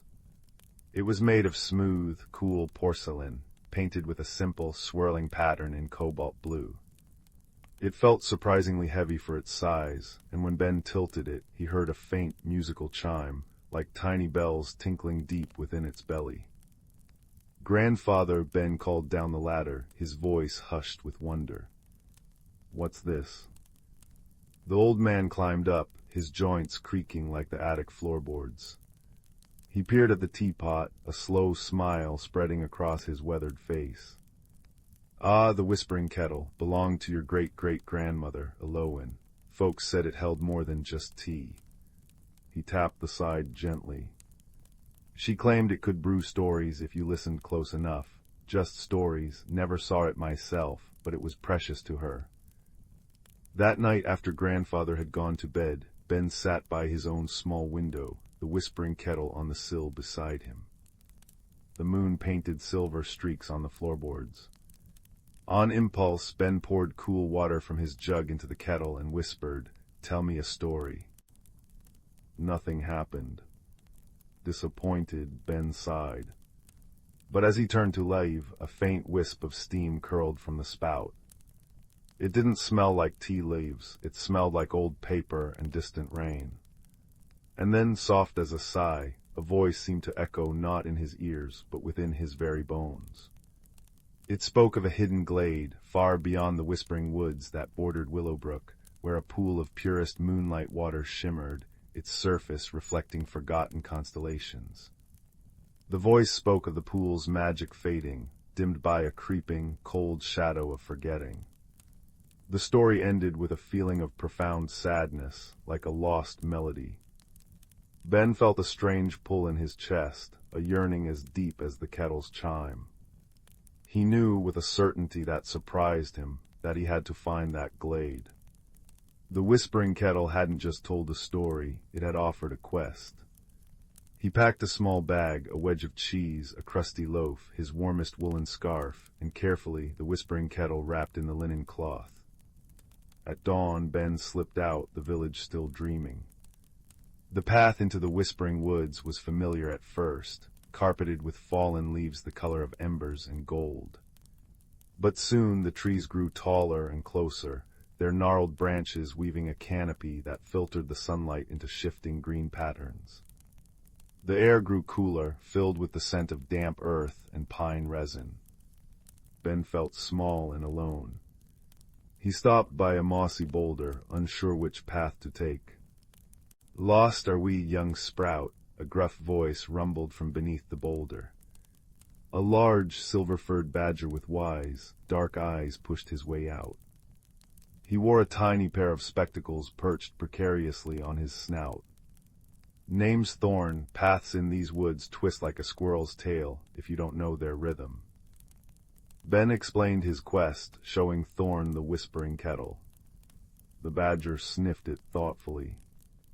"Moonlight water, a tricky business. Shadow of forgetting is thick near the glimmer glade now, makes the path slippery for the mind."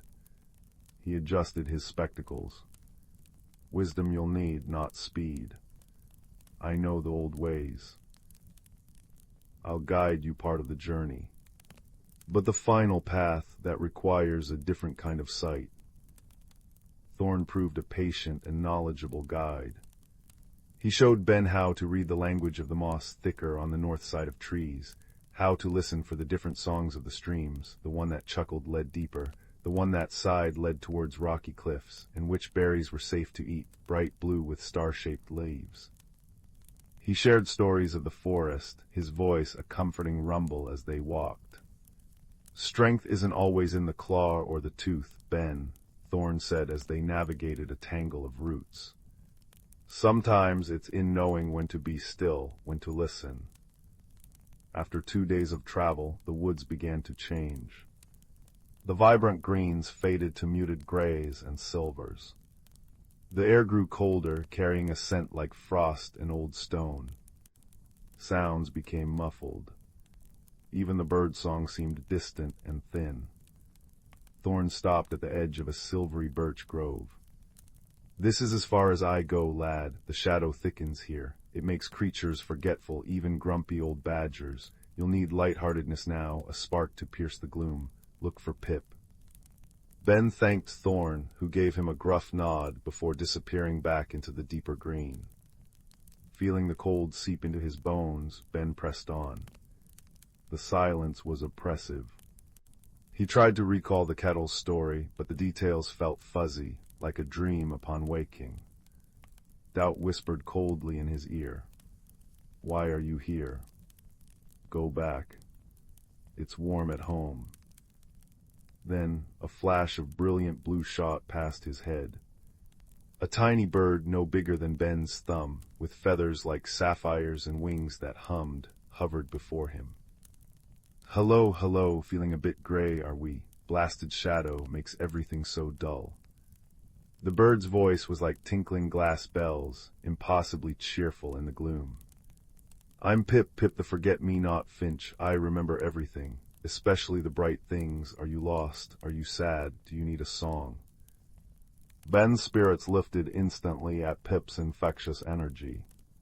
He explained about the moonlight pool and the shadow of forgetting. Pip zipped around his head. Oh, the glimmer glade, beautiful, terrible shadow making it all misty. Follow me, I remember the way. I remember the song the moonbeams sing on the water. La la la luminous. Pip darted ahead, his tiny form a beacon of dazzling blue against the gray landscape. His constant, cheerful chatter and bursts of song were like tiny candles pushing back the cold forgetfulness. He reminded Ben of the kettle's warmth, of his grandfather's smile, of the smell of baking, bread in Willowbrook, all the bright things the shadow tried to smother. Finally, they emerged from the last of the gray birches into a small, circular clearing. It should have been bathed in ethereal light, but instead, a thick, swirling gray mist clung low to the ground, obscuring everything. At the center, Ben could just make out the faint, sorrowful shimmer of the moonlight pool, its light weak and flickering. The air was thick with the shadow of forgetting, a heavy, sorrowful feeling that made Ben want to curl up and sleep, to let go of all purpose. The shadow feeds on loneliness, Pip chirped, his voice subdued for the first time. It wraps the pool in forgetting, makes it feel abandoned. Ben stood at the edge of the mist, clutching the whispering kettle. How could he fight this? Thorn had said wisdom, not force. Pip spoke of loneliness. He remembered the kettle's story, the sadness within it. He thought of his own quiet nature, how sometimes he felt unseen. Perhaps the pool felt that way too. He knelt on the cool, damp grass. He unwrapped the whispering kettle and set it gently before him. He poured water from his flask into it, the sound loud in the oppressive silence. Then, instead of asking for a story, Ben began to speak. He spoke softly, pouring his heart out to the hidden pool.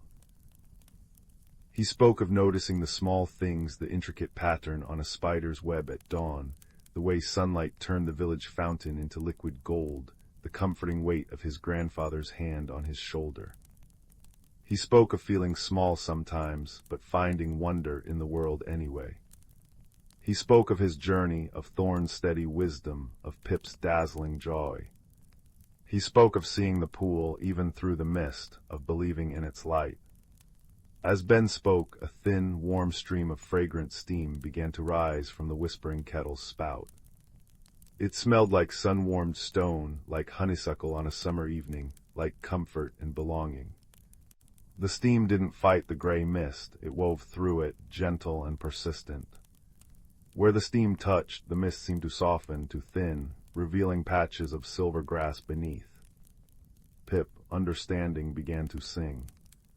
Not his usual frantic, cheerful tune, but a soft, pure melody that echoed the feeling in Ben's words, a song of quiet noticing, of gentle companionship, of light remembered.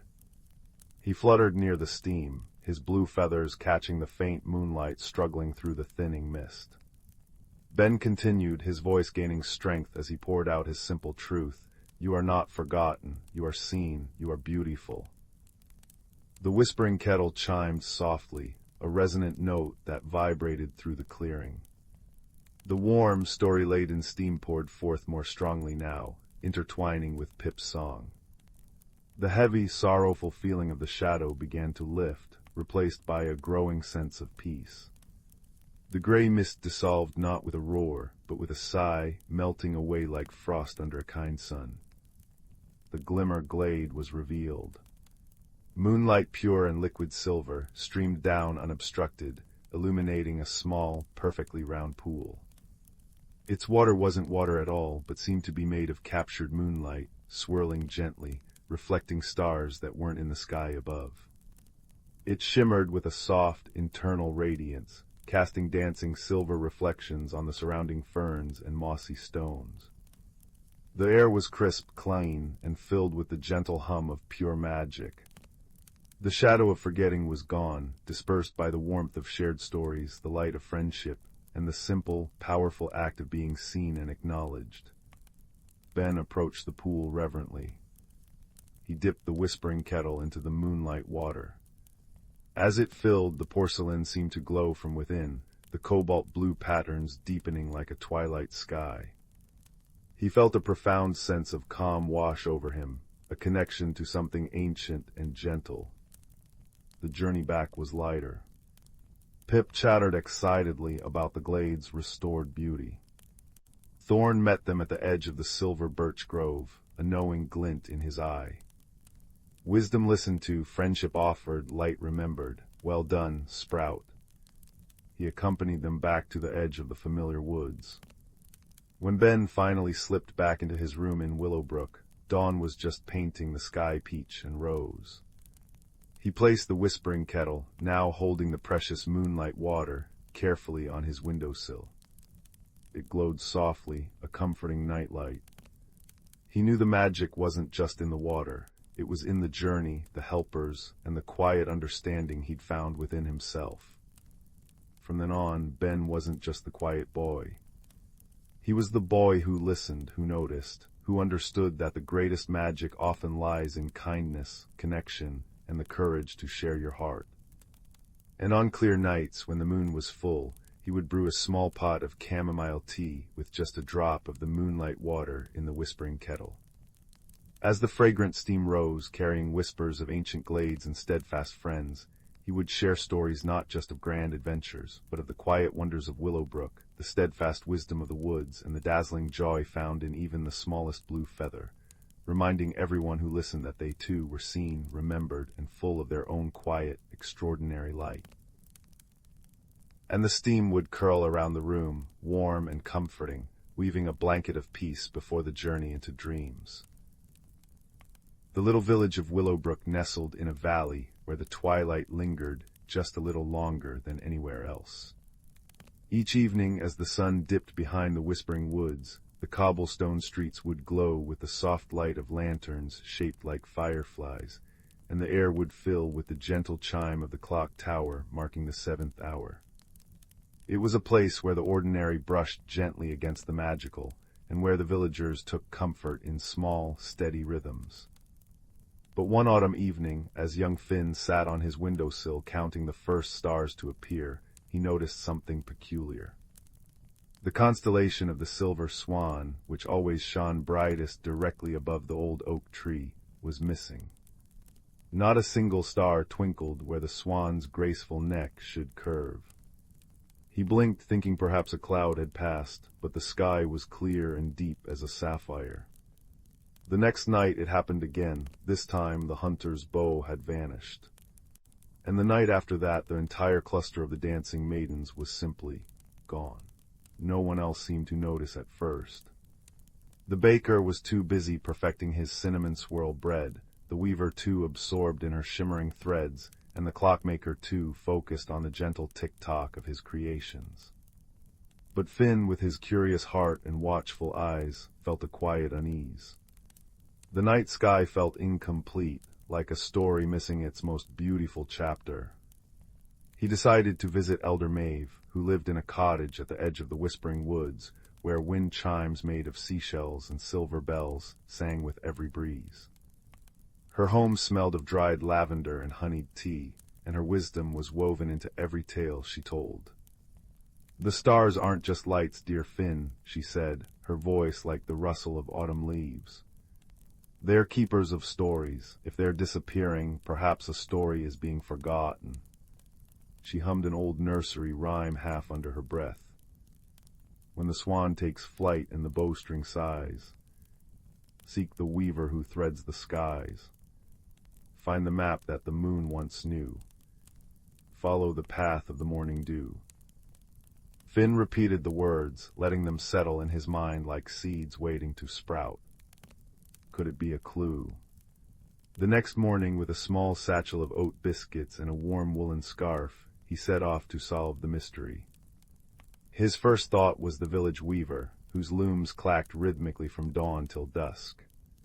Her workshop was filled with bolts of cloth in colors that seemed to shift in the light, deep blues that hinted at midnight, greens that shimmered like forest moss, and golds that glowed like captured sunlight. "Missing stars," she mused, not looking up from her work. "Perhaps they've simply grown tired of shining. Even stars need rest, you know." But then she paused. "Although last week my threads kept tangling into shapes like constellations, I thought it was my eyes playing tricks, and my blue dye, it's been fading faster than usual, almost as if the night itself is losing its color. Finn thanked her and continued on, his mind whirring. Fading dye. Tangled threads. It felt significant, but not quite the answer. Next, he visited the clockmaker, whose shop was filled with the gentle, rhythmic ticking of 100 timepieces. The grandest of them all was the moon phase clock, which chimed on the hour with a sound like raindrops on crystal. Stars vanishing, you say? The clockmaker adjusted his spectacles. Time has been feeling a little loose lately. My pendulum clocks have been swaying out of rhythm, and the sundial in the garden shows shadows moving backward in the late afternoon. Perhaps time itself is unwinding. This, too, was curious, but not quite right. Finn felt a flicker of frustration. What if he was on the wrong path entirely? As he wandered past the village square, he noticed the flower seller tending to her pots. Usually her blossoms were bright and cheerful, but today the petals of the midnight blues and starry whites had dulled to a pale gray. It's the oddest thing, she sighed. My evening glories usually bloom at sunset, but now they're opening at noon and closing at dawn, and their color, it's seeping away like sand in an hourglass. Finn's heart leapt. Blooms changing their rhythm. Colors fading. It reminded him of the weaver's dye and the clockmaker's backward shadows. They were all connected, but how? That evening he sat beneath the old oak tree, watching as yet another star, this time from the Little Dipper, flickered and vanished. A soft rain began to fall, pattering gently on the leaves above him. And then he heard it, a faint, melodic humming coming from deep within the whispering woods. It was the same tune Elder Maeve had hummed, the nursery rhyme about the weaver and the map. Curiosity alight like a lantern in his chest, Finn followed the sound. The forest path was lined with ferns that glimmered with dewdrops, and fireflies bobbed around him like floating embers. Deeper he went until he reached a clearing he had never seen before. In the center stood a small, ancient stone well, covered in moss and carved with star patterns. And sitting beside it was a little girl, no older than him, humming softly as she dipped a brush into a basin of what looked like liquid starlight. She looked up, her eyes wide and luminous. "You can't see me," she whispered. Finn nodded, too astonished to speak. "I'm Lyra," she said. "The keeper of the Well of Wishes. Every night I collect starlight to paint the dreams of sleeping children, but lately the starlight has been fading. I thought if I borrowed a little extra from the sky, just for a while, I could make the dreams brighter, but the more I take, the faster it fades." Her voice trembled. "I didn't mean to make the stars disappear." Finn's heart swelled with understanding. This was no malicious act, only a lonely child trying to spread a little more joy. He remembered the weaver's tangled threads, the clockmaker's swaying pendulums, the flower seller fading blooms, all because the balance of night and starlight had been disturbed. "You don't need to take the starlight," Finn said gently. "The dreams are bright enough because they are made with kindness. And look," he pointed to the well, where the water now shimmered with a soft, internal glow. "The well has its own light, you just have to let it shine." Together, they poured the borrowed starlight back into the well. As they did, the water began to glow even brighter, and one by one, the stars reappeared in the sky above. First the silver swan, then the hunter's bow, and finally the dancing maidens, twinkling more brilliantly than ever. When Finn returned to the village the next morning, he told the villagers everything. Rather than anger, they felt wonder. The weaver offered to weave a new tapestry of the night sky, using threads dipped in the well's glow. The clockmaker adjusted his clocks to chime in harmony with the rising stars. The flower seller planted evening glories around the well, their petals now gleaming with captured starlight. And Lyra was no longer alone. The children of Glimmerbrook took turns visiting her, bringing stories and laughter, and the dreams she painted became more vivid than ever. not because she used more starlight, but because she painted with friendship.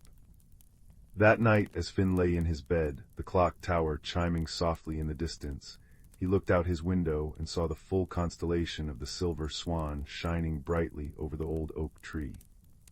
The wind rustled through the leaves, carrying with it the gentle sound of Lyra's humming and the scent of night-blooming flowers.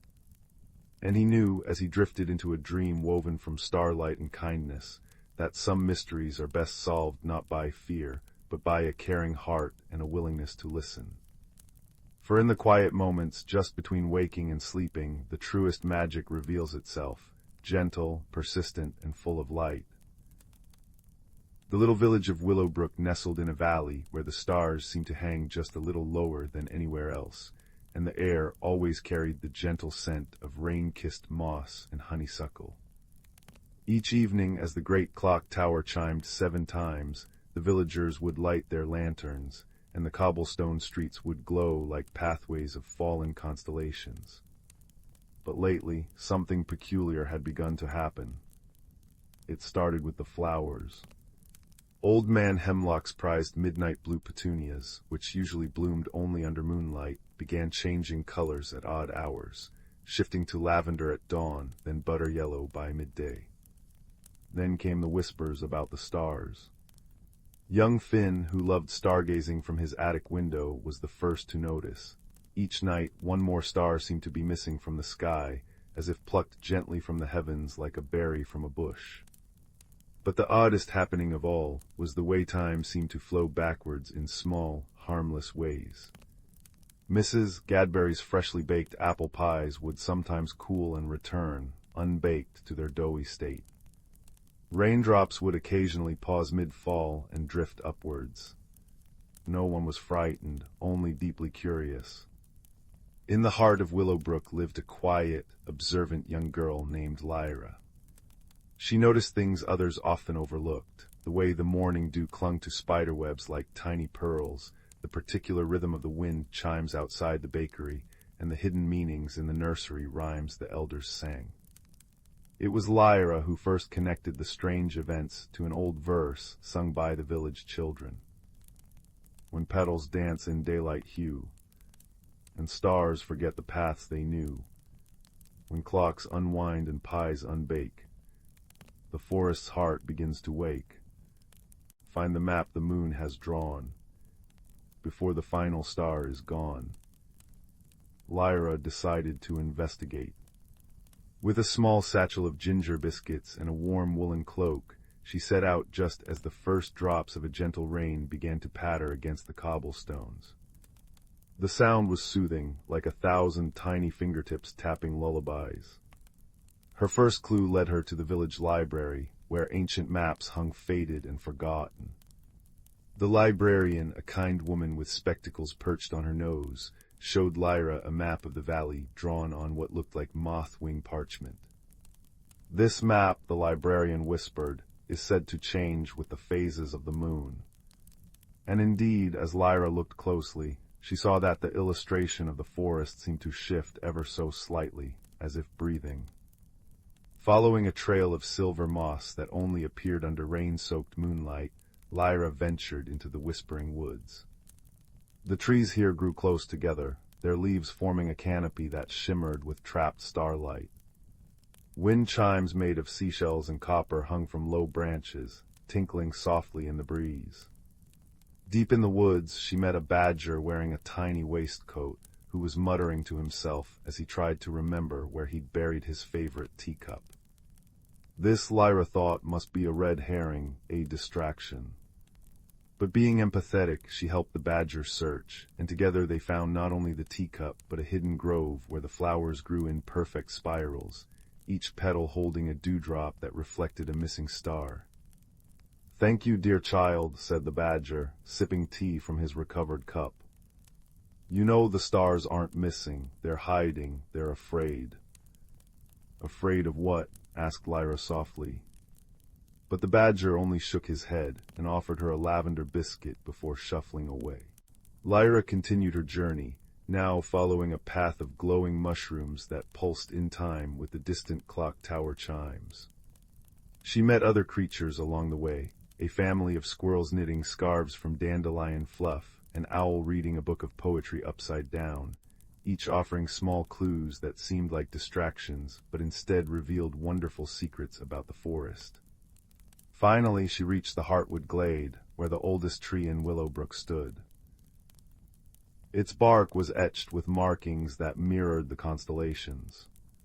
And there, curled at the base of the tree, was a small, shimmering creature no bigger than a hare, with fur like melted starlight and eyes that held the deep blue of twilight. It was trembling. Lyra approached slowly, her steps silent on the velvety moss. "Hello," she whispered. "I'm Lyra. Are you the one who's been borrowing our stars?" The creature looked up, its eyes wide.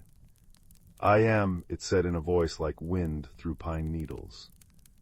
"I am a starling. My family lives in the constellations, but our youngest sibling fell to Earth weeks ago. I've been trying to find them, and I thought if I took stars from the sky one by one, I could build a ladder back up. But I grew lonely and afraid, and my magic began to unravel. That's why time flows strangely and the flowers change color. My sorrow affects the world around me." Lyra sat beside the starling.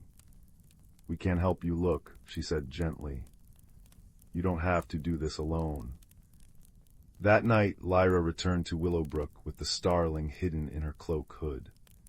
She gathered the villagers in the town square, where lanterns swung gently in the drizzling rain. She explained everything, and the community decided to help. Using the old nursery rhyme as a guide, they deciphered the moon-drawn map together and realized the fallen star was not lost at all. It had been sleeping in the clock tower, nestled among the gears, lending its light to make the chimes sound sweeter. With the help of the badger's teacup, which turned out to be a magnifying glass, the squirrel's dandelion scarves, which could catch starlight, and the owl's upside-down poetry, which contained a forgotten constellation chart, they reunited the starling with its sibling. As the two stars embraced, their light swelled, filling the sky with a brilliance that returned every missing star to its rightful place, and added one more, shining even brighter than the rest. The strange happenings ceased. The flowers bloomed in their proper colors, time flowed forward once more, and Mrs. Gadberry's pies stayed perfectly baked. But Glimmerbrook was changed in the best of ways. The villagers now took time to gaze at the stars together, to share stories, and to help one another with even the smallest of tasks. And Lyra. She became the village's gentle guardian of mysteries, always ready to listen, to observe, and to remind everyone that even the most peculiar problems can be solved with empathy and friendship. Now, as the clock tower chimes echo softly through the valley, and the wind whispers through the chimes, the stars above Glimmerbrook shine just a little brighter, knowing the village below is full of kind hearts ready to welcome wonder in each other. The fire crackled softly in the hearth, its golden light dancing across the room like 1,000 tiny fireflies. Shadows swayed upon the walls, and the scent of cedar smoke and cinnamon filled the air. Outside, the world was hushed beneath a blanket of fresh snow, but here, by the warmth of the flames, all was cozy and safe. In a small village nestled between ancient hills and whispering pines, there lived a quiet child named Kaelin. While other children raced through the meadows or climbed the gnarled oak trees, Kaelin preferred the company of old books and the gentle hum of the spinning wheel in grandmother's cottage. Often they felt a little out of place, like a single star trying to shine in a sky already crowded with constellations. One evening, as the first frost painted delicate patterns upon the window panes, Kaelin's grandmother beckoned them closer to the fire. Her voice was like the rustle of autumn leaves, soft and full of secrets. "Come, child," she said, her eyes twinkling in the firelight. "I have something for you." From a small wooden chest, she drew out an object wrapped in velvet the color of midnight. As she unfolded the cloth, a soft, warm light spilled into the room. It was a lantern, not of metal or glass, but carved from what looked like petrified honeycomb, and within it glowed something that pulsed like a sleeping heart. "This," grandmother said, her voice barely above a whisper, "is an ember lantern. It does not hold fire, but memory, the memory of light from places few have ever seen. It has been in our family for generations, waiting for the right keeper. Kalen reached out, their fingers trembling slightly as they took the lantern. It was warm to the touch, and the light within swirled like molten gold. "What does it do?" they asked, their voice full of wonder. "It guides," grandmother replied. "Not along roads you can see with your eyes, but paths you feel in your heart. When the time is right, it will show you the way." That night, Kalen fell asleep with the ember lantern on their bedside table, its gentle glow casting soft shapes upon the ceiling.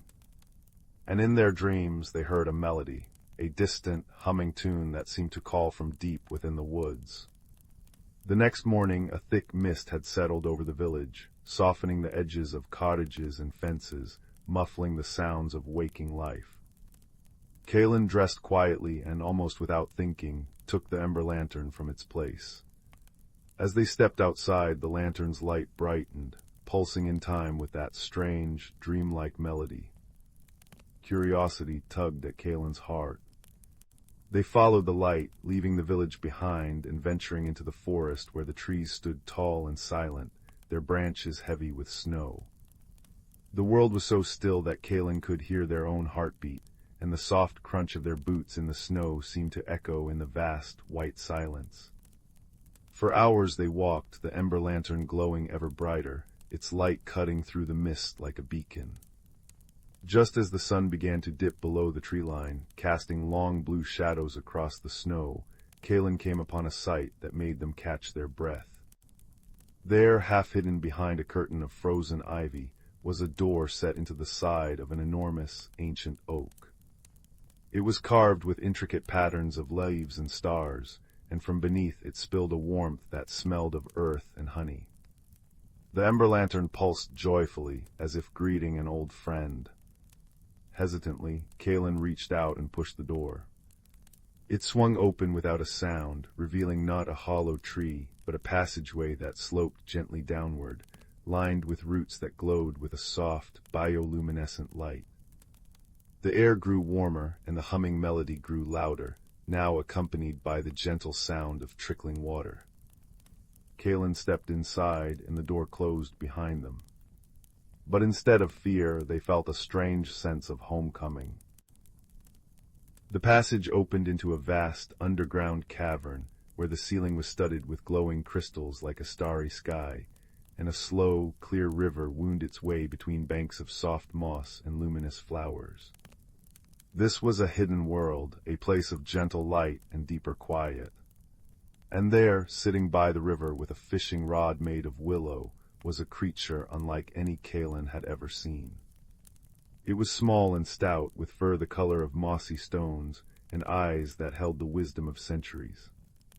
It turned as Kalen approached, and its face broke into a warm smile. "Ah," it said in a voice like stones smoothing in a stream. "You've come at last. I am Thistle." Kalen stood frozen for a moment, then remembered their manners. "I'm Kalen," they said softly. "And this lantern brought me here." Thistle nodded, setting aside the fishing rod. "The ember lantern knows its own. It remembers the light of this place, you see. It was made here long ago, from the crystal that grows only in these caves." The creature gestured around them. "Welcome to the Glimmerdelve." Over the next few hours, Thistle showed Kalen the wonders of the Glimmerdelve. They walked along the riverbank where flowers chimed softly when touched, and through meadows of glowing grass that swayed in a breeze that seemed to come from nowhere.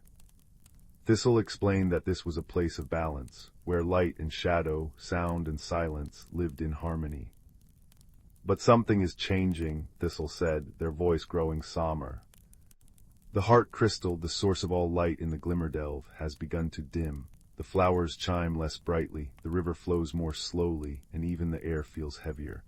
I have tried everything I know, but I fear the balance is shifting." Kalen looked at the ember lantern in their hand. Its light, too, seemed softer than before. "Can I help?" they asked. Thistle's eyes softened. Perhaps the heart crystal does not respond to force or haste. It responds to memory, to stories, to kindness, to the quiet moments that often go unnoticed. You carry an ember lantern which holds a piece of its light. You may be able to remind it how to shine. Together they journeyed deeper into the cavern, following the river to its source, a vast crystalline chamber where a massive crystal, twice as tall as Thistle, stood pulsating with a faint, weary light. This was the heart crystal, and Kalen could feel its sadness like a weight in the air. Thistle placed a paw on the crystal's surface. "It has grown lonely," they murmured. "For centuries, keepers like me tended to it, sharing stories and songs. But I am the last of my kind, and my voice alone is not enough." Kalen stepped forward, holding up the ember lantern. As its light touched the heart crystal, a soft shimmer ran through the chamber. Then, without quite knowing why, Kalen began to speak. They spoke of grandmother's cottage, of the smell of baking bread, and the sound of the spinning wheel. They described the way frost painted the windows, and how firelight made stories dance upon the walls.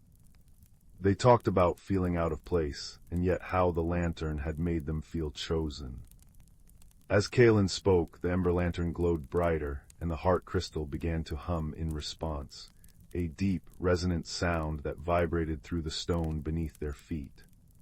Encouraged, Kalen shared more, small, tender memories they hadn't realized they cherished. The time they helped a fallen bird back to its nest. The first snowflake they ever caught on their tongue. The way their grandmother's laughter sounded like bells. With each memory the crystal brightened, its light growing warmer, stronger.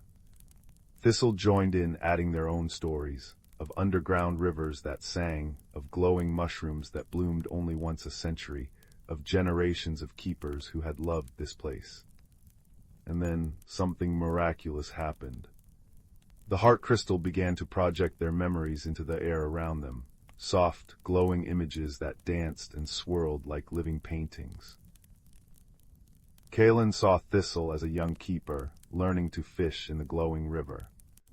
Thistle saw Kalen reading by firelight, safe and content.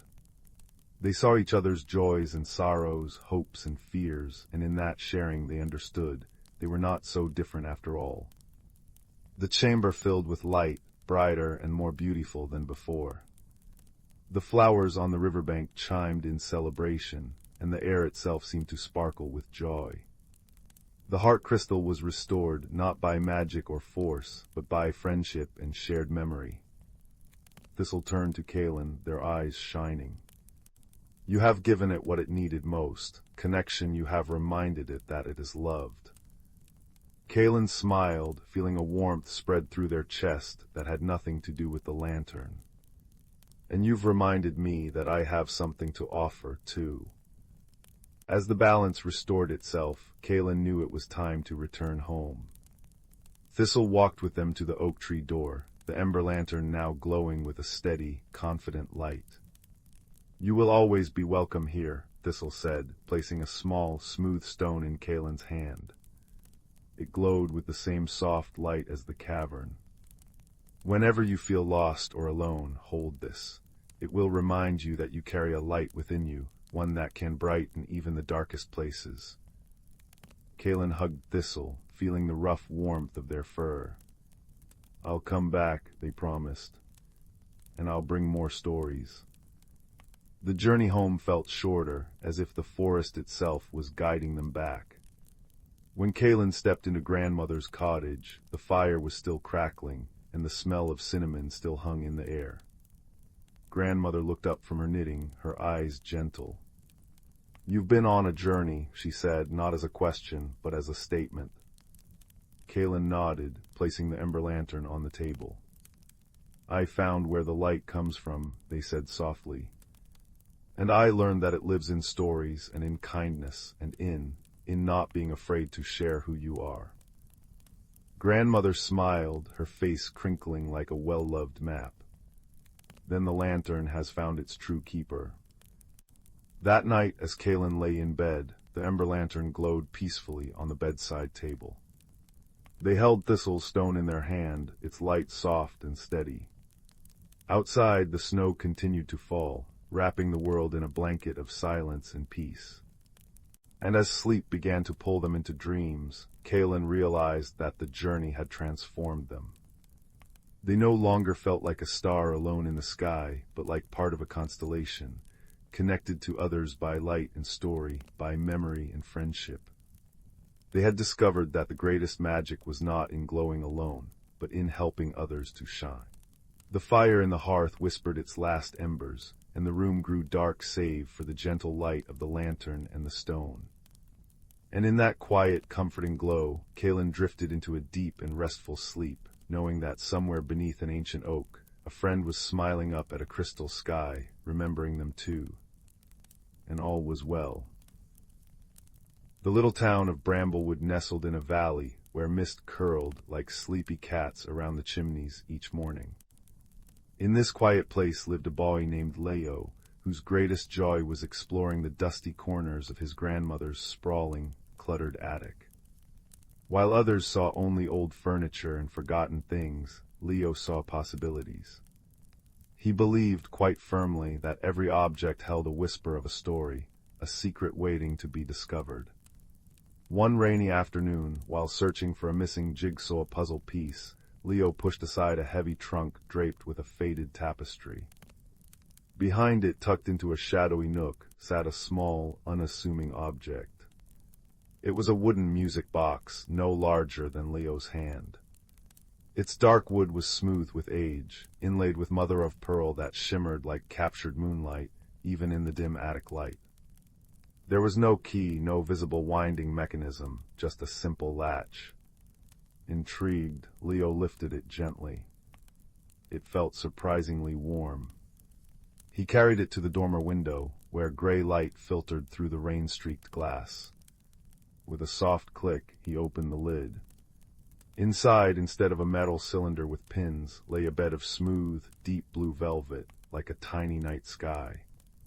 And nestled within that velvet was a single, perfect, iridescent feather, shimmering with colors Leo couldn't quite name: blues, purples, and hints of gold. It looked impossibly soft. Leo frowned. No music. He touched the feather lightly. As his fingertip brushed against the impossibly soft barbs, a sound filled the air. But it wasn't music from the box itself. It was music inside Leo.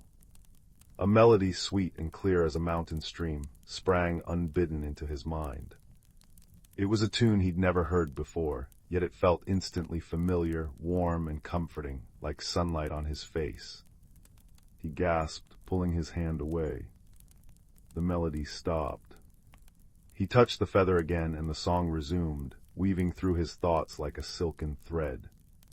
This, Leo realized with a thrill that chased away the rainy day gloom, was no ordinary music box. It played the music of feeling, of pure, unspoken joy. He named it the Heart Song Box. For days, Leo experimented. The feather played different melodies depending on what he felt. Happiness brought bright, dancing tunes. Quiet contentment summoned gentle, flowing harmonies. Even a flicker of frustration produced a low, rumbling counterpoint before resolving into something calmer. The box didn't amplify his feelings. It translated them into beautiful sound. It was a secret he treasured, a private symphony. But one evening, as Leo held the box after a particularly happy day spent building a model ship, the melody shifted unexpectedly. A single pure high note pierced the joyful tune, sharp and clear, like a bird's call. Then another, lower, mournful note followed. It wasn't Leo's feeling, it felt like a message from the box. The feather itself seemed to glow faintly. A wave of longing washed over him, a deep, resonant ache that wasn't his own. It was the box's longing. It wanted to go home. This began Leo's journey. He knew the box was special, and its home couldn't be the dusty attic. He showed it to his grandmother, who peered at it with her kind, faded eyes. She murmured, tracing the mother-of-pearl. That pattern reminds me of the starwood glade deep in the whispering hills. Folks say things there are different. Old Mrs. Thimblewick, who lives near the edge of the woods, knows more about such things than anyone. Her eyes twinkled. But mind the roots, Leo, they trip the unwary. So, with the heart song box tucked safely in his worn satchel, Leo set off towards the Whispering Hills. His first helper appeared almost immediately. As he crossed the old stone bridge marking the town's edge, a small, scruffy terrier with one floppy ear trotted up to him. He had bright, intelligent eyes and smelled faintly of damp earth and biscuits. Lost, the dog asked, his voice a cheerful rasp. Leo jumped. Talking dogs weren't common in Bramblewood. Going to the Starwood Glade, Leo stammered. Ah, excellent choice, name's Digby, the dog announced, tail wagging furiously. I know every sniff and snuffle path through those hills. Also excellent at digging up interesting things and avoiding nettles, mostly. Digby became Leo's cheerful guide, his keen nose leading them along hidden animal trails, his boundless optimism a counterpoint to Leo's growing nervousness as the woods grew thicker and the light dimmed. Deep within the hills, where the trees grew tall and moss hung like ancient beards, they met their second helper. Perched on a gnarled branch was a tiny owl, no bigger than Leo's fist. Her feathers were the color of dusk, and her large, round eyes gleamed with startling wisdom. You carry a song that seeks its source, young one, she hooted softly, her voice like wind through dry leaves. She introduced herself as Lumina. The glade is near, but its heart is guarded by silence. Listen not just with your ears, but with your spirit. Lumina flitted silently ahead, her dark eyes seeing paths invisible to Leo and Digby, guiding them around treacherous sinkholes disguised by ferns, and warning them with a soft hoot when the air grew too still. Finally, after a day of walking guided by Digby's nose and Lumina's sight, they reached the edge of the Starwood Glade. It was unlike any place Leo had ever seen. Ancient trees, their bark silvered and smooth, formed a wide circle. The air shimmered faintly, smelling of ozone and crushed pine needles. Sunlight, dappled and golden, streamed through the canopy, illuminating motes of dust dancing like tiny stars. In the very center stood a pedestal of pure, polished moonstone, waiting. But between Leo and the pedestal stood the challenge. The glade wasn't empty. Standing sentinel around the moonstone pedestal were 3 figures carved from living wood tall, elegant guardians with faces like wise, ancient masks. They didn't move, but the air around them hummed with a palpable energy. It wasn't hostility, Leo sensed through the heart song box, which now played a complex, questioning melody. It was vigilance. Deep, unwavering protection. Digby growled low in his throat. Guardians, look fierce, Leo, show 'em your teeth. He bared his own small, sharp ones. Lumina landed softly on Leo's shoulder. Force will only make them roots you to the spot, young one. Remember the silence. Remember the song. Leo looked at the silent wooden figures, then down at the heart song box in his hands. It was playing a melody of yearning now, pure and strong, directed towards the pedestal. The guardians remained impassive. How to reach them? Wisdom, not force. Leo closed his eyes, shutting out Digby's nervous panting and the shimmering light. He focused on the box. Not just on the melody it played for his feelings, but on the song within it, the song of the feather itself, the pure note of longing he'd first heard. He poured his understanding into that feeling, his recognition of its purpose, his desire to help it find its home.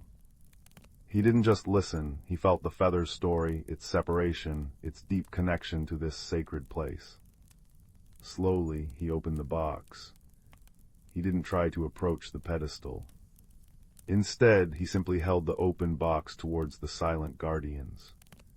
The feather glowed softly. The melody that flowed out wasn't just in Leo's mind this time. It resonated in the very air of the glade, a pure, wordless song of homecoming, of belonging, woven with Leo's own empathy and respect. The air hummed louder. One of the wooden guardians shifted, its head turning slowly towards the sound. Its eyes, deep knots in the wood, seemed to soften. The rigid posture relaxed. A low, harmonious hum, like the deepest note of a cello, emanated from the guardian, harmonizing with the heart song box's melody. The other two guardians followed suit, their wooden forms seeming less rigid, more fluid. The humming grew, filling the glade with a sound that vibrated in Leo's bones, a sound of ancient approval and welcome.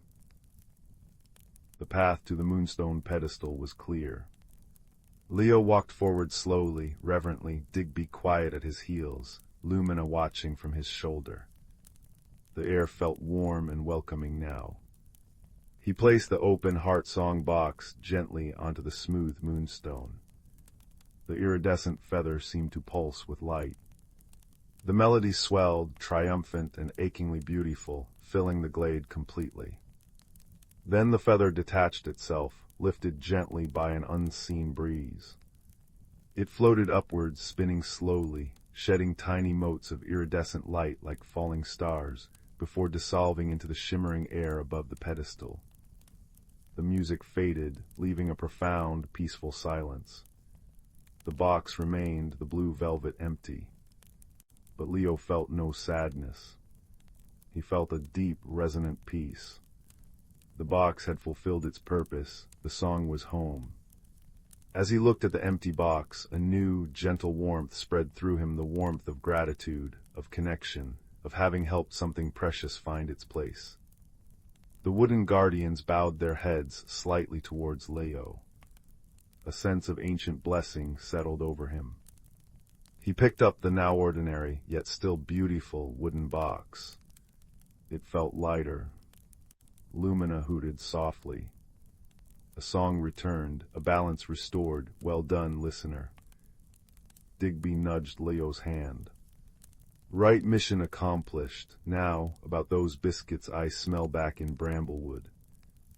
The journey back felt different. The wood seemed friendlier, the sunlight warmer. Leo carried the empty box, but his heart felt fuller than ever. He understood now that the real magic wasn't just in the feather, but in the connection. It fostered the connection to his own feelings, to the ancient magic of the glade, and to the helpers who had guided him. He had learned to listen deeply, not just to music, but to the silent language of longing and the wisdom found in stillness and empathy. That night, back in his room, Leo placed the empty heart song box on his windowsill. Moonlight streamed in, catching the mother of pearl. It was just a box now, beautifully made. But when Leo touched the smooth wood, a faint warmth remained. And sometimes in the quietest moments just before sleep, he thought he could hear the faintest echo of pure, joyful melody, not in his mind, but carried on the night air, a lullaby from the starwood glade, a reminder that kindness and listening unlock the deepest magic, and that even an empty vessel can hold the profound comfort of a journey completed and a song finally home. He drifted to sleep, wrapped in the peaceful resonance of understanding, knowing that wonder often hides in the quietest corners, waiting for a gentle heart to discover it. The salt-kissed wind whispered secrets through Finn's unruly brown hair as he shuffled along the damp sand. Dusk painted the sky in bruised purples and fiery oranges, reflecting on the retreating tide that left behind a glistening tapestry of treasures. Finn, a quiet boy with eyes the color of storm clouds, preferred the company of the sea's leavings to the boisterous games of the other village children. His pockets were always heavy with smooth stones, fragments of pearlescent shell, and the occasional piece of sea glass worn soft by the ocean's embrace. Today, however, felt different. An unusual stillness hung in the air, thick with the scent of kelp and distant rain. He paused, drawn by a faint, rhythmic humming that seemed to vibrate up through the soles of his worn boots. It wasn't the wind, nor the distant gulls. Kneeling, he brushed aside damp sand near a cluster of barnacle-crusted rocks. There, half-buried, pulsed a shell unlike any he'd ever seen. It was no larger than his palm, a spiral of deepest midnight blue, swirling with veins of shimmering silver that seemed to shift and dance like captured moonlight. As his fingers brushed its cool, impossibly smooth surface, the humming intensified, resonating deep within his chest. It felt warm, alive. He carefully pried it free, cradling it in his hands. The silver veins flared brightly for a moment, then settled into a soft, steady glow. Finn felt a strange pull, a magnetic yearning towards the vast, whispering expanse of the ocean. That night, tucked beneath his patchwork quilt with the shell resting on his bedside table, its soft glow painted shifting constellations on the ceiling. The rhythmic humming filled his small room, a lullaby sung by the sea itself. Sleep claimed him, deep and profound. He dreamed not of flying, but of sinking gently into cool, welcoming water. He could breathe easily, the salt tang fresh and clean. Around him the ocean bloomed with impossible colors, corals like frozen fireworks, fish darting like living jewels, forests of kelp swaying in unseen currents. He felt weightless, peaceful, utterly at home. When he awoke at dawn, the dream clung to him like seawater, vivid and real. The shell lay silent and dark on the table. The pull intensified over the next few days. The shell remained inert during daylight hours, but its presence was a constant, quiet hum in the back of Finn's mind. He found himself drawn back to the shore each twilight, the shell tucked safely in his pocket. One evening, as the last sliver of sun dipped below the horizon, painting the waves in molten gold, Finn stood at the water's edge, the shell held tightly. The humming crescendoed, vibrating through his bones. The silver veins blazed with light. Tentatively, heart pounding like a trapped bird, he waded into the cool surf, holding the shell before him. As the water reached his waist, the light from the shell enveloped him in a shimmering bubble. He took a deep breath, closed his eyes, and stepped forward into deeper water. Instead of the expected chill and resistance, he felt only a gentle pressure, like stepping through a curtain of cool silk. He opened his eyes. He was suspended in a world of liquid light. Sunbeams, refracted through the surface far above, painted dancing patterns on the sandy floor below. Schools of tiny, iridescent fish parted around him like a living river. Gigantic ancient sea turtles glided past with slow, deliberate grace. The humming wasn't just in the shell now. It was the ocean itself, the sigh of currents, the crackle of distant reefs, the song of whales echoing from the deep. The shell pulsed warmly in his hand, its light a soft beacon. He was in the meridian depths. He drifted, awestruck, until a gentle bump against his shimmering bubble startled him. A large sea turtle, her shell patterned with intricate swirls of mossy green and gold, peered at him with ancient, intelligent eyes. Her gaze held a deep, calm wisdom. She nudged the bubble again, then turned, swimming slowly towards a towering forest of kelp that swayed like emerald giants. The shell hummed encouragingly. Finn understood. He willed himself to follow, finding that within the bubble he could move with surprising ease, propelled by thought alone. The turtle led him through the kelp forest, where shafts of light pierced the gloom, illuminating fish that looked like shards of stained glass and anemones that pulsed with soft, internal light. They emerged near a cluster of colossal coral structures, forming arches and caverns that pulsed with their own bioluminescent glow. Creatures Finn had only seen in faded book illustrations darted amongst the formations. Seahorses like tiny, armored knights, octopuses changing color like living rainbows, and schools of fish that moved as one glittering entity. The turtle guided him towards a vast, open amphitheater formed by coral, its floor covered in smooth, multicolored pebbles. Here, nestled amongst giant clams that opened to reveal pearls glowing like captured moons, were the merfolk. They weren't the humans with fishtails of legend, but beings sculpted from the sea itself. Their skin shimmered with scales in every conceivable hue, deep abyssal blues, vibrant reef oranges, pearly whites. Their lower bodies flowed into powerful, elegant tails, while their upper bodies were more humanoid, adorned with intricate patterns of living coral and trailing strands of glowing seaweed. Large, luminous eyes, adapted to the dim light, regarded Finn with open curiosity and a hint of wariness. One merfolk larger than the others, with scales the deep indigo of the midnight ocean and a crown woven from phosphorescent kelp, swam forward. Her presence radiated calm authority. She placed a webbed hand against Finn's bubble. A warmth spread from the contact, and Finn felt a strange sense of understanding bloom in his mind, not words, but feelings and images. Welcome, shell-bearer. I am Queen Thalassa. We felt the deep stars awakening. Her thoughts flowed into his mind, clear and resonant like bells heard underwater. She gestured to the shell in his hand, the deep star. Finn, overwhelmed, tried to project his own jumble of thoughts. I found it on the shore. It brought me here. It's beautiful. Thalassa smiled, a gentle ripple of light across her face. The deep star chooses its keeper. It has slept for many tides. Its return signals a need. She projected an image, a section of the vibrant coral reef Finn had seen earlier, but now gray, brittle, lifeless.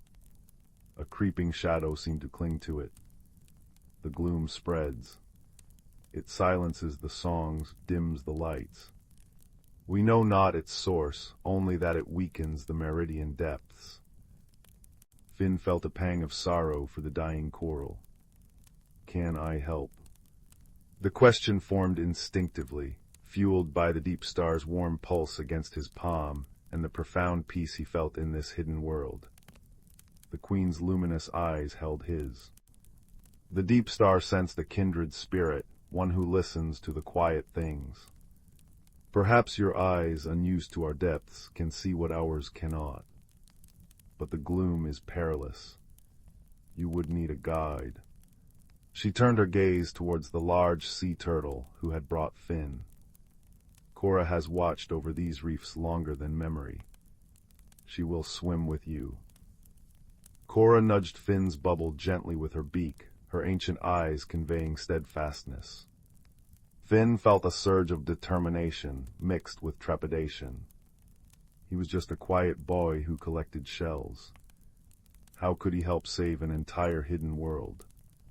But the image of the dying coral, the fading light, and the deep star's unwavering warmth in his hand steeled his resolve. He nodded. I'll try. Their journey began the next tide cycle. Guided by Cora's steady presence and the deep star's soft light, Finn ventured deeper into the meridian depths towards the afflicted area. The vibrancy gradually faded. The water grew colder, the light dimmer. Fish were scarce, and those they saw moved sluggishly. The coral structures, once bursting with color and life, stood like skeletal ghosts, coated in a slimy, dark gray film that seemed to absorb light the gloom. The constant, soothing hum of the ocean was replaced by an unsettling silence, broken only by the mournful creak of dying coral. Cora swam close, projecting images of the reef as it once was, teeming with life. Finn concentrated, trying to see beyond the decay. He noticed things the merfolk, accustomed to the reef's normal rhythms, might overlook. Strange, faintly glowing tendrils, almost invisible against the gray slime, snaked from the dying coral towards cracks in the seabed below. They pulsed with a sickly, greenish light. He pointed them out to Cora, projecting the image. The turtle's eyes widened slightly. She nudged him towards a particularly large fissure, hidden beneath an overhang of dead coral. The fissure exhaled a plume of unnaturally cold water. The gloom seemed thickest here, clinging like tar. As Finn peered closer, the deep star in his hand flared brighter, its silver veins blazing. The light cut through the murk, revealing the source of the tendrils. Nestled deep within the fissure was a cluster of dark, spiny urchins, unlike any Finn had ever seen.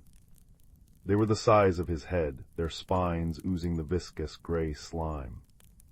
The sickly green light pulsed from within their bodies. They weren't feeding on the coral, they were poisoning it, draining its life and light, spreading the gloom. The stone-sick urchins, Cora projected, a deep sorrow in her mental voice. Thought lost to the deep trenches.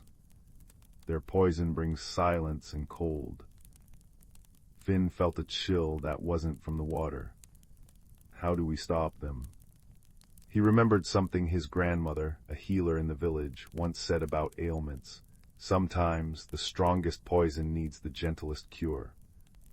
Cora projected an image of a specific luminous plant, a kelp with fronds that glowed a soft, healing blue. Moonlace. Its light purifies. But it grows only in the sunken gardens, guarded by the razorback clams. They snap shut at the slightest tremor. The sunken gardens lay on the far side of the gloom-ridden reef. Getting there meant navigating treacherous currents and the suffocating silence. Cora led the way, her powerful flippers moving with silent grace. Finn concentrated, using the deep star's light to illuminate safe paths through fields of sharp, dead coral and around hidden crevices where more stone-sick urchins lurked. The silence pressed in, heavy and unnerving. Once a massive razorback clam, disturbed by their passage, snapped its jagged shell shut with a sound like thunder, mere inches from Finn's bubble. He gasped, heart hammering, but Cora nudged him onwards, her calm presence a steady anchor. Reaching the sunken gardens was like stepping into a forgotten dream. Here, untouched by the gloom, giant anemones bloomed like underwater flowers in neon hues. Fish shimmered like scattered gems, and growing in sheltered grottos were clusters of moonlace. Its long, ribbon-like fronds emitted a soft, ethereal blue light that seemed to hum with gentle energy. But true to Cora's warning, each cluster grew within the reach of enormous razorback clams, their shells partially open like hungry jaws, revealing pearlescent interiors and sensitive, frilled edges. They feel vibrations, Cora cautioned. One wrong move. Finn watched the clams. He noticed tiny, glowing shrimp cleaning their shells, moving with exquisite slowness and care. The clams remained open for them. Gentleness, Finn thought, remembering his grandmother's words. Not force. He projected the image of the cleaning shrimp to Cora, then an idea formed. He needed to move like the shrimp, slowly, deliberately, radiating calm. Holding the deep star close, he focused all his will on projecting a feeling of peace, of harmless intent, just as the shell seemed to radiate warmth and safety. He imagined himself not as an intruder, but as part of the gentle rhythm of the garden. Slowly, inch by painstaking inch, he drifted towards a cluster of moonlace, keeping his movements fluid and minimal. He felt the deep star amplify his intent, its light softening, becoming less a beacon and more like the dappled sunlight filtering through the surface. Cora watched utterly still, her ancient eyes filled with hope. A large razorback clam loomed beside the moonlace. Its frilled mantle rippled, sensing his presence. Finn held his breath, pouring every ounce of calm he possessed through the deep star. The clam's shell tensed slightly, then relaxed. It remained open.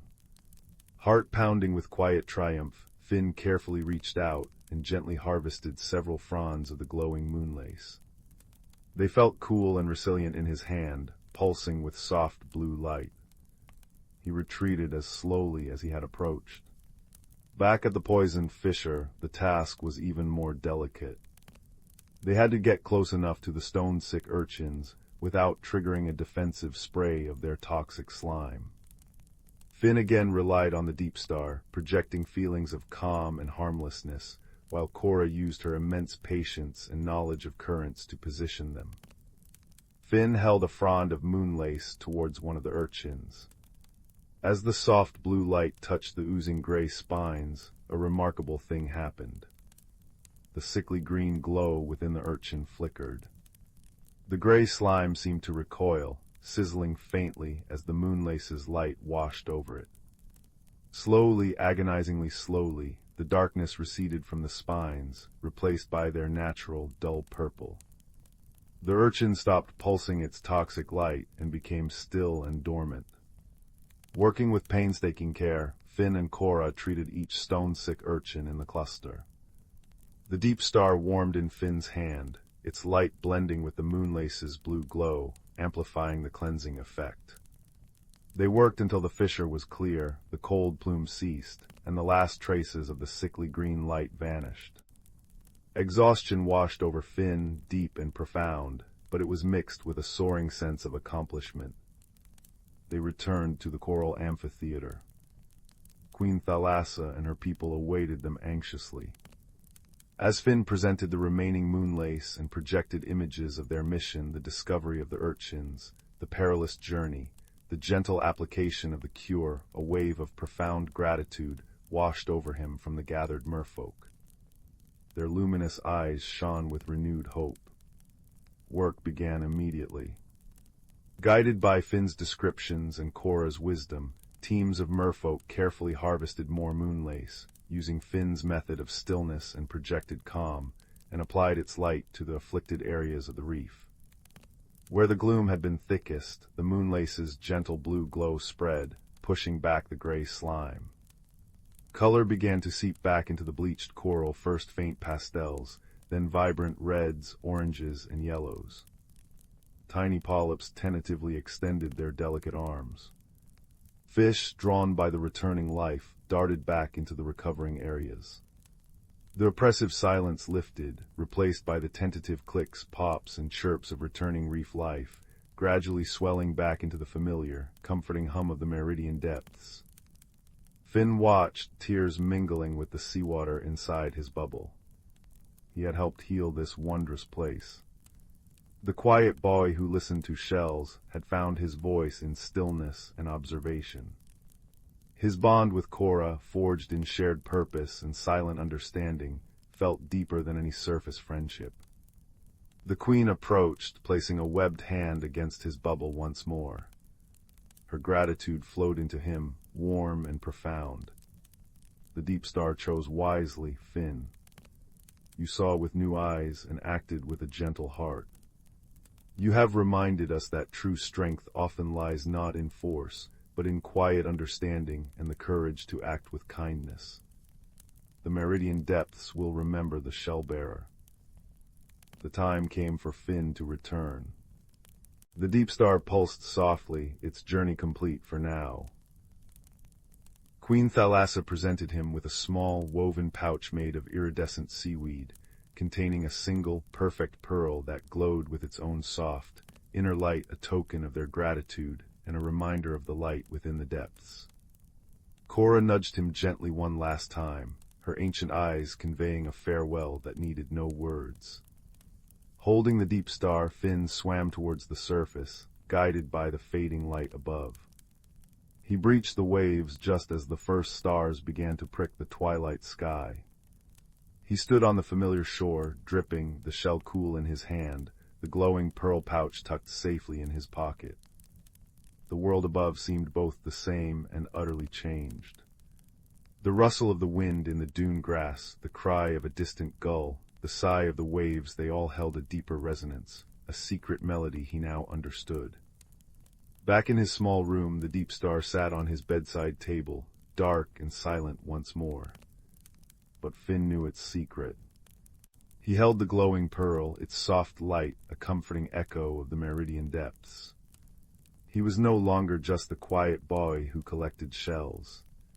He was the shell-bearer, the boy who had befriended an ancient turtle, helped heal a hidden world, and learned that the greatest magic often lies in listening, observing, and acting with gentle courage.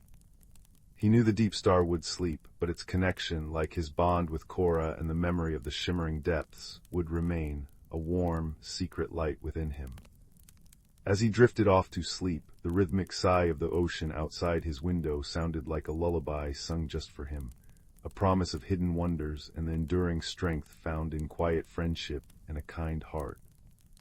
The world was vast, filled with mysteries both above and below, and Finn, holding the glowing pearl, felt a profound sense of peace and belonging, cradled in the gentle embrace of the known and the wonderfully unknown. The nebula outside the observation dome shimmered like spilled watercolors, amethyst, cerulean, and the faintest blush of rose. Within the dome, nestled amidst hydroponic ferns that sighed with contentment and luminous moss that pulsed a soft, steady green, two beings shared the quiet hum of the harmony's rest, a small way station drifting at the edge of known space. One was Kalen, hailing from the crystalline forests of Lyra 7. His form resembled smooth, polished obsidian, shifting subtly like liquid shadow. Where emotions bloomed, intricate patterns of light ignited beneath his surface, starbursts of gold for joy, soft ripples of blue for calm, flickers of deep violet for contemplation. He communicated not with words, but with these radiant symphonies of color. The other was Pip, a small, spindly being from the methane seas of Glaza. Covered in iridescent, feathery filaments that constantly shifted hues, Pip perceived the universe through intricate harmonies. Every movement, every thought, every shift in light produced a unique resonance only Pip could fully appreciate. Pip expressed feelings through delicate vibrations that shimmered in the air, like the sound of wind chimes dipped in honey. Their meeting had been accidental. Kalen's scout pod, damaged in a micrometeoroid shower, had limped into the Harmony's rest for repairs. Pip, a solitary gardener tending the station's forgotten botanical dome, had found the injured traveler. Fear initially painted Kalen in jagged streaks of crimson. Pip, startled, emitted a discordant, high-pitched trill that made the ferns shiver. But Pip saw the distress in Kalen's flickering core light and offered a single, perfectly spherical, bioluminescent berry grown in the hydroponics. The gesture, a universal offering of peace, calmed the crimson streaks into softer pinks. The dome became their shared sanctuary. Kalen, fascinated by the living green, helped tend the plants. His cool touch seemed to soothe the more temperamental ferns, and his presence encouraged the moss to glow brighter. Pip, in turn, showed Kalen the hidden music of the station, the rhythmic thrum of the life support systems, the melodic drip of nutrient solution into the tanks, the complex symphony of the plants themselves breathing and growing. Kalen learned to hear Pip's emotions as subtle shifts in the ambient hum, while Pip began to see Kalen's feelings as beautiful, silent light shows. One day Pip, bubbling with excitement over a new hybrid blossom, attempted to share its joy. The tiny being vibrated intensely, sending out a cascade of rapid, high-frequency chimes. To Pip, it was a triumphant fanfare. To Kalen, however, the vibrations resonated painfully within his crystalline structure, causing sharp, jagged lines of white light to flare across his surface, a clear signal of distress. Pip froze, filaments drooping into muted grays. Kalen, seeing Pip's sudden dejection, pulsed a slow, reassuring wave of deep blue. They floated together in the zero-gravity center of the dome, bathed in nebula light. Kalen gently pulsed the sequence, a soft yellow question mark. Pip responded with a low, questioning hum. Kalen projected an image, Pip's rapid vibrations, overlaid with the painful white flashes he experienced. Pip projected back, the vibrant, joyful meaning behind the rapid chimes, a burst of sunshine yellow and spring green in Kalen's own light language. Understanding dawned. Pip's next expression of joy was a slower, warmer vibration, like a deep cello note. Kalen responded with gentle, golden spirals. They didn't need words. The misunderstanding dissolved into shared, silent laughter, Kalen's light shimmering with amusement, Pip's filaments rustling with a soft, chuckling hum. They began building something new in their sanctuary, a quiet corner dedicated to shared appreciation. Pip strung delicate filaments between glowing fungi, creating a harp that resonated with the station's natural sounds. Kalen arranged polished river stones from his homeworld, each imbued with a faint, calming inner light to reflect the nebula's colors onto the walls. It became their listening grove, a place for gentle communion. Their favorite ritual was stargazing. They would drift near the dome's clear apex, the vastness of space stretching before them. Pip would point a slender limb towards a distant, pulsing star and emit a complex chord, the song of that star, as Pip perceived its light and energy signature. Kaelin would respond by projecting swirling patterns of light onto the dome, mimicking the star's color and imagined movement. They shared memories this way, Kaelin painting the swirling auroras of Lyra 7 with shimmering ribbons of green and silver light, while Pip hummed the deep, resonant song of Gleeza's churning ocean currents. In the profound quiet, punctuated only by the station's gentle breath and their own non-verbal exchanges, they found a deep, wordless peace. The infinite distance between their worlds shrunk to the space between them in the listening grove, bridged by the shared wonder of the cosmos. One quiet cycle, a minor crisis, arose. A power fluctuation caused the temperature regulators in the dome to falter. The ferns began to wilt, their vibrant green fading. The luminous moss dimmed. Kaelin pulsed anxious shades of orange and gray. Pip emitted a worried, wavering drone. Panic threatened. But then Pip remembered the ancient Glesian practice of communal resonance for healing. Focusing intently on the drooping ferns, Pip began a low, steady hum, a vibration tuned to the frequency of growth and vitality. It was a sound felt more than heard, a deep thrumming that seemed to sink into the very roots. Kaelin watched Pip's filaments glow with concentrated effort. He understood the intent. Drawing on his own connection to light and energy, Kaelin positioned himself near the struggling plants. He focused his inner light, not in bright flashes, but in a warm, steady, golden radiance, bathing the leaves and soil. It was like concentrated, gentle sunlight. Pip's hum deepened, harmonizing with the faint life pulse of the plants themselves. Kaelin's light pulsed in time with the vibration. Slowly, miraculously, the ferns perked up. Their leaves regained their sheen. The moss began its soft, green pulse once more. Relief washed over them. Kaelin shimmered with pure, bright gold gratitude. Pip vibrated with a warm, contented purr. They hadn't fixed the regulator yet, that required a maintenance bot, but together, through their unique forms of care, sound, and light, they had nurtured their sanctuary back to health. The shared effort, the combination of their alien gifts, created a bond stronger than any translation matrix. The nebula outside shifted, the rose hue deepening as a nearby star ignited its evening glow. Kaelin drifted towards the listening grove, projecting a soft invitation, an image of the two of them beneath the star-painted dome. Pip followed, settling onto a cushion of soft moss. Kaelin began to project slow, swirling patterns onto the stones, not depicting a specific memory, but an abstract feeling, deep contentment, profound friendship, the quiet awe of the universe. It was a tapestry of deep blues, gentle golds, and shimmering silvers. Pip responded not with a complex chord, but with the simplest, purest sound, a single, sustained, clear note. It was the note of peace, the note of home found. It resonated softly through the grove, mingling with Kaelin's light dance, filling the space with a palpable warmth.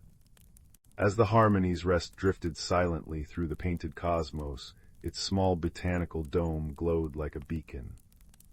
Within it, two beings from unimaginably different worlds, speaking no common tongue, shared a universe of understanding. They had built a shelter not just of glass and steel, but of kindness, patience, and the shared language of a starlit heart. The gap between stars, between species, between ways of being, seemed insignificant beside the simple, resonant truth humming in the listening grove. That connection, born of gentle curiosity and unwavering kindness, was the most universal language of all. And in that shared silence, bathed in nebula light and the soft pulse of their sanctuary, they watched the distant stars bloom together. In the velvet-hued valley, where twilight lingered a little longer than anywhere else, there nestled a village called Glimmerbrook. Its cobblestone streets curved like a contented cat's tail, lined with cottages whose thatched roofs wore caps of moss, and gardens where sunflowers turned their faces to greet passers-by. Yet that autumn an oddness settled over the village, soft as cobweb, persistent as the tick of a clock.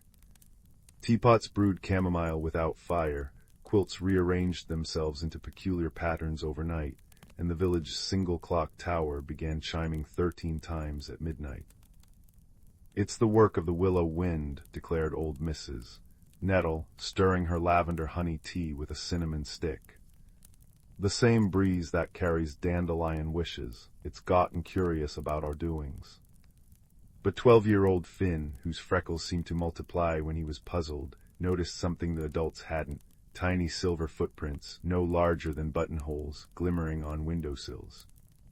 His best friend Mira, whose braids were forever coming undone, found strands of thread-thin moonlight caught in the branches of the ancient oak near the square. Together, they resolved to unravel the mystery. Their first clue came from the reclusive clockmaker, Mr. Thimble, who lived in a crooked tower at the village edge. His workshop smelled of oiled gears and gingerbread, and his spectacles magnified his eyes to owl-like proportions. 13 chimes, you say? He adjusted a pocket watch that ticked backward.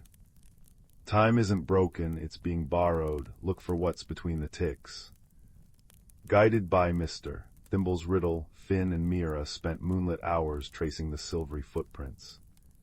They led to the whispering woods, where trees hummed lullabies and fireflies pulsed in code. There, beneath a toadstool umbrella, they found a creature no taller than a teacup, a sprite with moth-wing ears and a cloak woven from starlight. She'd been quietly borrowing village items to fix a problem of her own. Her colony's moonstone, source of their magic, had cracked, scattering shards across Willowbrook. The teapots brewed alone to soothe the anxious earth. The quilt's patterns were maps to lost shards. The extra chime was a plea for help. But why not just ask? Mira whispered, offering the sprite a thimbleful of blackberry syrup. The sprite, whose name was Lumina, fluttered her wings in shame. "Moonstone cracks bring silence to our kind. We forgot how to speak your words." Finn, recalling Mr. Thimble's advice about between the ticks, realized the solution. They must listen not with ears, but with patience. For 3 days, the children and villagers followed the strange occurrences like breadcrumbs. A quilt's embroidered rabbit led to a moonstone shard buried in the carrot patch. A spontaneously knitted scarf pointed to a fragment lodged in a magpie's nest. As each shard returned to Lumina, her voice grew clearer, and the odd happenings gently ceased, except the clock tower, which now chimed 14 times, adding a note that sounded like laughter. On the final night, the village gathered under the clock tower as Lumina's colony emerged from the woods, riding on hedgehogs and crickets. With the restored moonstone, they spun a new kind of magic, a bridge of glowing cobweb between their world and Willowbrook. Now sprites help find lost mittens in exchange for sugar dust. The clock tower tells jokes at noon, and every 13th cookie baked vanishes, only to reappear as crumbs spelling "thank you." Years later, when Mira's little brother worries about strange rustlings in the attic, she smiles.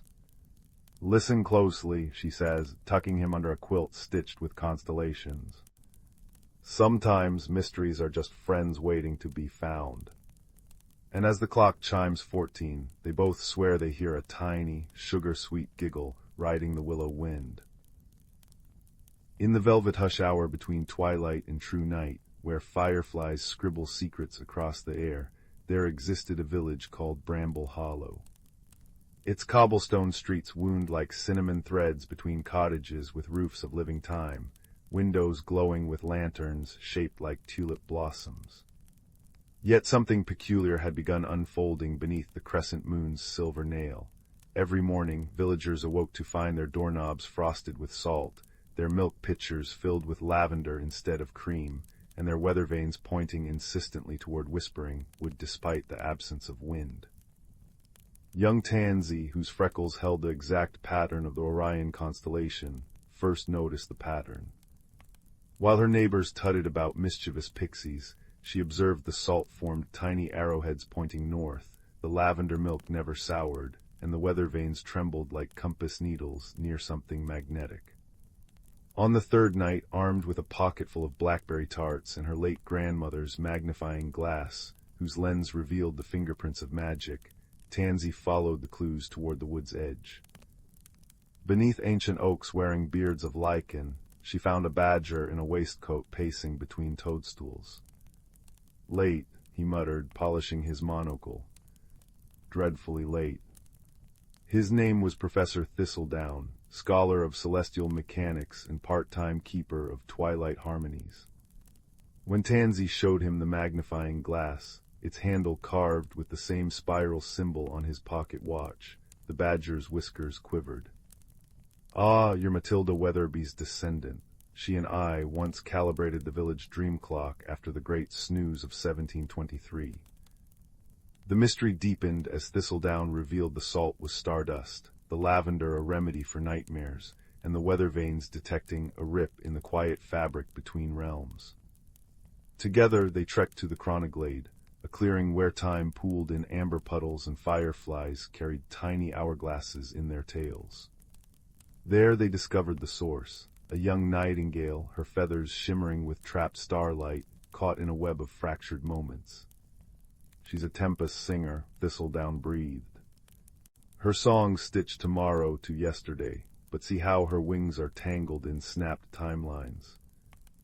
Tansy, recalling her grandmother's stories, gathered four things: spider silk for mending, dewdrops from dawn's first hour for clarity, a thimble of shadow borrowed politely from a passing moth, and laughter stored in an acorn cap. As Thistledown conducted the moonbeams like golden violin strings, Tansy carefully wove the materials into a glimmering net. The nightingale's fearful chirps softened as the net lifted her gently, untangling the knotted hours. With a triumphant trill, she soared upward, trailing ribbons of mended time. The village awoke next morning to ordinary doorknobs and creamy milk, but also to something new. Every garden bore a night-blooming flower whose petals shifted colors like a twilight palette, and children found their dreams lightly embroidered with helpful clues for the day ahead. In the square, a sundial now graced the fountain, its shadow shaped like a bird in flight. Years later, when thunderstorms growled at the horizon, villagers would smile at the salt patterns appearing on their windowsills, not arrows now, but spirals, the ancient symbol of time's gentle unfolding. And if you walk through Whispering Wood when the clocks strike 13, you might hear two voices, one bright and curious, one gruff but kind, discussing the best way to brew starlight tea, or how to politely ask autumn to arrive a week early for the apple festival. But that, my dear listener, is a story woven from tomorrow's threads, and tonight's tale is complete. Let the scent of time and the hum of mended time carry you to dreams where badgers quote poetry and cookies never crumble. All is well in Bramble Hollow. In the velvet-hued valley of Willowbrook, where chimney smoke curled into shapes of sleeping dragons and the cobblestones remembered every footstep, there came a winter when the teacups began singing. Not the rowdy tavern songs that made apples ferment in their barrels, but soft, shivery melodies that left frost patterns on windows. Young Leela first noticed it while scrubbing the hearth in her aunt's bookshop, a porcelain cup trembling on its shelf, its handle quivering as it hummed a tune like wind through icicle teeth. By week's end, the entire village murmured with peculiarities. Milk pitchers filled with starlight instead of cream. Bootprints appearing on ceilings. The great copper weather vane at the town square spun not with the wind, but with the rhythm of distant laughter. "The frost fairies are restless," declared old Granny Heddleworth, her knitting needles clicking like beetle mandibles. But Leela, whose braids perpetually smelled of pine needles and curiosity, noticed the clues others missed: how the singing always began near the abandoned clock tower, how the frost patterns formed tiny arrowheads pointing northwest.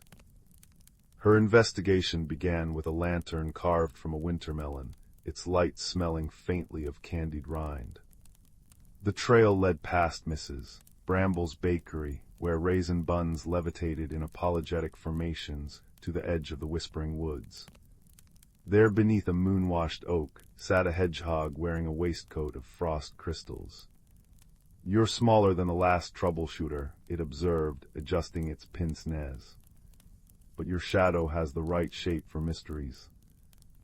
The hedgehog, introduced as Professor Quillen of the Northern Thorn University, became Leila's first ally. Together they discovered that the disturbances followed a pattern. Every odd hour, the chaos rippled outward from the clock tower like pond rings. During the quiet moments between, they found peculiarities: a family of field mice ice dancing in Mrs. Bramble's cooling pie tins, a colony of ladybugs polishing the weather vane with warmed honey. "They're not causing the trouble," Quillen noted, tapping his spectacles. "They are tidying up after it." The mystery deepened when they consulted the night librarian, an owl named Hootridge, who lived in the bookshop's rafters, his feathers dusted with the pollen of ancient stories.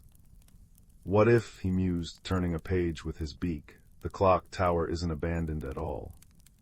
His talon tapped an illustration of frost sparrows, shy winter spirits who nest in forgotten places, their fluttering wings stirring up harmless mischief. Midnight found Leila and her companions at the clock tower's ivy-choked door. The stones hummed beneath her mittened palm, not cold but thrumming like a sleeping cat's purr. Inside, gears glimmered with hoarfrost constellations. And there, in the rafters, a nest woven from lost buttons and piano wires, sheltering 3 frost sparrow chicks whose breath crystallized into snowflake lullabies. Their parents, it seemed, had flown south to mend a broken aurora, leaving the hatchlings to accidentally stir the village into gentle disarray. The solution came not through magic, but compassion. Mrs. Bramble baked seed cakes that steamed like tiny geysers, keeping the chicks fed. The mice knitted minuscule scarves from dandelion fluff. Even Granny Heddleworth contributed, her needles clicking out a snug blanket patterned with cloud formations. By the time the parent sparrows returned trailing ribbons of green and violet light, the clock tower chimed again, its hands kept steady by a family of enthusiastic pill bugs who'd taken a liking to gear mechanics. Years later, when travelers asked about Willowbrook's weather vane, now spinning tales instead of wind directions, or the teacups that occasionally harmonized with passing songbirds, villagers would smile and say, "All homes have hearts, even those we think are empty."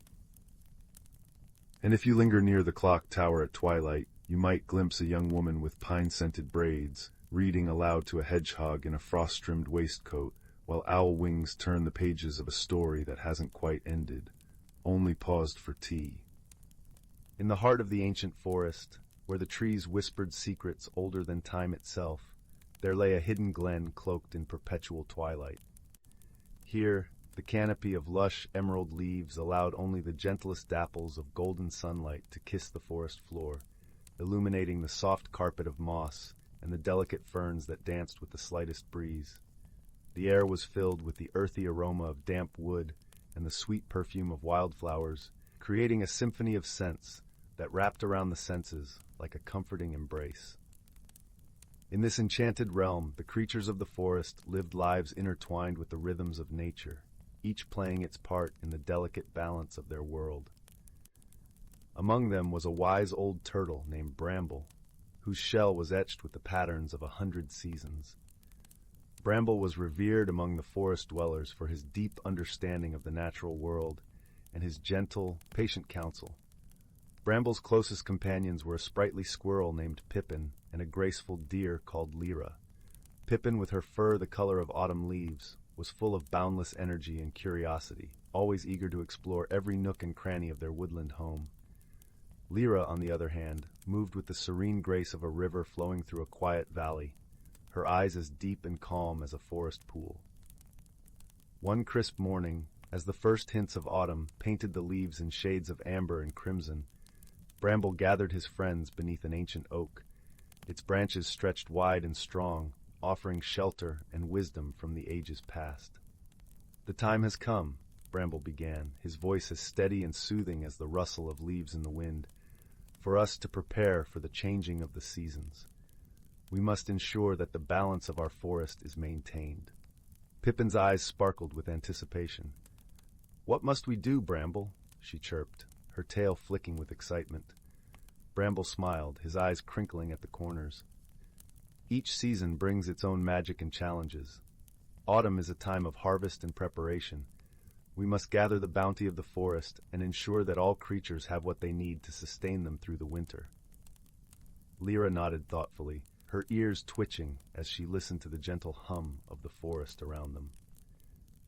"And how do we maintain the balance, Bramble?" The wise turtle looked out across the glen, where sunlight danced through the leaves, casting intricate patterns on the ground. "We must work together, each of us using our strengths to support one another. Pippin, your nimble paws can gather the acorns and berries that will feed many.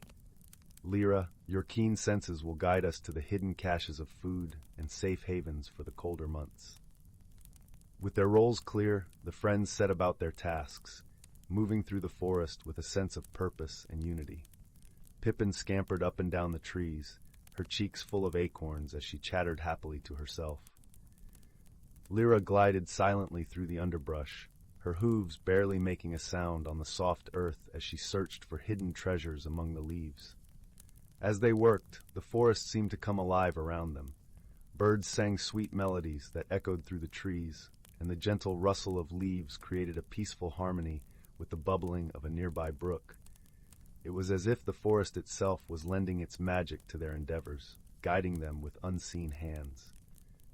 Days passed in a blur of golden light and rustling leaves, each one bringing them closer to the heart of autumn. The forest glen transformed into a vibrant tapestry of color and life, a testament to the creature's dedication and the power of harmony. Yet as they toiled, a gentle reminder of the forest's wisdom came to them through the subtle signs of nature. One evening, as the sun dipped below the horizon, painting the sky in shades of pink and lavender, Bramble called his friends to him once more. The air was cool and crisp, carrying the faint scent of wood smoke and fallen leaves. "There is something more we must consider," he said, his voice soft but firm. "The changing seasons are not just a time for gathering and preparing, but also for reflection and understanding." Pippin tilted her head, her eyes wide with curiosity. "What do you mean, Bramble?" The wise turtle gestured with a gentle nod toward the horizon, where the first stars began to twinkle in the fading light. "Nature teaches us in whispers and signs. We must learn to listen, to understand the lessons she offers. Balance is not just about physical preparation, but also about harmony within ourselves and with each other." Lyra pondered this, her gaze thoughtful. "How do we learn to listen, Bramble?" With a knowing smile, Bramble replied, "By being present, by observing the world around us with our hearts as well as our eyes. The forest speaks to those who are willing to hear its song." And so, as the seasons continued their dance, the companions embraced this new wisdom. They spent their days not only gathering and preparing, but also pausing to appreciate the beauty and magic of their forest home. They watched as the leaves fell in a gentle cascade of color, listened to the songs of the wind through the trees, and felt the cool touch of the earth beneath their feet.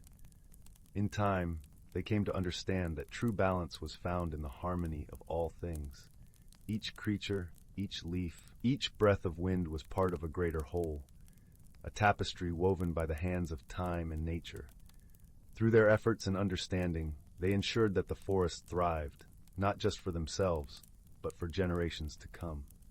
As winter's chill began to creep into the air, the glen lay blanketed in a soft quilt of fallen leaves, the forest at peace in its slumber. Bramble, Pippin, and Lyra gathered once more beneath the ancient oak, their hearts filled with the warmth of friendship and the wisdom they had gained. "Thank you, Bramble," Pippin said, her voice a soft whisper in the twilight, "for teaching us to see the magic in our world." Lyra nodded, her eyes reflecting the soft glow of the setting sun, and for showing us that we are part of something much greater than ourselves. The old turtle smiled, his gaze tender as he looked upon his dear friends. "It is you who have taught me," he replied gently.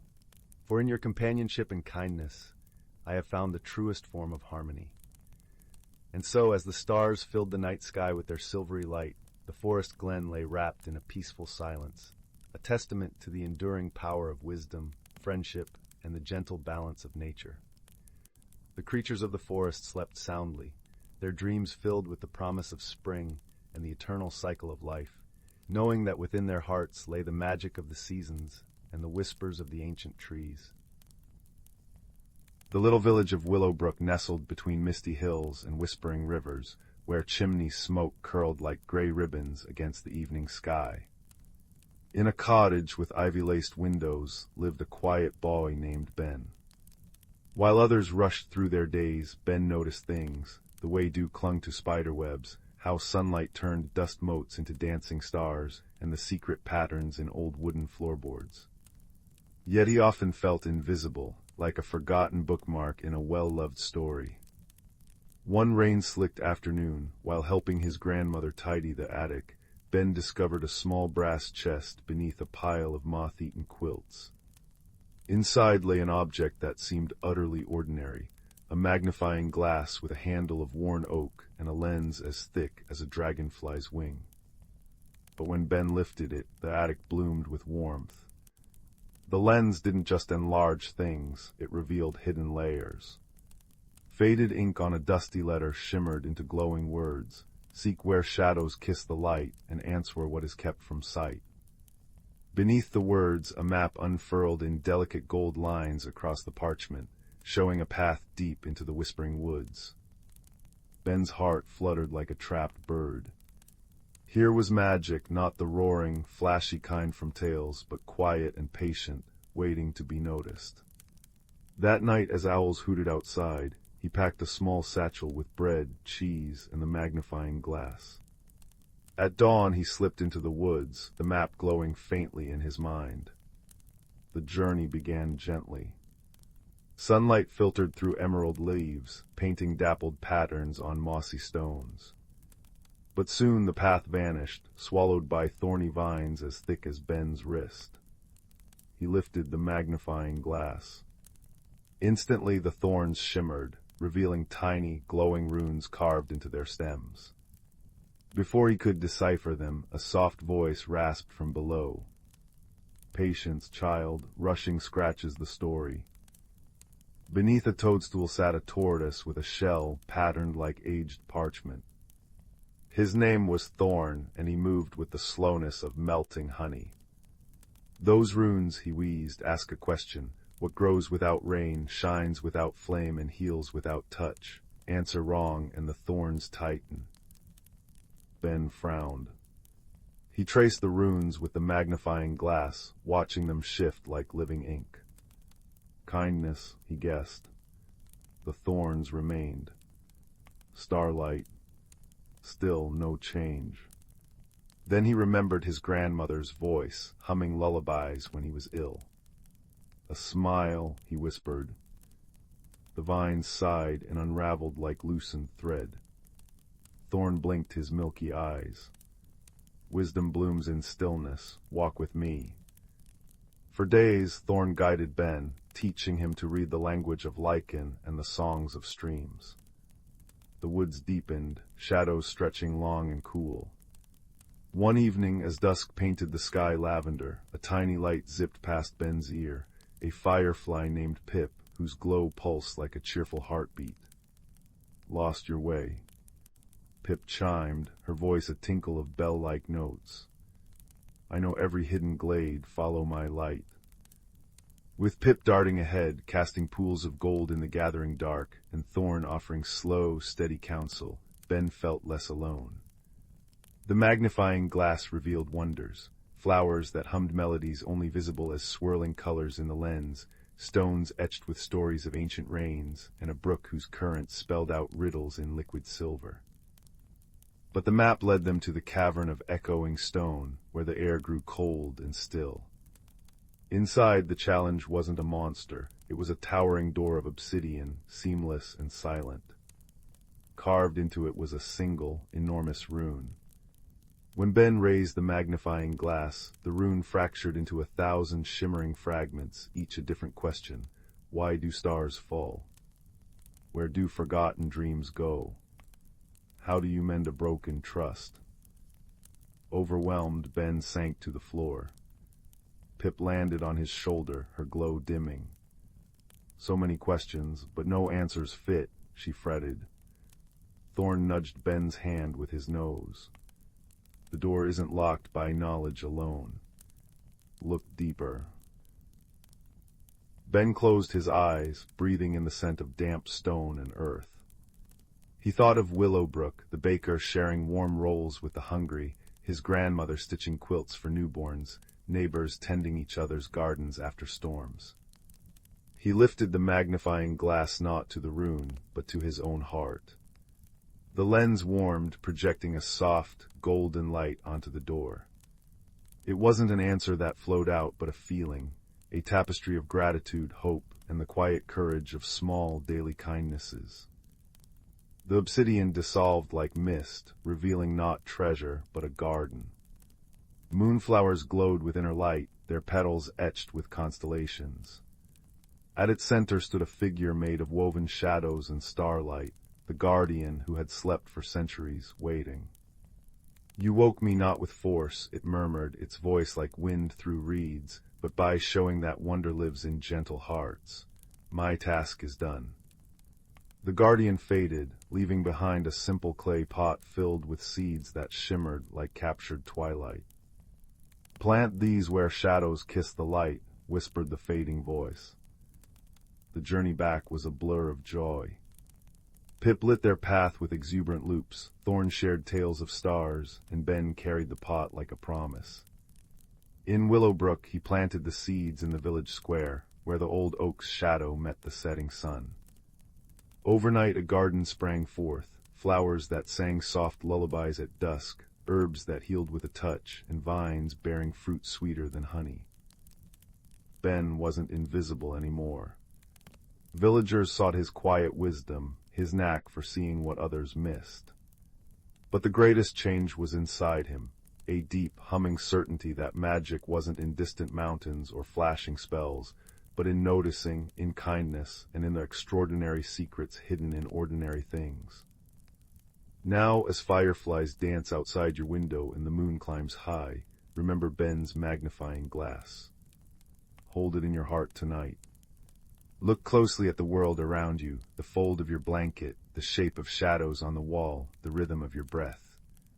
Wonder is waiting, patient and bright, in the quiet spaces between dreams. Sleep softly, little one. Tomorrow's ordinary moments hold their own gentle magic. In a quaint village nestled at the foot of the Misty Wood Mountains, where the air was sweet with the scent of blooming lilacs, and the gentle murmur of the river lullaby could be heard on quiet evenings, there lived a young woman named Isla. Isla was known far and wide for her kindness and gentle demeanor, yet she found herself struggling with the winds of change that seemed to swirl ever more insistently around her.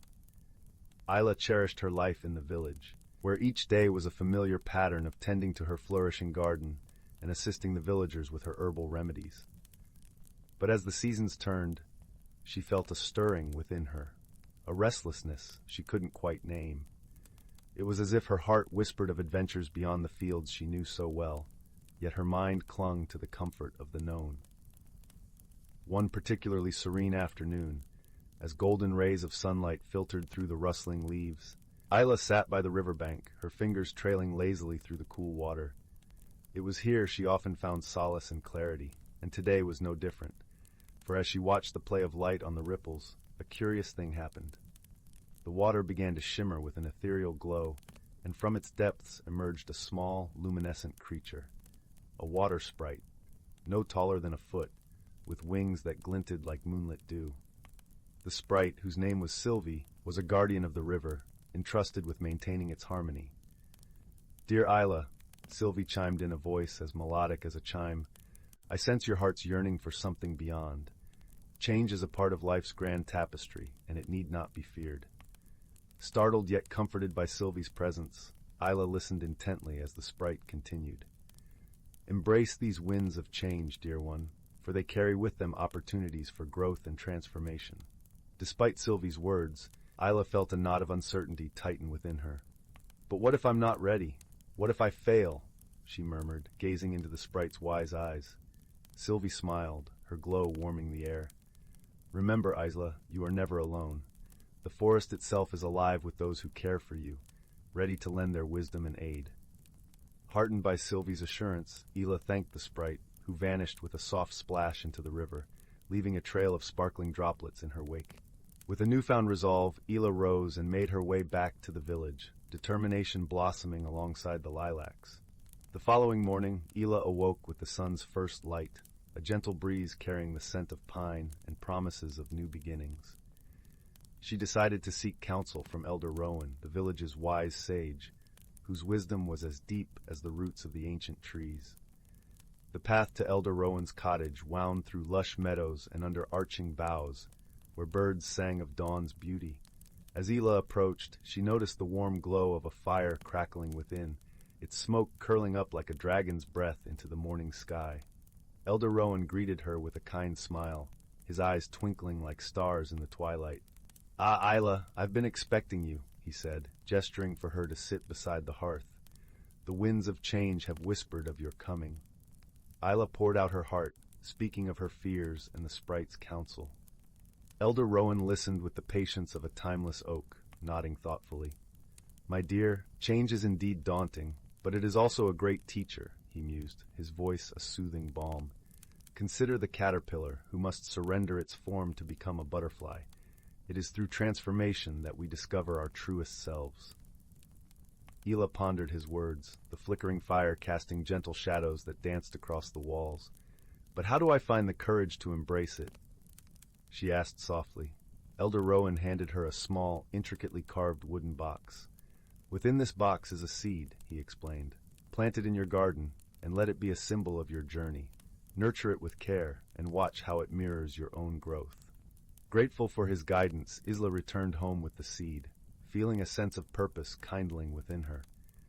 She chose a special spot in her garden, where the sun's warmth lingered longest, and gently pressed the seed into the earth.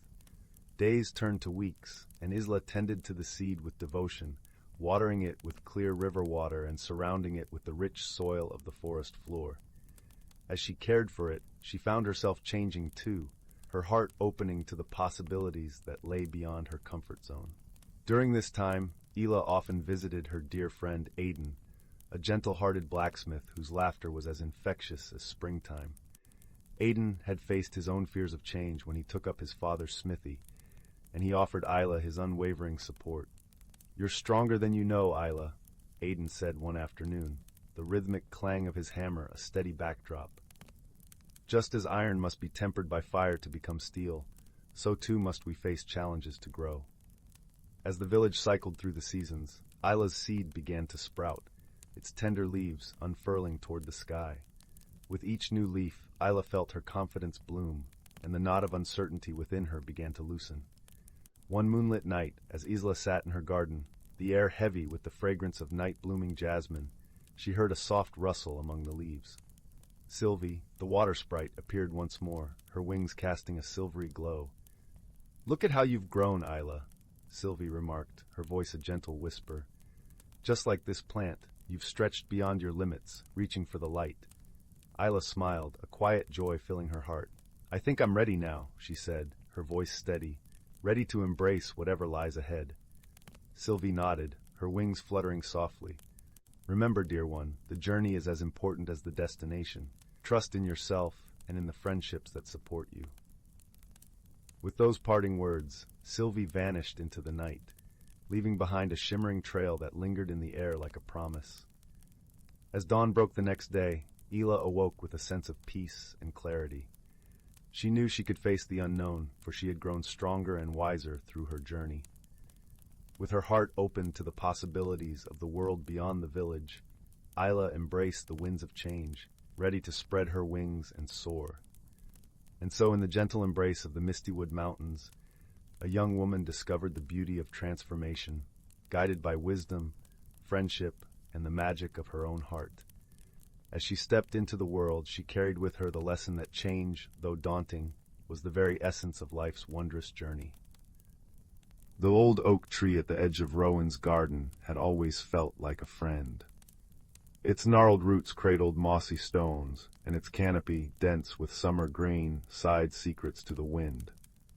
Rowan, a quiet boy with eyes the color of storm clouds and a heart full of gentle curiosity, often sat beneath it, sketching the intricate patterns of leaves or listening to the rustling chorus above. He felt a peculiar stillness there, a sense of something ancient and watchful, especially as dusk painted the sky in lavender and peach. One such evening, as fireflies began their first hesitant dances in the gathering gloom, Rowan noticed something different. Nestled between two particularly large roots, where shadows pooled deepest, shimmered a faint, silvery light. It wasn't the glow of a firefly, it was steadier, cooler, like captured moonlight. Intrigued, he crawled closer. The light seemed to emanate from a small, perfectly smooth stone, almost hidden beneath a curtain of emerald moss. It felt warm against his palm, humming with a soft, resonant energy that vibrated up his arm. He tucked it carefully into his pocket, a secret treasure, unaware that its touch had already begun to weave a subtle change within him. That night, sleep was elusive. The stone pulsed gently on his bedside table, casting shifting moonbeams across the ceiling. As the grandfather clock in the hall chimed midnight, a peculiar melody drifted through his slightly open window, not the wind, but a high, sweet piping, like a bird song woven with starlight. Drawn by an irresistible pull, Rowan slipped from his bed, the warm stone clasped tightly. He padded silently downstairs and out into the moon-washed garden. The piping led him unerringly back to the old oak. To his astonishment, the space between the roots where he'd found the stone was no longer dark earth. Instead, shimmering like heat haze, stood an archway woven from living willow branches and threaded with strands of pure, cool light. The piping seemed to beckon from within. Taking a deep breath of the night air, heavy with the scent of honeysuckle and damp earth, Rowan stepped through the shimmering portal. He emerged not into darkness, but into a world bathed in perpetual twilight. Above, unfamiliar constellations glittered in a deep indigo sky, larger and brighter than any he'd seen. Giant luminous mushrooms dotted the forest floor, casting soft glows of blue, violet, and gold. Trees, unlike any in his world, soared with trunks like polished obsidian or shimmering mother-of-pearl, their leaves whispering in colors that seemed to shift with every breath of the gentle, fragrant breeze. This was the Glimmerwood, a hidden realm existing just beyond the veil of ordinary sight. The source of the piping stood before him. Perched on a glowing toadstool was a creature no taller than Rowan's knee. Her skin was the deep brown of polished walnut, her hair a cascade of vibrant green vines woven with tiny, star-like white flowers. Large, luminous eyes, the color of new spring leaves, regarded him with wary curiosity. Delicate, iridescent wings, like a dragonfly's but more graceful, hummed faintly at her back. In her hands she held a flute carved from a single, pale reed. "Hello," Rowan whispered, his voice sounding loud in the profound quiet. "Did you call me?" The tiny being tilted her head. "The moonstone called," she replied, her voice like the tinkling of distant bells. "It sensed your quiet heart. I am Fern, guardian of the whispering stream." She gestured towards the stone in his hand. "That is a heartstone. It resonates with the lifeblood of the Glimmerwood. Few humans feel its call, fewer still answer." Rowan looked down at the stone, now pulsing in time with the gentle light emanating from the mushrooms. "It feels alive," he murmured. "It is," Fern confirmed. "And it has chosen you because the Glimmerwood is sickening." Her luminous eyes dimmed with sorrow. "The whispering stream, source of all harmony here, flows slow and thick. Its song is fading. Without its music, the light dims, the colors mute, and the very essence of this place withers. We need its song restored. Rowan felt a pang of empathy. The Glimmerwood, though alien, felt deeply precious, its gentle magic resonating with the stillness he cherished under his oak tree. How can I help? I'm just a boy." Fern fluttered closer, landing lightly on his shoulder. Her wings brushed his cheek, cool and soft. "The Heartstone connects you now. It lets you see, hear, and feel the Glimmerwood truly. And you are quiet, Rowan, you listen, that is the key. The source of the stream's sickness lies deep within the whispering caverns, beyond the shimmering falls. We must journey there, listen to the silence, and understand what has stolen the song. Will you come?" The request was immense, terrifying. Yet looking into Fern's earnest, leaf-green eyes, and feeling the steady pulse of the Heartstone against his skin, Rowan found his fear mingled with a burgeoning sense of purpose. He nodded. "I will." Their journey began beneath the luminous canopy. Fern guided Rowan along paths of soft, glowing moss. They passed towering crystal flowers that chimed softly when the breeze touched them, and groves where trees with bark like silver lace hummed ancient melodies. Rowan's senses were overwhelmed. The air tasted sweet and clean, like rain on stone. The colors were so vivid they seemed to vibrate. The quiet was profound, yet filled with subtle sounds. The rustle of unseen creatures, the drip of luminous dew, the distant murmur of the ailing stream. They encountered other denizens of the Glimmerwood. Grumble, a moss-covered rock spirit with eyes like polished river pebbles, grumbled about the dullness seeping into his favorite sunning spot, but offered them directions towards the falls.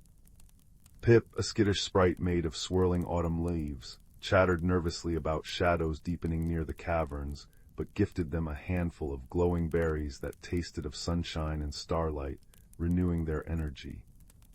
Fern was patient, explaining the delicate balance of the Glimmerwood, how the stream's song nurtured the plants, which in turn fed the light sprites, whose dance kept the air pure. Rowan listened, absorbing it all, his quiet nature proving an asset. He noticed things Fern, in her worry, sometimes missed. A patch of unusually gray moss, the way certain luminous beetles avoided a specific path, the faint, discordant note beneath the stream's weakening murmur. The path grew steeper, the air cooler and damper. The vibrant colors of the forest began to leach away, replaced by muted grays and blues. The cheerful chirps and hums grew scarce. The sound of rushing water grew louder, but it was a harsh, grating roar, not the harmonious melody Fern described. Soon they stood before the shimmering falls, or what should have been shimmering. Instead of cascading liquid light, a thick, sluggish, obsidian-black torrent poured over the cliff edge, crashing into a pool below that reflected no starlight, only a depthless void. The air here tasted stale and metallic. "The falls, they're poisoned," Fern whispered, her voice trembling, her wings drooping. "The sickness comes from the caverns beyond." The entrance to the whispering caverns loomed like a dark maw behind the curtain of black water. An unnatural chill emanated from it. Rowan felt the Heartstone grow cold against his skin, its pulse erratic. Fear, cold and sharp, pricked at him. He thought of his warm bed, the familiar creak of the old oak. But then he looked at Fern, her small form radiating determination despite her fear, and felt the Heartstone's insistent, though weakened, call. He squeezed the stone, drawing warmth from his own resolve. "We have to go in." Inside the cavern, the darkness was absolute, oppressive. Only the Heartstone's faint silvery glow and the soft luminescence of Fern's wings pierced the gloom, revealing walls slick with a cold, viscous substance that smelled faintly of decay.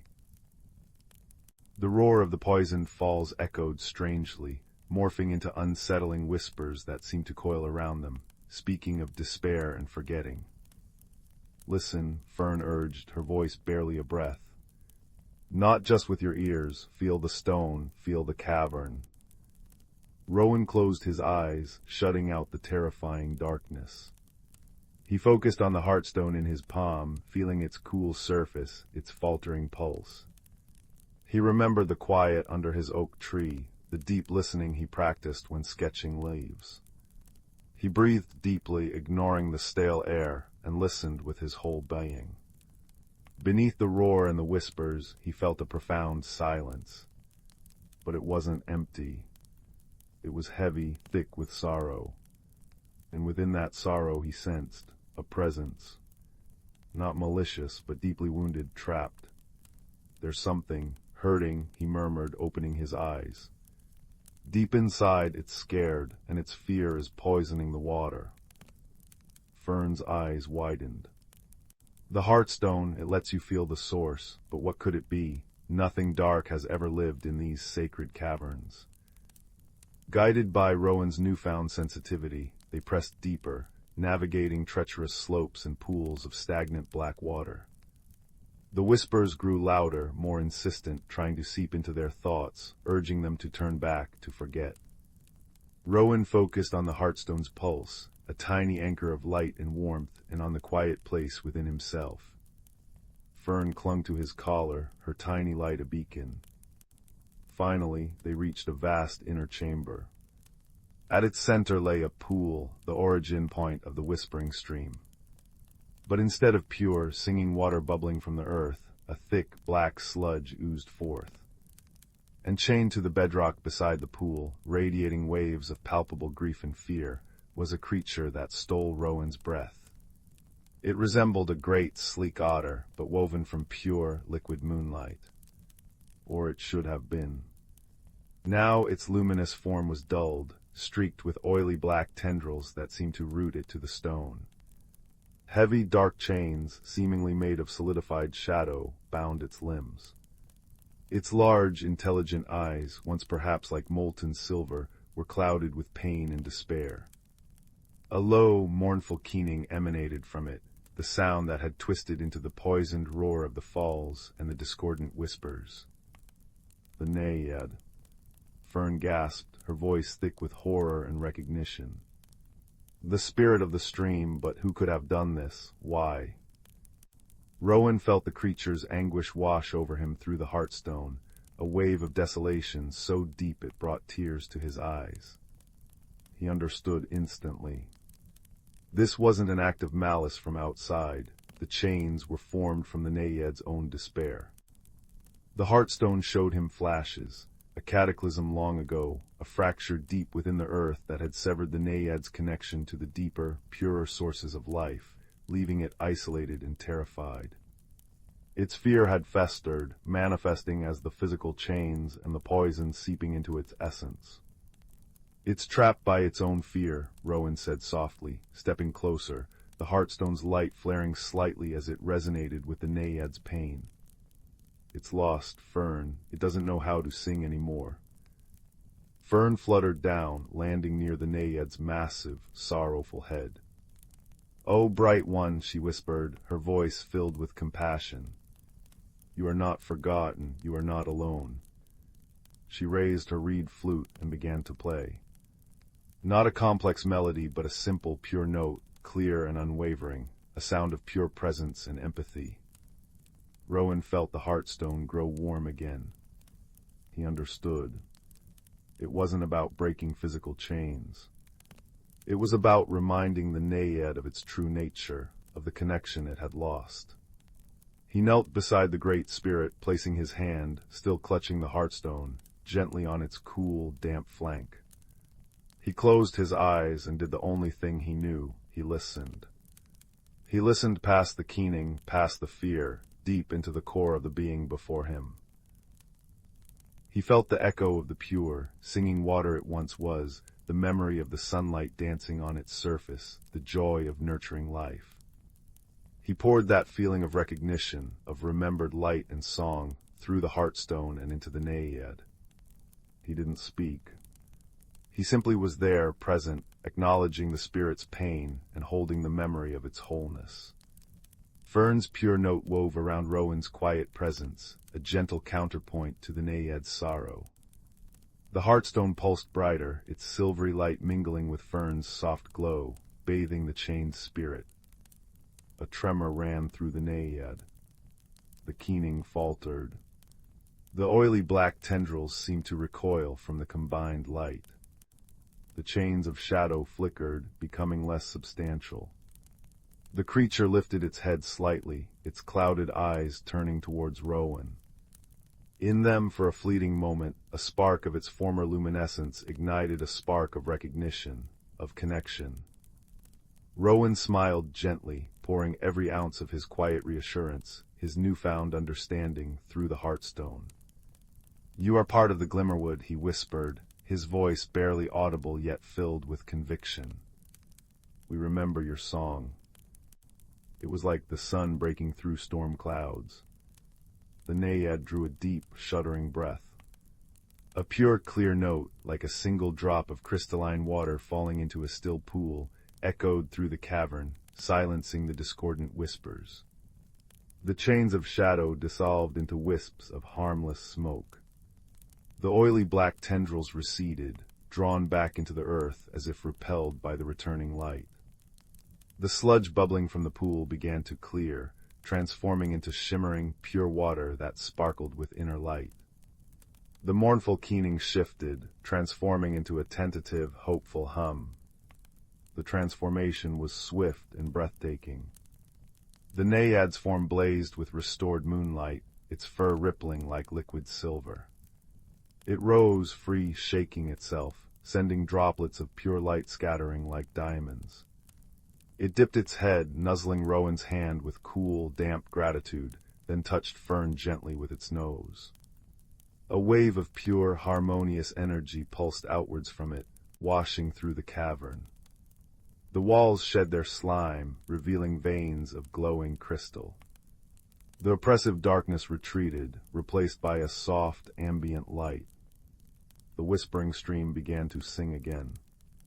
Not a roar, but a joyous, bubbling melody that echoed through the caverns, growing stronger and clearer with every passing second. The sound was pure life, pure harmony. Fern danced in the air, her laughter like chimes. "You did it, Rowan, you listened." As they emerged from the caverns, the change in the Glimmerwood was immediate and profound. The shimmering falls now lived up to their name, cascading in a torrent of liquid light and music. Color flooded back into the forest with breathtaking speed. The gray moss turned vibrant green, the luminous mushrooms blazed with renewed intensity, the obsidian trees gleamed, and the mother-of-pearl trunks shimmered with rainbows. The air hummed with the restored songs of unseen creatures, a symphony of pure joy. Pip the leaf sprite whirled past in a joyful gust of color, and Grumble the rock spirit basked in a patch of newly restored warm light, emitting a contented rumble that sounded almost like a purr. The journey back through the Glimmerwood was a celebration. The path was easier, bathed in the gentle light of the restored realm. Creatures emerged to greet them, shy wood sprites peeking from behind glowing toadstools, luminescent butterflies dancing around Fern's head, even a great stag with antlers like spun crystal who bowed its head solemnly as they passed. The heartstone in Rowan's hand pulsed warmly, no longer just a connection, but a symbol of a bond forged. They reached the willow light archway beneath the giant, now radiantly healthy, Glimmerwood oak equivalent. Fern hovered before Rowan, her eyes bright. "The Glimmerwood owes you a debt, Rowan. Your quiet heart, your willingness to listen deeply. That was the key the Heartstone knew we needed." She touched the stone in his hand. "Keep this. It will always connect you here. You are a friend of the Glimmerwood now. Visit whenever the moon is high and the night is still." Rowan looked back at the vibrant, singing world, then at the small, fierce guardian who had become his unlikely friend. "I will, Fern, thank you." He stepped through the shimmering archway. He found himself back beneath his own familiar oak tree, just as the first pale streaks of dawn touched the eastern sky. The heartstone in his hand was cool and smooth, its internal light dimmed but still present. The garden was quiet, bathed in the soft, gray light of pre-dawn. It felt different, though. Richer. He could hear the individual songs of waking birds with startling clarity, smell the damp earth, and the scent of the oak leaves with new intensity. He felt the thrum of life in the roots beneath his feet. He hadn't just saved the Glimmerwood had awakened something within him, a deeper connection, a profound understanding of listening beyond words, of the quiet strength found in empathy. Days turned into weeks. Rowan kept the Heartstone safe, a secret warmth in his pocket. He spent even more time beneath the old oak, sketching not just the leaves, but the intricate dance of light and shadow, the hidden patterns he now knew existed just beneath the surface. He found he could sense the health of the plants in his garden, feel the subtle shift in the wind before a storm. He truly listened to the world around him, the rustle of the leaves, the murmur of the nearby brook, the quiet conversations of squirrels. He found patience where there was frustration, understanding where there was confusion. One crisp autumn evening, as the moon rose full and silver, casting long shadows, Rowan sat beneath his oak tree, the Heartstone cool in his hand. He closed his eyes, listening to the night. Beyond the chirping crickets and the sighing wind, he could just faintly perceive it, the distant, harmonious melody of the whispering stream, flowing strong and pure. He smiled. He knew Fern was out there, tending her realm. He knew the naiad sang its joyful song. He knew that sometimes the greatest adventures and the most profound changes begin with quiet curiosity, a step into the unknown guided by a gentle heart and the courage to truly listen. And as the cool night air wrapped around him like a familiar blanket, the scent of wood smoke drifting from distant chimneys, Rowan felt a deep sense of peace, a quiet joy humming in tune with the secret song of the hidden world and the gentle pulse of the stone in his hand, a reminder that magic, friendship, and transformation are always closer than they seem, waiting just beyond the veil of the everyday for those who know how to listen. The old oak creaked softly above him, a comforting sound, an old friend keeping watch as the moon climbed higher, painting the world in silver, and Rowan, his heart full of quiet wonder and newfound wisdom, drifted towards sleep, cradled by the enduring magic of listening. Deep within the Whisperwood, where ancient oaks wore cloaks of velvet moss and sunlight dappled the forest floor like scattered gold coins, lived a world unseen by hurried human eyes. Here the boundaries between the solid earth and the shimmering veil of magic were thin as a dragonfly's wing. The air itself hummed with a quiet energy, smelling of damp earth, sun-warmed pine needles, and the faint, sweet perfume of hidden night-blooming flowers. At the heart of this realm stood Sylvan, an elder stag whose antlers resembled the bare, intricate branches of winter trees, yet were perpetually adorned with tiny, glowing mosses that shifted color with his mood. His eyes, deep pools of amber, held the wisdom of countless seasons. He was the keeper of whispers, the one who listened to the forest's heartbeat, the gurgle of streams, the rustle of leaves, the sigh of the wind through the ferns. One crisp autumn morning, as mist curled like sleepy cats around the tree trunks and the air tasted of cinnamon and wood smoke, a small hedgehog named Bramble trundled anxiously towards Sylvan. Bramble's normally bright eyes were clouded with worry, and his spines seemed to droop. "Keeper Sylvan," Bramble squeaked, his voice trembling slightly. "The silver thread, it's fading. The water barely trickles past the moonstone glade. The watercress is wilting, and the fireflies say their nursery pool is shrinking." Sylvan lowered his great head, his warm breath creating small clouds in the cool air. He closed his eyes, his ears twitching, listening not just with them, but with the very core of his being.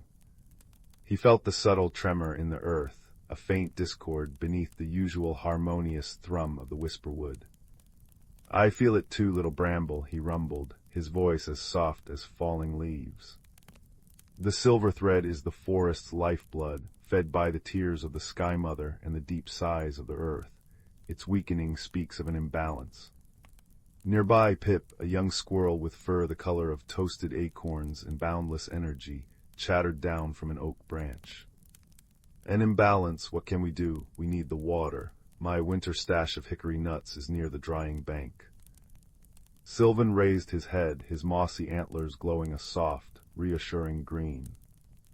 "Patience, young Pip. Fear dries the spirit faster than sun bakes mud. we must understand before we act. The wisdom of the forest flows through generations, like the silver thread itself. Remember the tales told under the hunter's moon. He began to walk, his hooves making soft thuds on the thick carpet of fallen leaves that released a rich, earthy scent. Bramble scurried beside him, and Pip bounded from branch to branch overhead. Sylvan led them towards the source of the silver thread, high in the moss-draped hills where the air grew colder and carried the sharp tang of granite. As they climbed, Sylvan spoke of the delicate dance that sustained the whisper wood.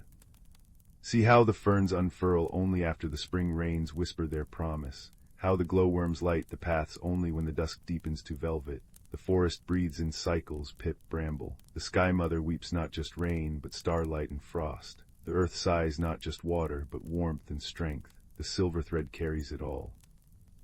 They reached the source, a cleft in moss-covered rock where water should have bubbled forth with vigor. Now only a thin, hesitant trickle emerged, barely enough to moisten the dark stone. The air here felt strangely still and thin, lacking the usual vibrant energy. Look, Bramble pointed a tiny claw. Deep within the cleft, tangled amongst the roots of a venerable yew tree that clung precariously to the rock face, was a dense knot of gnarled, dark vines. They pulsed with an unnatural, dull purple light, choking the spring. Shadow vine. Bramble gasped. I thought it only grew in the sunless ravines. Sylvan nodded gravely. Aye, shadow vine. It feeds on discord and neglect. It must have crept here unseen, perhaps when the summer storms were fierce and distracted the wood sprites. It strangles the earth's sigh, blocking the deep waters from rising. He touched the vines with his muzzle, and they recoiled slightly, emitting a faint, acrid smell like burnt sugar. Force will only make it grip tighter. It thrives on struggle. Pip scampered down, landing beside the feeble trickle. But we have to get rid of it, can't I just gnaw through it? He nibbled experimentally at a tendril and instantly spat, shaking his head. Bleck, it tastes like bitter ashes. The old ways teach us, Sylvan murmured, his gaze softening as he looked towards the canopy where the autumn sun was beginning its descent, painting the sky in hues of apricot and lavender. Balance is restored not by opposition, but by harmony.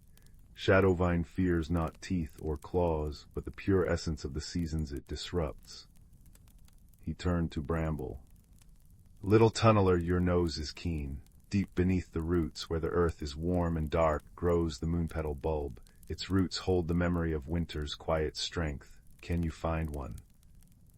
Bramble puffed out his chest. For the silver thread, of course, keeper. He vanished into a small crevice near the yew roots with surprising speed. Sylvan then looked up at Pip, now perched nervously on a rock. Swift climber, the highest branches of the sun-kissed aspen hold the last dewdrops touched by the dawn's first light. They shimmer with the promise of spring's renewal. Can you gather some in a leaf cup? Pip's eyes widened. The very top, but the wind. The wind respects courage and purpose, Pip, Sylvan said gently. Trust your agility, as the forest trusts you. While Bramble burrowed deep into the comforting, loamy darkness, smelling of rich decay and hidden life, Pip embarked on his dizzying climb. The aspen swayed gently, its leaves whispering secrets. High up, the world seemed made of light and air. Pip focused, his heart pounding, carefully collecting the precious, cold dewdrops that sparkled like liquid diamonds in a folded beech leaf. Meanwhile, Sylvan stood sentinel by the choked spring. He lowered his head, his glowing antlers dimming to a deep, peaceful blue. He began to hum, a sound so low it was felt more than heard, a vibration that resonated through the rock and into the earth. It was the song of deep roots, a melody passed down from stag to stag since the forest was young, speaking of patience, endurance, and the slow, sure turning of the seasons. The harsh purple pulse of the shadow vine flickered uncertainly. Bramble emerged, dusty but triumphant, clutching a smooth, ivory-white bulb that glowed with a soft, internal light and smelled faintly of frost and clean snow. Pip landed beside him, breathless but holding the leaf cup brimming with luminous dew that smelled impossibly fresh, like the very first breath of spring. "Now," Sylvan instructed, his voice blending with his hum. "Place the moon-petal bulb deep within the knot of shadowvine bramble. Let the memory of winter's stillness touch its core. Pip, pour the sundew over the vines, a blessing of the light to come." With delicate care, Bramble pushed the cool, glowing bulb deep into the tangled mass.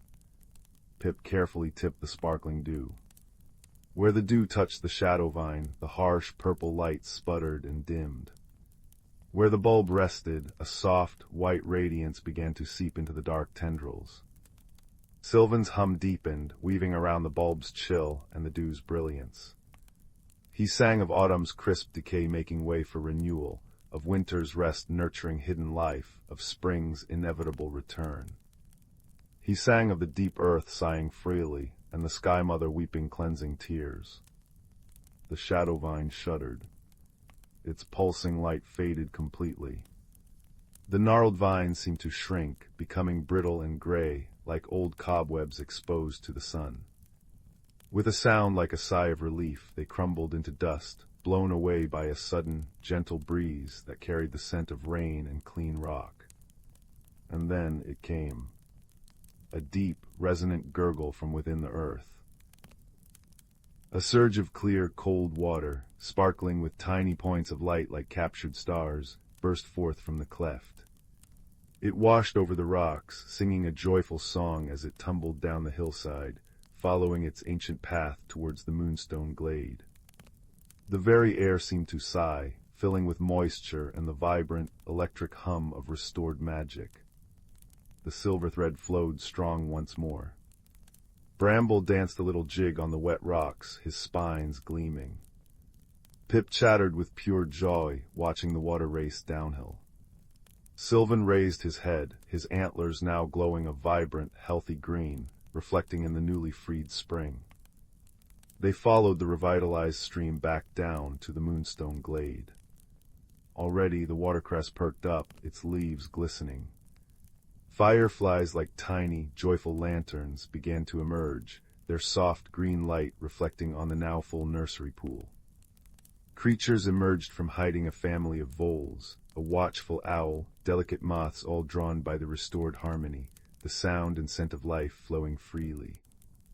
Under the rising moon, whose silver light turned the glade into a place of enchantment, Sylvan spoke to the gathered creatures.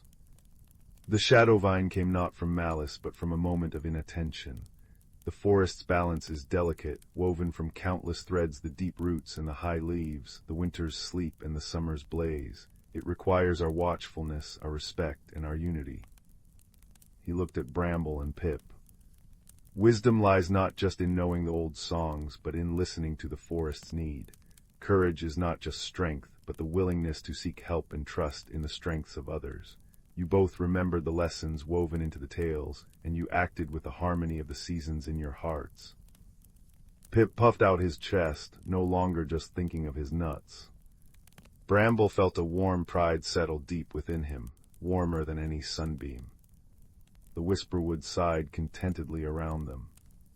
The gurgle of the silver thread was a constant, soothing melody. The scent of damp moss, wet stone, and moonlit flowers filled the air. Fireflies traced lazy patterns above the water, their light mingling with the reflection of the stars. High above, the sky mother, pleased with the restoration, began to weep gentle, autumn tears, a soft, steady rain that pattered on the broad leaves, dripped from the pine needles, and sank gratefully into the thirsty earth. It was the sound of the forest breathing deeply, a lullaby of perfect balance. Sylvan settled by the glistening stream, the rain a cool kiss on his fur. Bramble curled contentedly under a giant fern frond, listening to the rain's rhythm.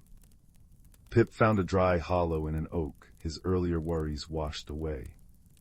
The magic of the whisperwood, strengthened by wisdom, friendship, and the eternal dance of the seasons, pulsed softly around them, a comforting presence in the deep, ancient night. The silver thread murmured its endless song, a promise carried on the rain-scented breeze, ensuring that in the whisperwood, harmony would always find its way, as sure as the dawn following the dark and the spring returning after the winter's sleep.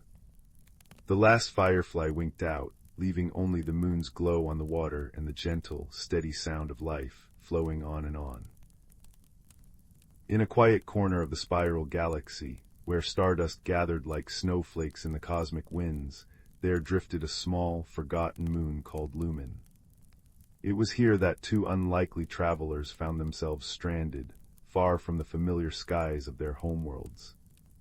The first was a being from the planet Chroma, where communication happened not through words, but through shifting hues that danced across their gelatinous forms. His name was Azul, and when he was anxious, as he very much was now, he turned the pale blue of a twilight sky. He had been collecting samples of iridescent moss from asteroid fields when his ship's crystal drive fractured, sending him spiraling down to Lumen's surface. The second was a creature from the world of Symphonia, where thoughts were expressed through delicate, bell-like harmonies that chimed from the delicate filaments growing along her arms. Her name was Lyra, and her current song was a worried, minor-key melody that fluttered like a trapped moth.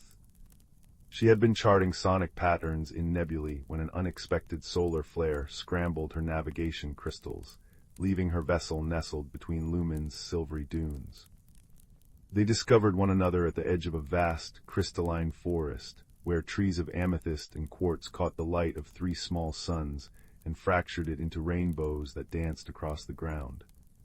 Azul, upon seeing Lyra, flushed a startled shade of violet.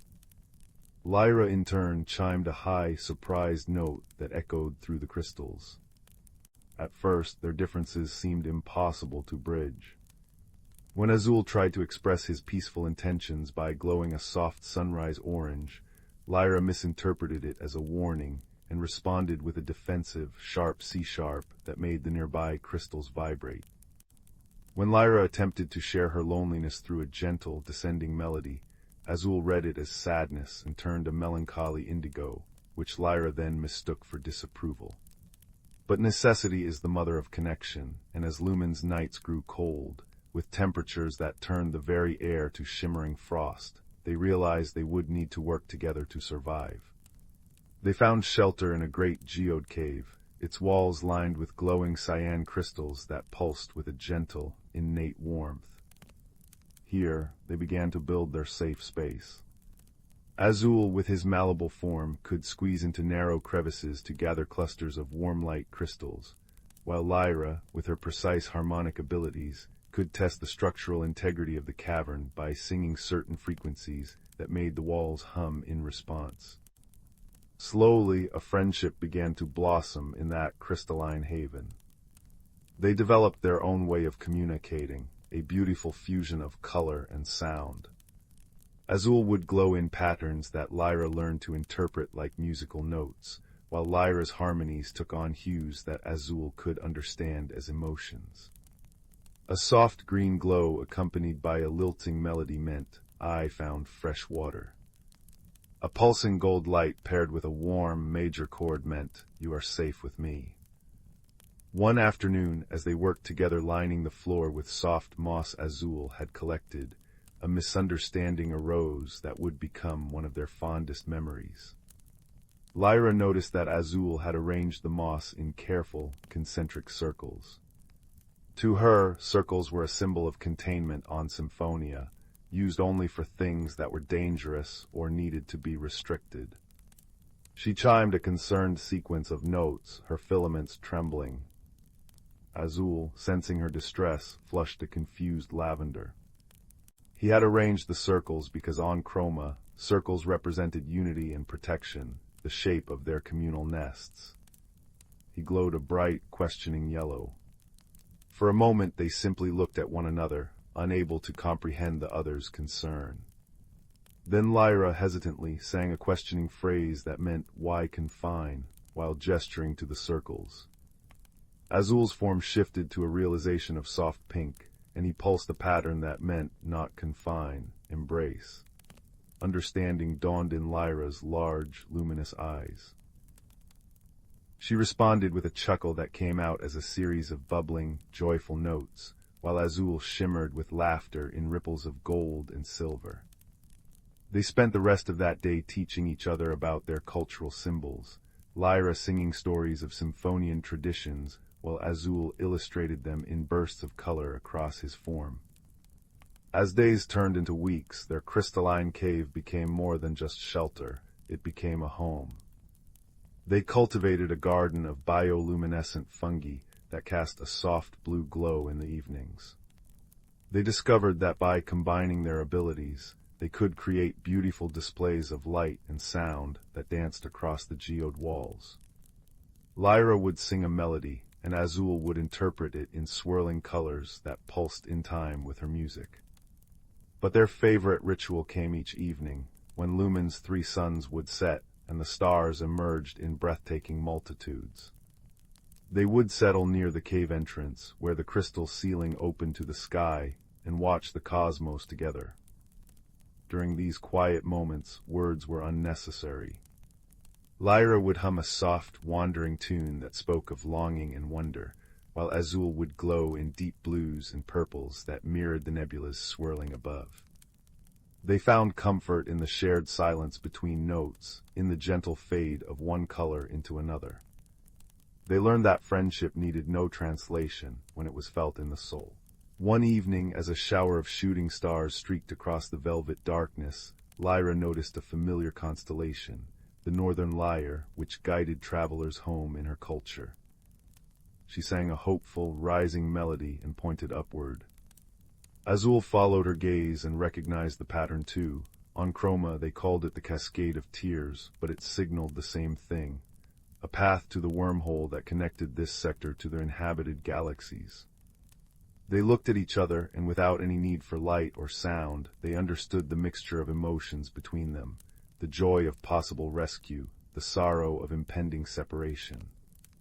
Azul glowed a bittersweet blend of sunset orange and twilight blue. Lyra answered with a chord that was both happy and sad, like sunlight through rain. Together, they devised a plan. Using the natural amplifier qualities of the geode cave, Lyra sang a powerful, sustained note tuned to the emergency frequency of interstellar vessels, while Azul focused his entire being into a brilliant beacon of light that pulsed in a distress pattern known across the star systems. For 3 days they continued their signal, taking turns to rest and sustain their efforts. On the 4th evening, as they sat watching the stars as usual, a new light appeared among them, a soft, pearlescent ship that descended gracefully toward Lumen. The rescue vessel was from a neutral exploration guild, its crew familiar with many species. The captain, a gentle being with kind eyes and translating crystals embedded in her antennae, explained that they had detected both a sonic and visual distress call of remarkable harmony and intensity. As preparations were made for departure, Azul and Lyra lingered in their crystalline home one last time. They knew their paths would now diverge, Azul returning to Chroma's color-drenched oceans, Lyra to Symphonia's singing forests. But instead of sadness, they felt gratitude. Azul glowed in a pattern he had created just for Lyra, a swirling dance of colors that meant, "You are my star-made friend."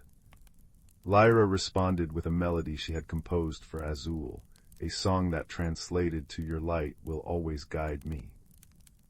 The captain, watching them, offered a solution.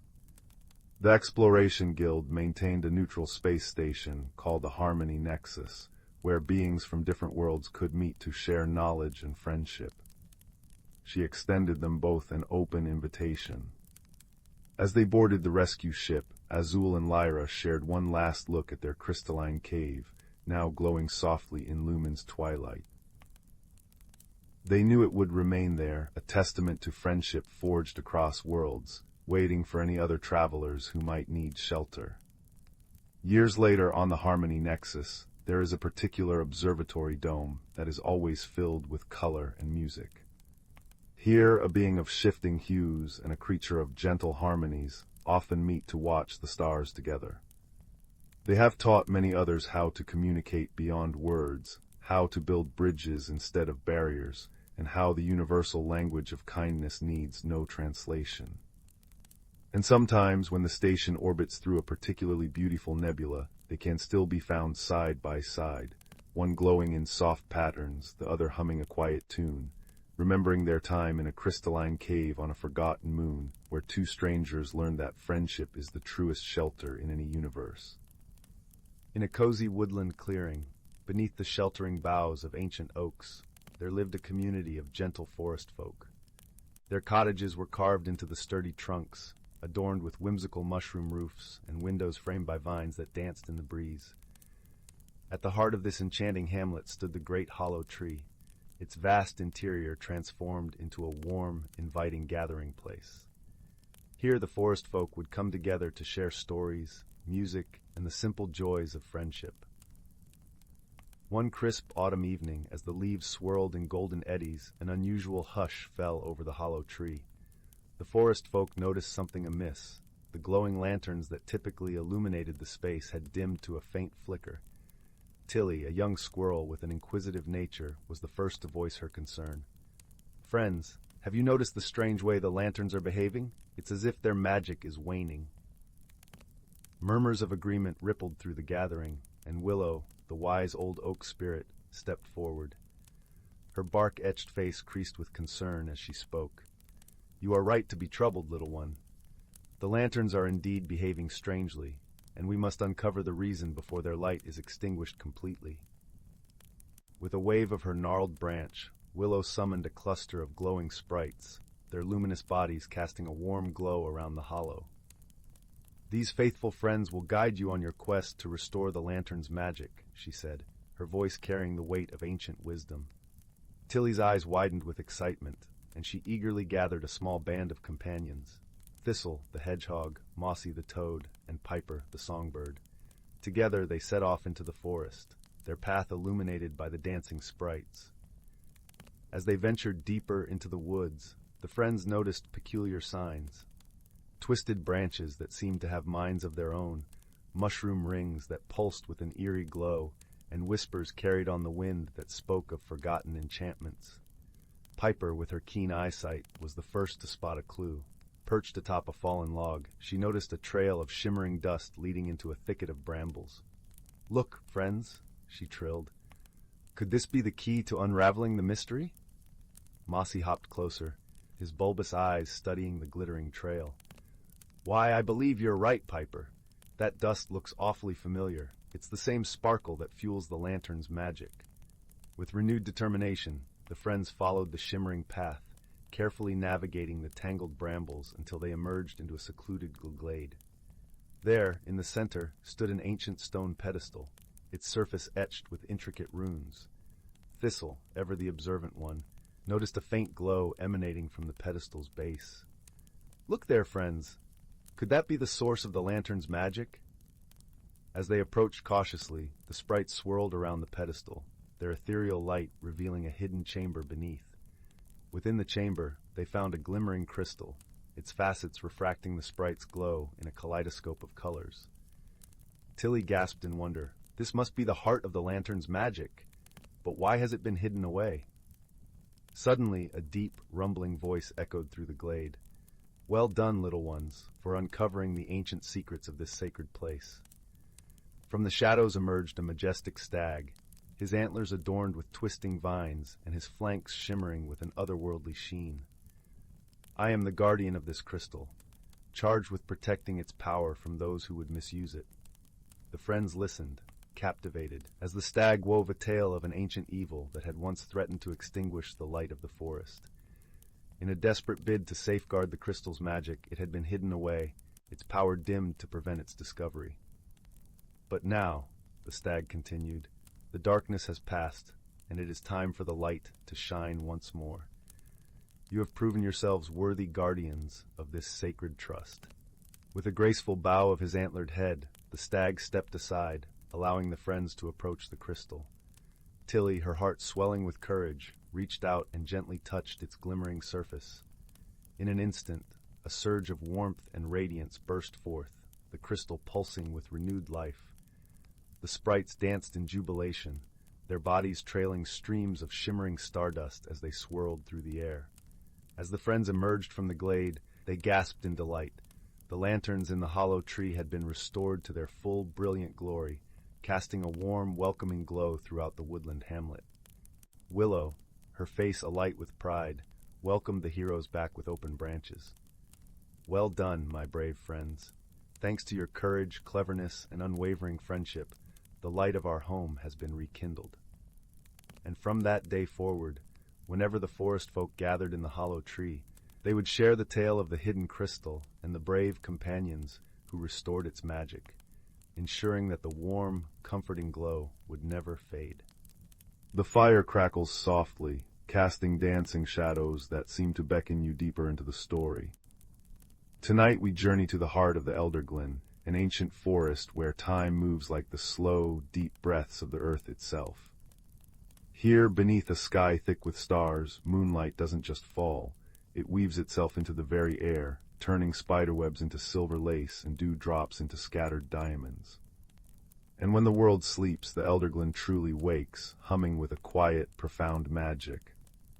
Our tale begins with a small, rather weary hedgehog named Fern. Fern was usually a creature of dusk and dawn, but tonight, a strange restlessness prickled beneath her spines. Sleep eluded her. Her cozy burrow, lined with fragrant dried clover and downy milkweed silk, felt strangely confining.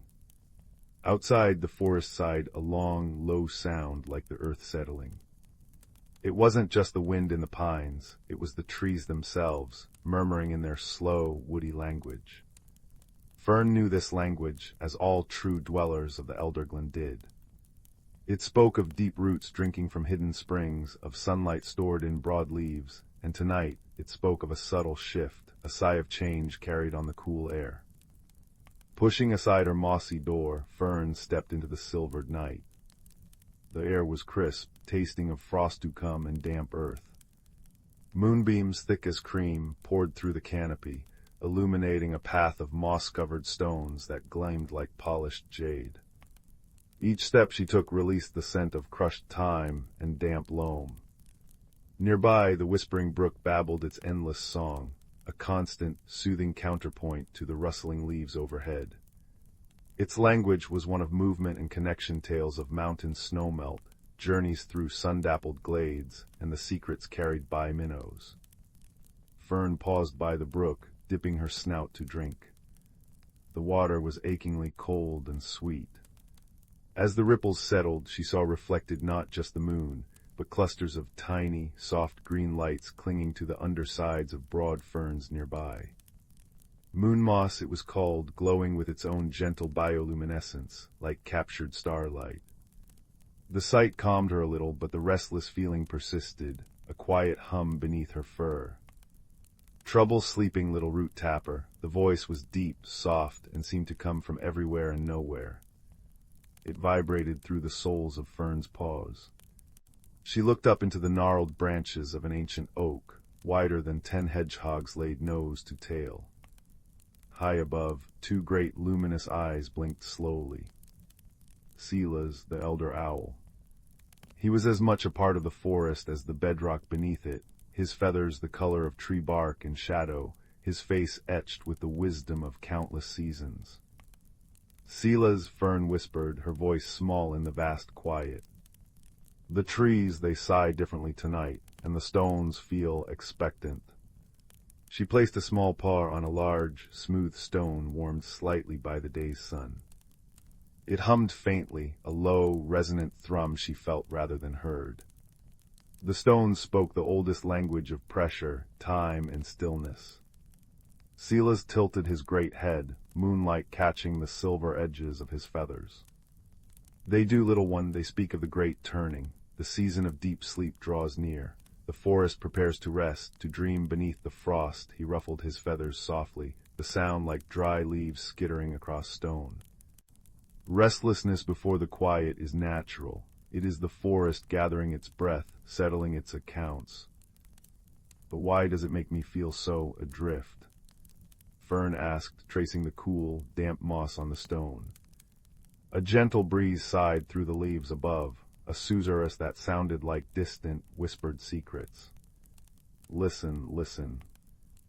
Perhaps, Silas mused, his voice a soothing rumble, the forest senses you have not yet found your piece of the puzzle. Every creature, every leaf, every drop in the brook has a role in the turning. What small task waits for Fern? Fern thought. She gathered seeds, she tended the moss near her burrow, she listened to the brook's stories. But Silas's words resonated. There was a feeling, a quiet pull, like the tug of the moon on the tides, drawing her deeper into the Elderglen, towards the starlight clearing a place rarely visited, except on nights of potent magic. Follow the moon path, Silas suggested gently, not commanding, but offering a key. Listen to the stones, they remember the way with a soft whoosh of silent wings. He melted back into the shadows of the oak, leaving Fern with the comforting sounds of the night. The drip, drip, drip of sap from a pine, the distant plink of a water drop falling into a still pool, the soft crunch of her own paws on the frost-kissed moss. Taking a deep breath, Fern set off. She followed the broadest moonbeam, a river of silver light cutting through the trees. She paused often, placing her paw on the cool, smooth stones that marked the path. Each hummed its own unique note, a deep bass thrum from a granite boulder, a higher, crystalline chime from a piece of quartz. Together, they formed a silent melody guiding her steps. The whispering brook's voice grew fainter, replaced by the deeper sigh of older trees, ancient beeches, whose bark felt like cooled leather beneath her touch, murmuring of long summers and deep winters endured. The air grew colder, sharper, smelling of damp stone, and something else, something sweet and faintly electric. The forest grew denser, the canopy thicker, yet the moonlight seemed brighter here, concentrated. Fern pushed through a curtain of hanging moss, beads of moisture glistening like tiny moons, and gasped. The starlight clearing lived up to its name. It wasn't large, but the canopy opened completely to the vast, star-strewn sky. The Milky Way arched overhead, a river of diamond dust. But the true wonder lay below. The entire clearing floor was carpeted in luminous blue and green moss, pulsing with a soft, internal light. Giant, translucent mushrooms like frozen moonbeams glowed with a gentle white radiance, casting long, soft shadows. Fireflies, larger and brighter than any Fern had seen, drifted lazily, their golden light weaving patterns in the air. It was pure, breathtaking bioluminescence, a secret heart of light held within the sleeping forest. In the very center of the clearing stood a figure Fern had only heard tales of, Elderroot, the oldest tree in the Elderglen. Not an oak or a beech, but a colossal willow. Its trunk was a tapestry of gnarled bark, silvered by moonlight and time. Its long, trailing branches, tipped with the last golden leaves of autumn, swept the glowing moss like gentle fingers. The air around it shimmered faintly, humming with an ancient, peaceful power. Fern approached slowly, awestruck. The humming of the stones was louder here, harmonizing with a deep, resonant vibration that seemed to come from Elderroot itself. It wasn't a sound heard with ears, but felt in the bones, a slow, steady pulse like the heartbeat of the earth. Welcome, child of the turning earth, the voice wasn't spoken. It blossomed directly in Fern's mind, warm and deep as rich soil, as comforting as the crackle of the fire you hear now. You feel the sigh of the great turning. Yes, Elderroot, Fern whispered, her voice trembling slightly. Silas said, I might have a piece of the puzzle. A sense of profound understanding washed over her, like sinking into warm, sun-baked earth. Look, the voice resonated. Fern looked down at her feet, amidst the glowing moss. Nestled there, almost hidden, were clusters of tiny, perfect berries. They weren't glowing themselves, but they reflected the starlight and the bioluminescent moss with an intense, silvery sheen. Moonberries. Rare, precious, said to hold the essence of the autumn moon. They have ripened under the turning moon, Elderroot's thought flowed. Their time is now, before the deep frost seals the forest sleep. They carry the dream seeds of renewal. They must be shared, scattered where the sleepers dream, so their essence nourishes the roots of spring. Fern understood. This was the quiet task. The restlessness had been the forest's gentle nudge, the sighing trees and expectant stones its subtle directions. She carefully, reverently, began to pluck the moonberries. They were cool and smooth in her paws, smelling faintly of frost and distant stars. The clearing watched her. The glowing moss pulsed softly, the fireflies danced intricate patterns above, the ancient willow hummed its deep, grounding song. The gentle patter of a light, icy rain began, kissing the leaves high above, a soothing, rhythmic whisper adding to the symphony of the night. She gathered a small pouchful, the berries shining like captured starlight. As she worked, a profound peace settled over her, deeper than any sleep. The restlessness melted away, replaced by a warm sense of purpose, of being perfectly woven into the Elderglen's grand tapestry. She was part of the sigh, part of the turning. Well done, little keeper, Elder Root's thought brushed her mind like a trailing willow branch.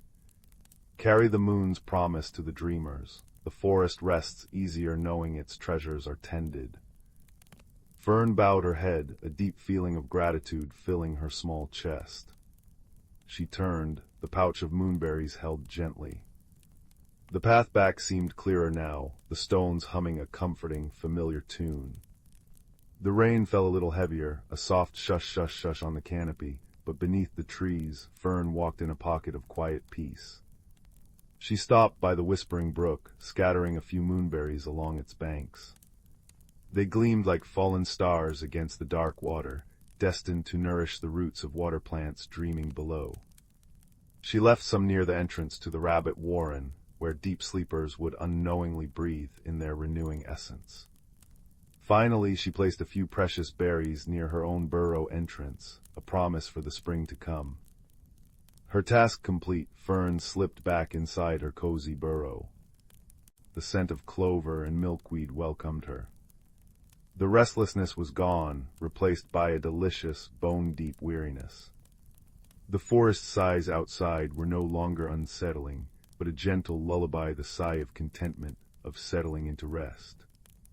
The drip-drip-drip of rain from the eaves, the distant murmur of the brook, the deep, resonant hum of the resting earth, it was a symphony of peace. She curled into her nest, the pouch of remaining moonberries glowing softly beside her, a tiny piece of the starlight clearing brought home. Outside, the Elderglen settled deeper into its seasonal slumber. The moonberries, scattered and nestled into the earth, began their quiet work, weaving dreams of green shoots and warm sun into the fabric of the frozen months. The great turning was complete. Fern closed her eyes, her breath slowing, matching the deep, restful rhythm of the ancient forest. She drifted into sleep, not adrift, but anchored, cradled by the wisdom of owls and trees, the language of stones and streams, and the soft, luminous promise of renewal that glowed even in the deepest dark. The fire crackles softly now, mirroring the gentle pulse of the Elderglen's heart, a reminder that even in stillness life dreams and prepares, ever so gently, to bloom again. Sleep well, little dreamer, sleep well. In the cozy village of Glimmerbrook, nestled between amber hills and a forest where leaves whispered secrets, autumn painted the world in cinnamon and gold. Young Lily, with her patchwork cloak and wide, curious eyes, lived in a cottage with a mossy roof. For days, small, puzzling things vanished, her grandmother's silver thimble, the baker's favorite wooden spoon, and even the tiny copper bell from the village notice board. No one felt frightened. Glimmerbrook was too kind for that, but a gentle mystery settled over the chimneys like morning fog. Lily decided to unravel it. She began by observing. Kneeling in the damp earth near her garden fence, she noticed tiny, glittering footprints no larger than acorn caps, leading toward the whispering woods. The prints shimmered like crushed starlight, vanishing at the roots of ancient trees whose leaves rustled soft warnings. Follow, but listen closely, they seemed to sigh. Lily remembered old Mr. Thistledown, who lived in a crooked tower of stacked teacups and knew the forest's oldest tales. With a basket of honey oat cakes, she visited him. Mr. Thistledown, his beard braided with dried lavender, welcomed her warmly. "Ah, little seeker," he chuckled, stirring a pot of chamomile tea that smelled of sunshine. "When small things disappear, smaller friends are often near. Look for what remains, not what's lost." He gifted her a magnifying glass made of dew-frosted crystal. "And when dusk falls, ask the glimmerbats, they see what moonlight hides." That evening Lily waited by the forest's edge, as twilight painted the sky plum and apricot. Soon glimmerbats emerged, tiny creatures with wings like stained glass, casting soft pools of blue and violet light. They fluttered around her, drawn to her calm presence. "Have you seen who takes our things?" she whispered. One bat, its wings shimmering like sapphires, nudged her toward a hollow oak. Inside, Lily's crystal glass revealed a clue, a single iridescent scale, softer than a moth's wing, clinging to the bark. Following the glimmerbat's luminous path, Lily crept deeper into the woods. The air grew cooler, filled with the scent of pine and damp soil. Under a canopy of moonlit branches, she heard faint, frantic chirping. Peering through ferns, she gasped. A family of moss fairies, no taller than her thumb, with wings like spun moonlight, were struggling to build a nest. They'd gathered the missing treasures. The thimble gleamed as a rain catcher, the spoon balanced as a bridge over a tiny stream, and the copper bell hung above their nest, chiming softly in the breeze. But their scales, shed during nesting season, lay scattered, leaving them shivering in the cold. The eldest fairy fluttered forward, wringing her hands. "Forgive us," she piped, her voice like wind chimes. "The frost comes early, we needed warmth, and your things were so bright and strong." Lily's heart swelled. The thievery was an act of desperate love. Remembering Mr. Thistledown's wisdom, she offered her basket of oat cakes. "Keep what helps you," she said softly.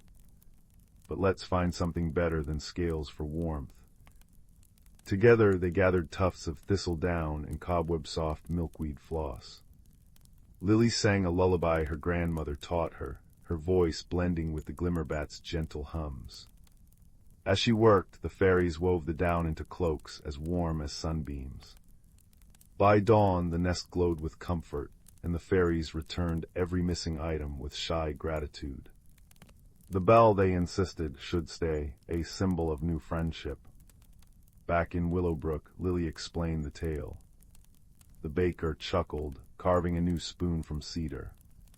Lily's grandmother smiled, her thimble now holding a sprig of fairy-given heather. That night, as the village slept, the copper bell chimed in the woods, a sweet, soothing sound carried on the breeze. Lily curled under her quilt, the scent of honey and milkweed lingering in the air. The mystery had ended not with scolding, but with shared kindness, reminding everyone that even the smallest voices deserve to be heard. And in the gentle silence, Willowbrook felt cozier than ever, wrapped in the quiet magic of understanding.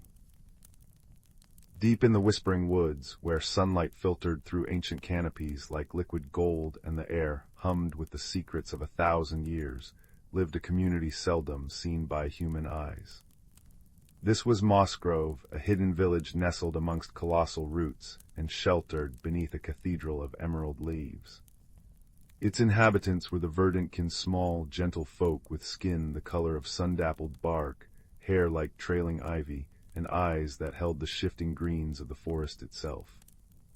Among them was a young one named Fern, whose curiosity was as boundless as the starlit sky above their home. Fern loved nothing more than listening to Elder Hemlock, whose voice was as soft and deep as rustling leaves in autumn. Hemlock spoke of the great balance, the intricate dance woven by every creature, every root, every drop of dew. "The forest breathes, little sprout," Hemlock would murmur, his gnarled fingers tracing patterns in the soft moss. "Spring brings the green sigh, summer the golden hum, autumn the copper whisper, and winter the silent, crystalline breath. Each is vital, each holds a piece of the heartwood's magic." The heartwood. Fern had heard tales of it, a colossal, ancient tree deep within the forest's core, older than time itself. It was said to be the source of the seasonal magic, its roots drinking deep from the earth's dreams, its branches cradling the essence of each turning moon and shifting sun. The Verdantkin were its caretakers, guided by generations of wisdom passed down through stories told by firefly light and the gentle murmur of streams. One day a subtle wrongness began to creep into Moss Grove. The air, usually thick with the sweet perfume of honeysuckle and damp earth in late spring, grew strangely still and scentless. The fireflies, whose nightly dances painted the twilight with constellations of soft green light, flickered weakly. Most unsettling was the behavior of the brook sprite, a shimmering, playful creature of living water who usually chattered and splashed merrily near the village. Now it flowed sluggishly, its surface unnervingly calm, reflecting the worried faces of the Verdantkin with a dull, gray sheen. Fern noticed first. The usual vibrant hum of insect wings was muted. The leaves, usually plump with spring's vigor, seemed thinner, their edges tinged with a faint, worrying yellow. The scent of pine resin, usually sharp and clean, was replaced by a faint, sour tang like forgotten mushrooms. Elder Hemlock, Fern whispered, finding the old one sitting by the sluggish brook, his face etched with concern. The balance, it feels, thin, like spun sugar ready to break. Hemlock sighed, a sound like dry leaves skittering across stone. I, little sprout, the brook sprite whispers of chill deep in the earth, the heartwood, it struggles. The essence of spring is not flowing as it should. Winter's icy grip lingers where it should have melted, and summer's warmth hesitates to rise. He pointed a trembling finger towards the deepest part of the forest, where the shadows gathered thickest beneath the oldest trees. We must journey to Heartwood Hollow. The wisdom of the roots must guide us. The journey was unlike any Fern had taken. The familiar, comforting paths felt muted. Sunlight struggled to pierce the denser canopy, casting long, cold shadows. The vibrant moss underfoot felt brittle, and the air held a lingering damp chill that seeped into their bones, despite it being late spring. They passed a family of badgers whose usually bustling set was quiet, the adults looking weary, their kits listless. A chorus of frogs by a pond croaked a slow, mournful song instead of their usual jubilant chorus. Fern felt the forest's unease like a physical weight, a prickling sensation against their skin. After a day and a night guided by the faint, troubled whispers carried on the wind through the leaves, they reached Heartwood Hollow. It was a vast, open glade bathed in an ethereal, shifting light. At its center stood the heartwood. Fern gasped. It wasn't just a tree, it was a living cathedral of wood and magic. Its trunk, wider than 20 Verdantkin houses, pulsed with a soft, internal luminescence. But the light was wrong. Instead of the vibrant, swirling greens and golds of spring fern had expected, it flickered erratically. Patches of weak green fought against stubborn veins of icy blue, and a dull, muddy brown where warm amber should have glowed. Around the base of the heartwood, figures moved with quiet urgency. Not just Verdantkin, but creatures Fern had only heard of in Hemlock stories. Lumina moths with wings like stained glass, their light dimmed. Earth gnomes with skin like polished river stones, their faces etched with worry. Even a great ancient stag, his majestic antlers seeming to droop, his breath misting unnaturally in the cool air. The harmony was fractured. The hidden lives of the forest were laid bare in their shared distress. The chill persists, rumbled the stag, his voice like stones grinding deep underground. It festers in the deep roots fed by neglect. He lowered his massive head towards a section of the forest floor near the heartwood's base. Fern saw it then, a patch of ground choked with thorny, unnatural vines, dark, oily things that seemed to suck the very color from the air. They wrapped around smaller roots protruding from the earth, their grip tight and cruel. Nearby, the earth looked scarred and barren, as if something vital had been ripped away. "It is the strangling creeper," Hemlock said, his voice heavy with sorrow. It takes hold where the forest's voice is silenced, where the small connections are broken. It feeds on imbalance, on forgotten duties. He explained how generations past had spoken of such blights, born not from malice, but from subtle neglect, a stream diverted carelessly by a landslide no one repaired, a clearing where too many saplings were lost, weakening the earth's song. The wisdom passed down was clear. Every creature, from the tiniest beetle turning the soil to the great trees breathing the air, played a part.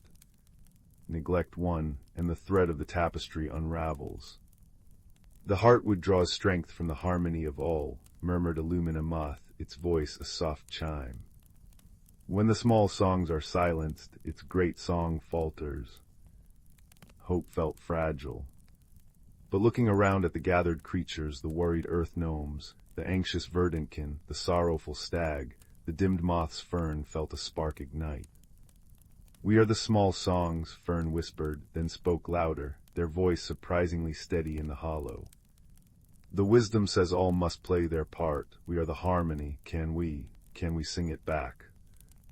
A ripple went through the assembly. The stag raised his head, a glimmer returning to his deep brown eyes. The earth gnomes nodded, their stony faces softening. The lumina moths fluttered their wings, shedding faint motes of light. The restoration began, a testament to the interconnected life Hemlock had always spoken of. Earth gnomes, strong and patient, began carefully digging around the base of the strangling creeper, loosening its grip on the precious roots without harming the heartwood itself. Their small hands worked with incredible precision, unearthing the dark tendrils.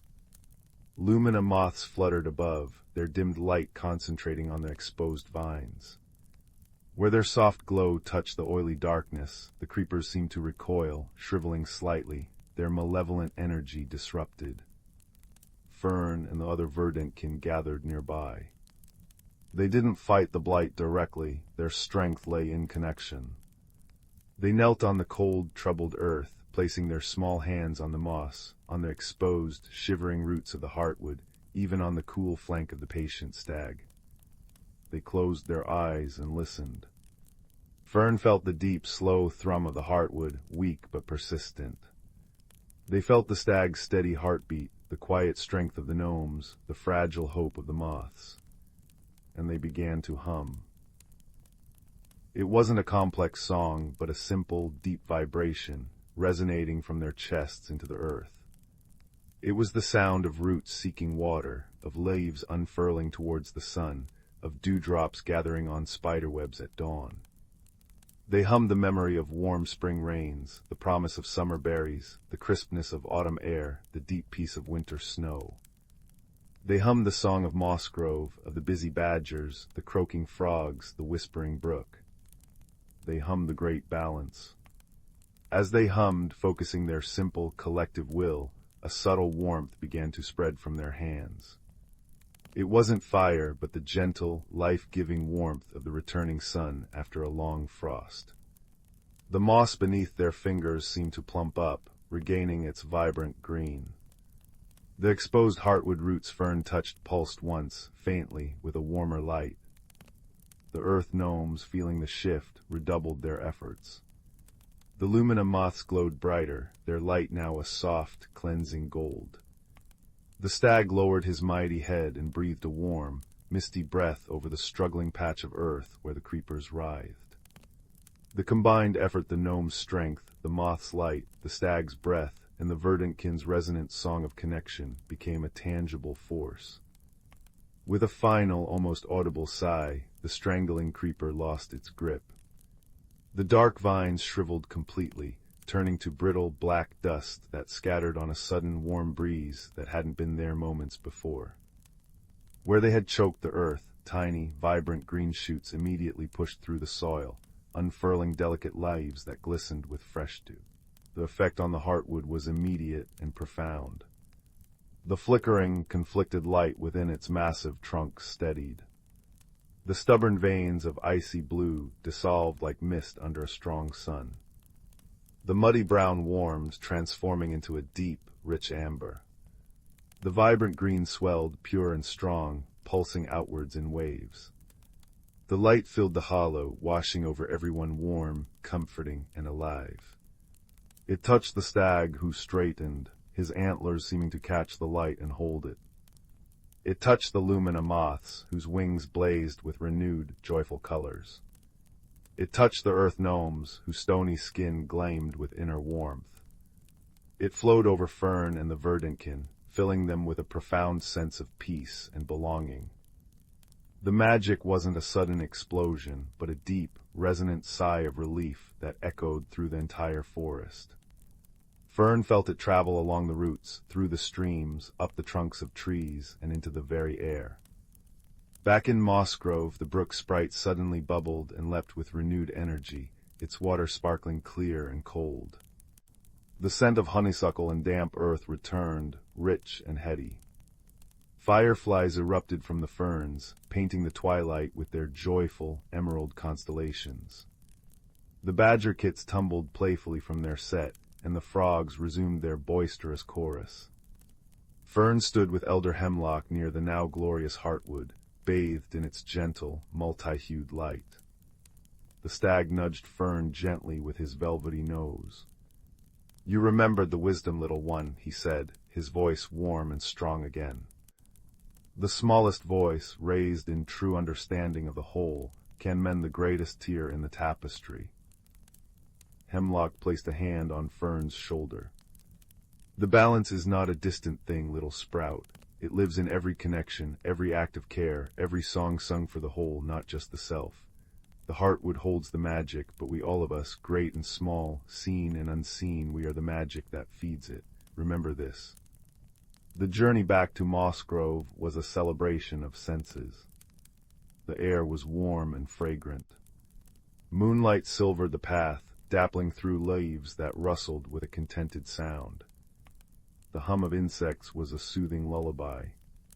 Fern felt the cool, soft moss underfoot, heard the distant, joyful splash of the brook sprite, tasted the sweet nectar of a night-blooming flower offered by a grateful lumina moth. The forest was alive, vibrant, and deeply, peacefully in harmony once more. That night, curled in their cozy nest, woven from soft grasses and fragrant pine needles, Fern gazed out at the firefly-lit glade. The gentle murmur of the brook and the rustling leaves were a soothing melody. They thought of the heartwood pulsing with balanced light deep in the forest, and of the stag, the gnomes, the moths, the badgers, the frogs, and all the unseen threads that bound them together. The wisdom felt warm and solid inside them, as old as oak roots, as deep as the starry sky.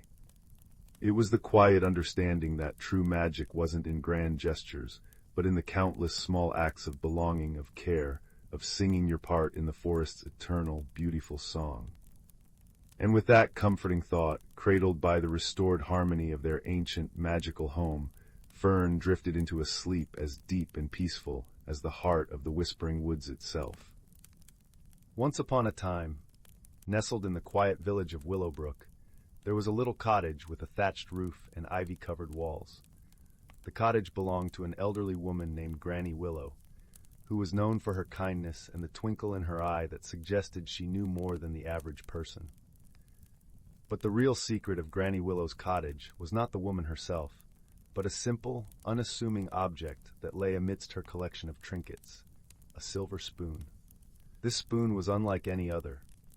It had been passed down through generations, and its handle was etched with intricate patterns that seemed to shimmer when touched by the light of the moon. Many who visited Granny Willow would admire the spoon for its beauty, but only a few knew of its true magic. When held with a heart full of wonder, the spoon revealed a hidden world, a place where dreams could be tasted and where the impossible seemed possible. One brisk autumn evening, a young girl named Clara visited Granny Willow. Clara was a curious child, with eyes the color of the clearest morning sky and a heart eager for adventure. As she warmed her hands by Granny's crackling fireplace, the elderly woman offered Clara a cup of hot cocoa, stirring it gently with the silver spoon. Clara watched, mesmerized by the way the spoon caught the firelight, and she could not help but reach out to touch it. As her fingers brushed the cool metal, Clara felt a gentle tingling sensation spread through her hand and up her arm. Suddenly, the room around her seemed to blur, and she found herself standing in a forest unlike any she had ever seen. Towering trees with leaves of gold and silver swayed gently in a breeze that carried the scent of wildflowers and honey. It was a place both foreign and familiar, a place where magic felt as real as the earth beneath her feet. "Welcome, dear Clara," a melodious voice greeted her. Turning, Clara saw a small creature perched on a branch, a tiny bird with feathers of the deepest blue and eyes that sparkled with intelligence. "I am Leora, your guide in this enchanted place." Clara marveled at the bird, her heart swelling with excitement and curiosity. "Where am I?" she asked, her voice barely above a whisper. "You are in the land of whimsy, where the imagination knows no bounds," Leora replied, fluttering down to Clara's shoulder. "Here, you will find answers to questions you haven't yet asked, and perhaps discover things you didn't know you were seeking." Intrigued and a little daunted, Clara set off through the forest with Leora by her side. Along the way, they encountered a variety of creatures. A wise old tortoise named Humphrey, who spoke in riddles and had a shell that shimmered like the night sky. A playful fox named Finn, whose laughter was as infectious as a summer breeze. And a gentle deer named Seraphina, who moved with such grace that she seemed to float above the ground. Each new friend shared with Clara a piece of wisdom wrapped in a tale, teaching her about the importance of patience, the value of laughter, and the beauty of gentle strength. Clara listened intently, her mind and heart open to the lessons of this magical realm. Their journey through the land of whimsy was not without its challenges. At the heart of the forest lay a glade where time stood still, guarded by an ancient riddle that had puzzled even the wisest of creatures. It was said that the answer to the riddle would unlock the path to one's deepest desires and truths, but only those pure of heart could solve it. Clara approached the glade, her mind swirling with thoughts. The riddle echoed in her ears, a melody of words that seemed to dance just out of reach. What is that which, without being seen, guides us through the darkest of nights and the brightest of days? She pondered the question, her thoughts drifting to the friends she had made, the lessons she had learned, and the feeling of wonder that had filled her since she first touched the magical spoon. Then, with a dawning realization, she whispered, "Hope." As the word left her lips, the glade transformed, the trees shimmered with a golden light, and a pathway opened before her, leading to a clearing bathed in the soft glow of moonlight. In that moment, Clara understood that hope was the thread that wove through every story, every lesson, and every heart. With a sense of peace and fulfillment, Clara bid farewell to her new friends, promising to carry their wisdom back to her world. As she stepped onto the path, the forest began to dissolve, and she found herself once again in Granny Willow's cozy cottage, the silver spoon warm in her hand. Granny Willow, her eyes twinkling with understanding, smiled gently at Clara. "Did you find what you were looking for, my dear?" she asked. Clara nodded, her heart full of gratitude and newfound perspective. "I found more than I ever imagined," she replied, her voice filled with wonder. And so, Clara's journey through the land of whimsy came to an end, but the lessons she learned stayed with her, guiding her through the days and nights to come. She cherished the silver spoon and the magic it held, knowing that its true power lay not in the enchantment of a distant land, but in the hope and friendship it had awakened within her own heart. As the fire crackled softly and the shadows danced on the walls, Clara drifted into a peaceful sleep, her dreams filled with golden forests and the laughter of newfound friends. And somewhere in the quiet village of Glimmerbrook, a wise old tortoise, a playful fox, and a graceful deer watched over her, their spirits forever part of her story. And thus, the magic of ordinary things continued to weave its gentle spell, reminding all who listened that true wonder lies within the simplest of moments, waiting to be discovered by those who dare to dream. In a quiet valley nestled between two sleepy mountains, there lived a young boy named Kalen, who often felt as small and unnoticed as the pebbles along the riverbank. While other children his age raced through meadows with boisterous laughter, Kalen preferred the company of mossy stones and whispering pines. His heart beat in time with the gentler rhythms of the world, the patter of rain on leaves, the distant hoot of an owl, the way morning mist clung to the hillsides like a soft gray blanket.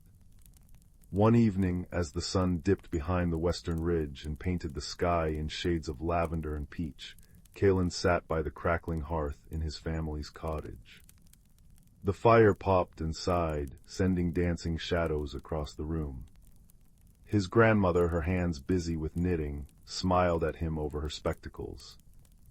"You look thoughtful tonight, little one," she said, her voice like the rustle of dry leaves. "I was wondering," Kalen began, tracing the grain of the wooden floor with his finger, "if there are places in this world where quiet things become important." His grandmother's needles stilled. "Oh, there are, but one must know how to look." She leaned closer, the firelight catching the silver in her hair. "Have I ever told you about the Glimmerwood?" Kalen shook his head, curling closer to the warmth. "It's said that deep in the oldest part of the forest there grows a tree whose leaves hold the last light of day.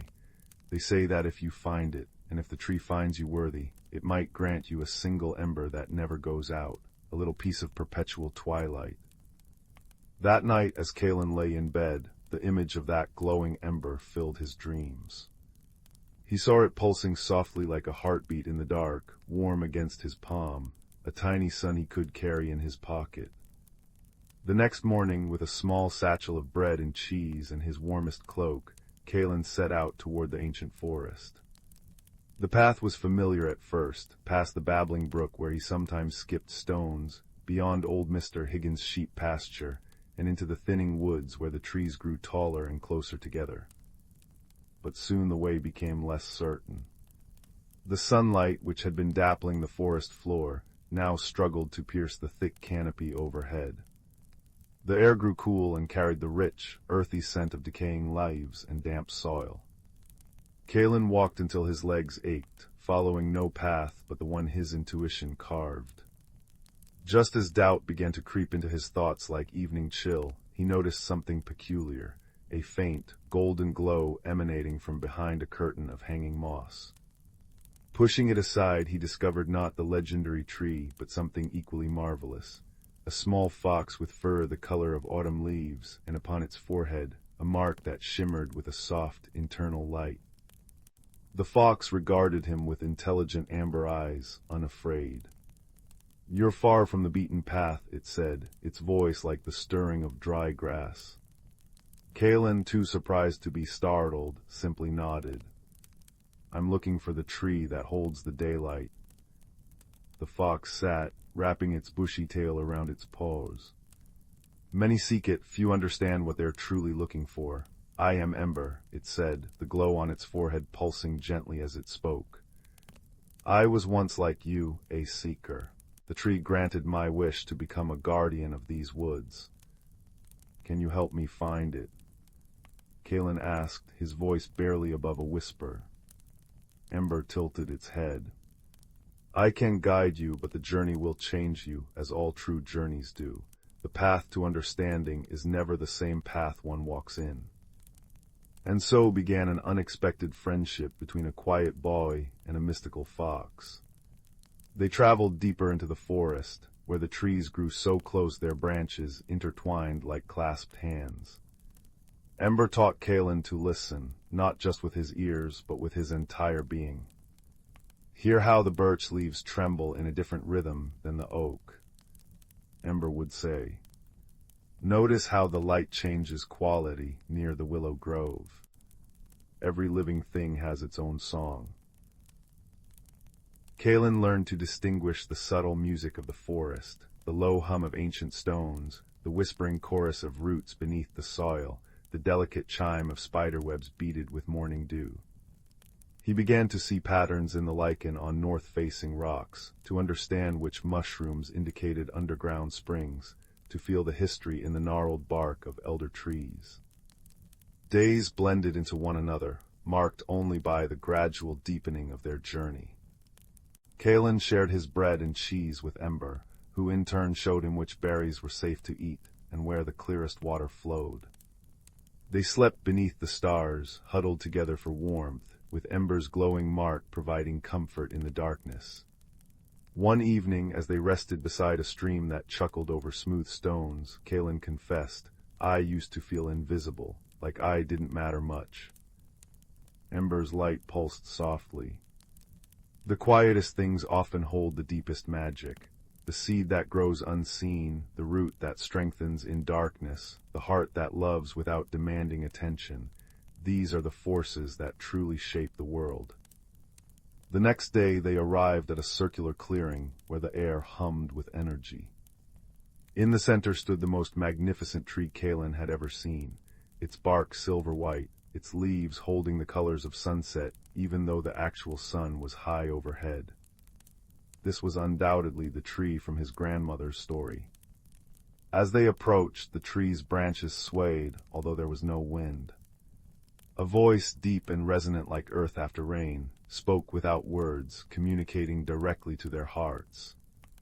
Why do you seek the everlasting ember, child of the outer world? Kalen, who had practiced answering difficult questions during his journey, responded honestly. I thought it would make me feel important, but now I understand that importance isn't about being noticed, it's about noticing. The tree's leaves shimmered approvingly. You have learned well. But the ember is not a prize to be won. It is a responsibility to be carried. It must be earned through service. What service? Kalen asked. The forest suffers, the tree communicated, its branches drooping slightly. A darkness has taken root in the heart of the Glimmerwood, not evil but forgetfulness. The creatures have stopped listening to each other's songs. They no longer remember how their lives are intertwined. You must help them remember. Ember nuzzled Kalen's hand. This is the true test. The darkness manifests as a mist that dulls the senses and separates beings from one another. For 3 days and nights, Kalen and Ember traveled to the affected areas. The forgetfulness mist was indeed spreading. They found birds who had forgotten their migration songs, squirrels who couldn't recall where they'd buried their nuts, and a family of badgers who had forgotten how to dig proper tunnels. Kalen discovered that his quiet nature served him well. While others might have tried to fight the mist with noise and action, he simply sat with the affected creatures, listening to their confusion. He didn't try to solve their problems, but instead helped them remember their own solutions. To the birds, he hummed the melodies he'd learned from listening to the wind through pine needles. Gradually they began to join in, their own songs returning like dawn after a long night. For the squirrels, he drew maps in the dirt based on patterns he'd observed in their behavior, helping them rediscover their hidden stores. With the badgers, he patiently demonstrated digging techniques he'd seen other animals use, until their muscle memory returned. Each small victory pushed the mist back slightly, but the source remained. Following Ember's guidance, they traced the forgetfulness to a cave, where a lonely mountain spirit had been weeping for centuries, its tears creating the confusion mist. Everyone has forgotten me, the spirit mourned, its form shifting like smoke. Once the forest creatures would bring me stories and songs. Now I am alone. Kalen approached without fear. I will remember you, he said simply, and I will tell others to remember. He sat at the cave entrance and began to sing, a simple song about the interconnectedness of the forest, about how every creature, every plant, every stone had value and was remembered by the world.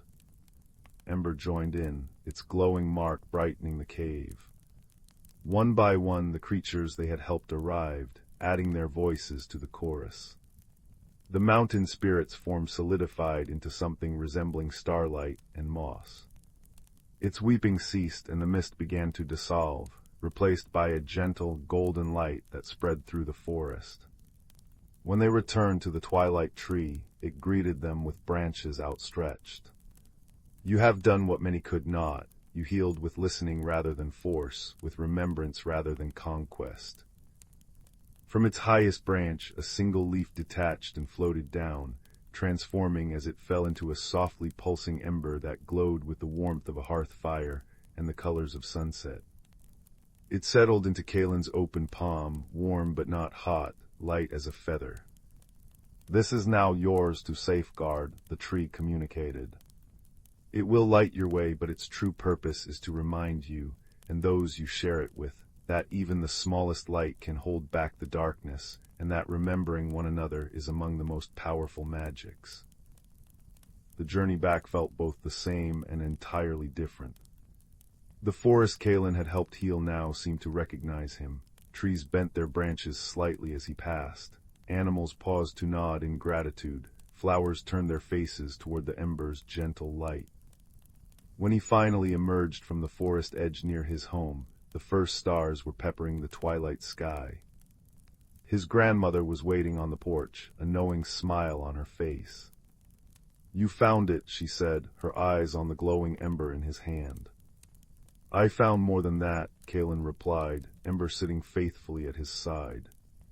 That night, as Kalen lay in his own bed, the ember pulsed softly on his bedside table, casting warm, shifting patterns on the walls. He realized the journey had indeed transformed him, not by making him important in the way he'd imagined, but by teaching him that importance grew from connection, from listening, from remembering. Ember curled at the foot of his bed, its glowing mark synchronizing with the ember's rhythm. "The forest will always remember you," the fox whispered, "and I will always be your friend." Kalen smiled, feeling a peace deeper than any he'd known. He understood now that the magical object wasn't the destination but the reminder, a tangible representation of the light we carry for each other, the memories we preserve, the friendships that warm us from the inside out. As sleep gently pulled at his consciousness, the ember's glow seemed to fill the room with soft, golden warmth. The last thing Kalen heard was the distant, familiar crackle of the hearth downstairs, and Ember's contented sigh as the fox too drifted into dreams. And in that space between waking and sleeping, in the gentle embrace of the light he'd earned not through conquest but through compassion, Kalen understood that the greatest journeys aren't measured in distance traveled, but in the depth of connection forged, and that sometimes the quietest among us hold the most luminous magic of all. In the heart of the ancient forest, where the moonbeams wove silver threads through the canopy and the air hummed with quiet magic, there existed a world that only truly awakened when the sun dipped below the horizon.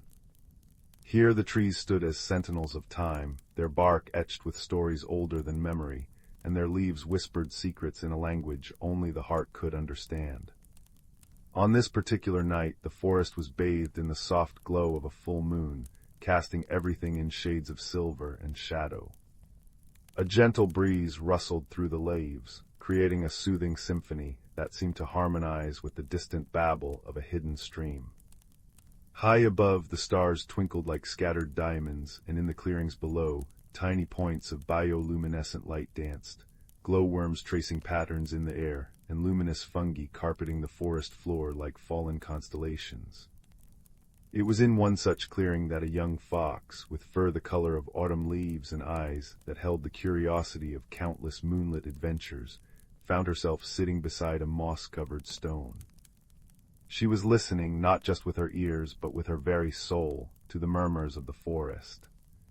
The trees spoke in creaks and sighs, sharing tales of seasons long past. The stream gurgled melodies of journeys to distant lands, and the stones, warm from the day's sun, hummed with the deep, steady wisdom of the earth. But tonight the fox noticed something unusual. The usual gentle glow of the moon petals, flowers that bloomed only under moonlight and cast a soft, silver radiance, seemed dimmer than usual. Their light flickered uncertainly, as if hesitant to shine. A subtle tension threaded through the forest's nightly chorus, a note of concern woven into the rustle of leaves and the whisper of the wind. Determined to understand, the fox padded softly through the undergrowth, her steps silent on the bed of pine needles and moss. She followed the sound of the babbling brook, knowing that water often carried answers from deeper parts of the forest. As she walked, she passed ferns that glimmered with dewdrop jewels and mushrooms that pulsed with a gentle, greenish light. The air itself seemed to shimmer with magic, cool and refreshing against her fur. Soon she reached the stream, where the water chuckled over smooth, dark stones. She dipped her paw into the cool current and listened. The stream's language was one of flow and change, and tonight it murmured of a stillness creeping into the forest, a quietness that felt heavy rather than peaceful. The balance wavers, the water seemed to say. The time of deep rest approaches, but something resists. Puzzled, the fox continued her journey, now climbing a gentle slope where the trees grew older and grander. Their trunks were thick with lichen, and their branches reached like wise, gnarled fingers toward the sky. Here the air was scented with damp earth and the faint, sweet fragrance of night-blooming jasmine. She knew that somewhere among these ancient beings lived the great horned owl, a creature whose wisdom was as deep as the roots of the oldest oak.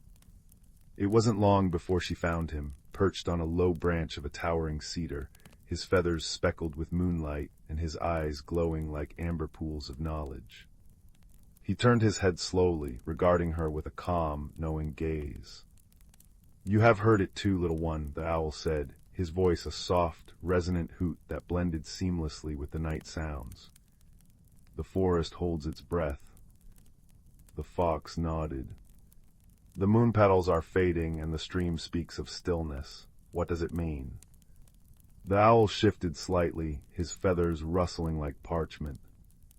"The seasons turn as they always have. The time of autumn's surrender to winter's rest is upon us, but sometimes the forest forgets how to let go. It clings to the light, fearing the darkness rather than trusting in the renewal that follows." He gestured with a wing toward a particularly ancient tree, its trunk hollowed by time yet still standing strong. "That elder maple has seen countless cycles. Its leaves have fallen and regrown more times than any of us can count. Yet, even it sometimes hesitates to release the last of its foliage, as if holding on might keep the warmth a little longer." The fox tilted her head. "But why would the forest resist? Rest is part of the magic." "Indeed," the owl replied. "But change can be frightening, even when it is natural. The moon petals dim because they feel the uncertainty in the air. The stream murmurs of stillness because the energy of the forest is caught between holding on and letting go." As if to emphasize his words, a soft rain began to fall, not a storm, but a gentle shower that pattered rhythmically on the leaves above, each drop a tiny drumbeat in the night symphony. The sound was soothing, almost hypnotic, and the fox felt a sense of calm settle over her despite the tension in the air. "What can be done?" she asked. The owl's eyes seemed to deepen with warmth. "We must remind the forest of the beauty in release. We must show it that rest is not an end, but a promise of renewal. The magic of this place is not only in its light, but in its shadows, not only in its warmth, but in its cool, quiet moments of reflection." Together they decided to journey to the heart of the forest, a starlit clearing where the moon petals grew thickest, and where the trees formed a protective circle around a small, crystal-clear pond. As they walked, the owl shared stories of winters past, of how the snow blanketed the earth in silence, allowing the roots to dream deeply, and how the spring always returned with vibrant life, fueled by that very rest. The rain continued to fall, its gentle percussion mingling with the whisper of the wind through the pines and the distant hush of the stream. The fox felt each sound deep within her, a natural lullaby that eased her worries. When they reached the clearing, they found the moon petals indeed glowing faintly, their silver light wavering like a timid heartbeat. Around the pond, the trees stood solemnly, their leaves trembling slightly in the breeze as if unsure whether to hold on or let go. The owl alighted on a stone at the water's edge, and the fox sat beside him. For a time they simply listened, to the patter of rain on the pond's surface, to the sigh of the trees, to the soft cheer-up of crickets hidden in the grass. Then the owl began to speak, not in words, but in a series of soft, melodic hoots that wove through the night like a thread of comfort.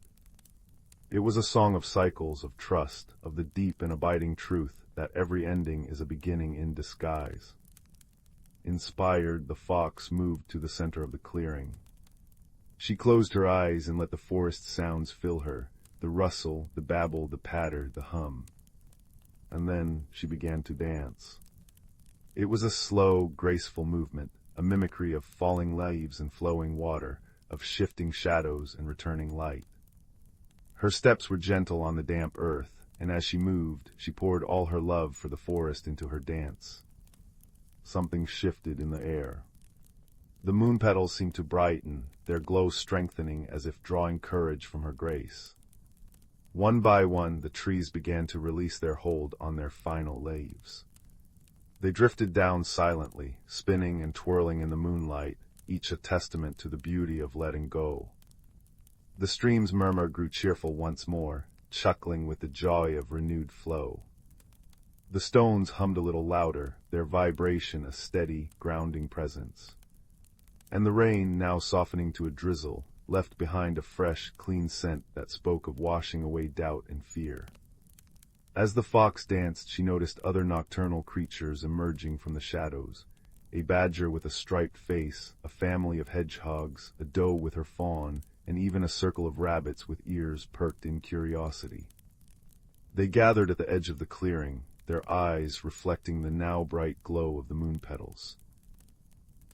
Together they added their own quiet presence to the symphony of the night, a collective embrace of the forest's natural rhythm. When the dance ended, the fox stood still, breathing deeply. The clearing was now awash with silver light, brighter than she had ever seen it. The moon petals shone with renewed vigor, and the air thrummed with a peaceful, settled energy. The forest had remembered how to trust. The owl flew down to land beside her.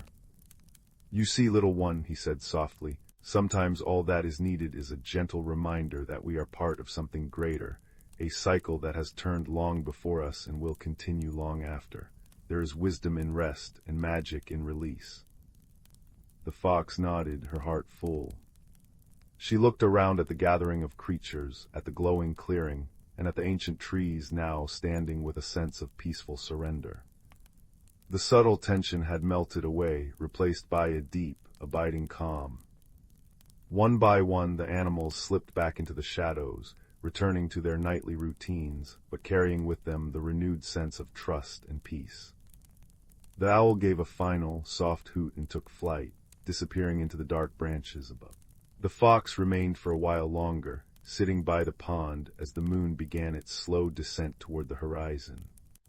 She listened to the gentle lap of water against the shore, the distant whisper of the wind, and the steady, rhythmic pulse of the forest at peace. She knew that come winter, the snow would fall, silencing the world in a blanket of white. The streams would slow, the creatures would sleep, and the trees would stand bare against the sky. But she also knew that beneath that stillness, the magic would continue, dreaming, waiting, gathering strength for the return of spring. As she finally turned to make her way home, the first flakes of snow began to drift down, soft, silent, and gentle. They landed on her fur like cold kisses, and she smiled. The forest was embracing its rest, and she felt honored to have played a small part in reminding it of the beauty in letting go. And so, under the fading moonlight and the watchful eyes of the stars, the ancient forest settled into its seasonal slumber, wrapped in the quiet magic of renewal, and filled with the peaceful certainty that after every night without fail, the dawn would always come.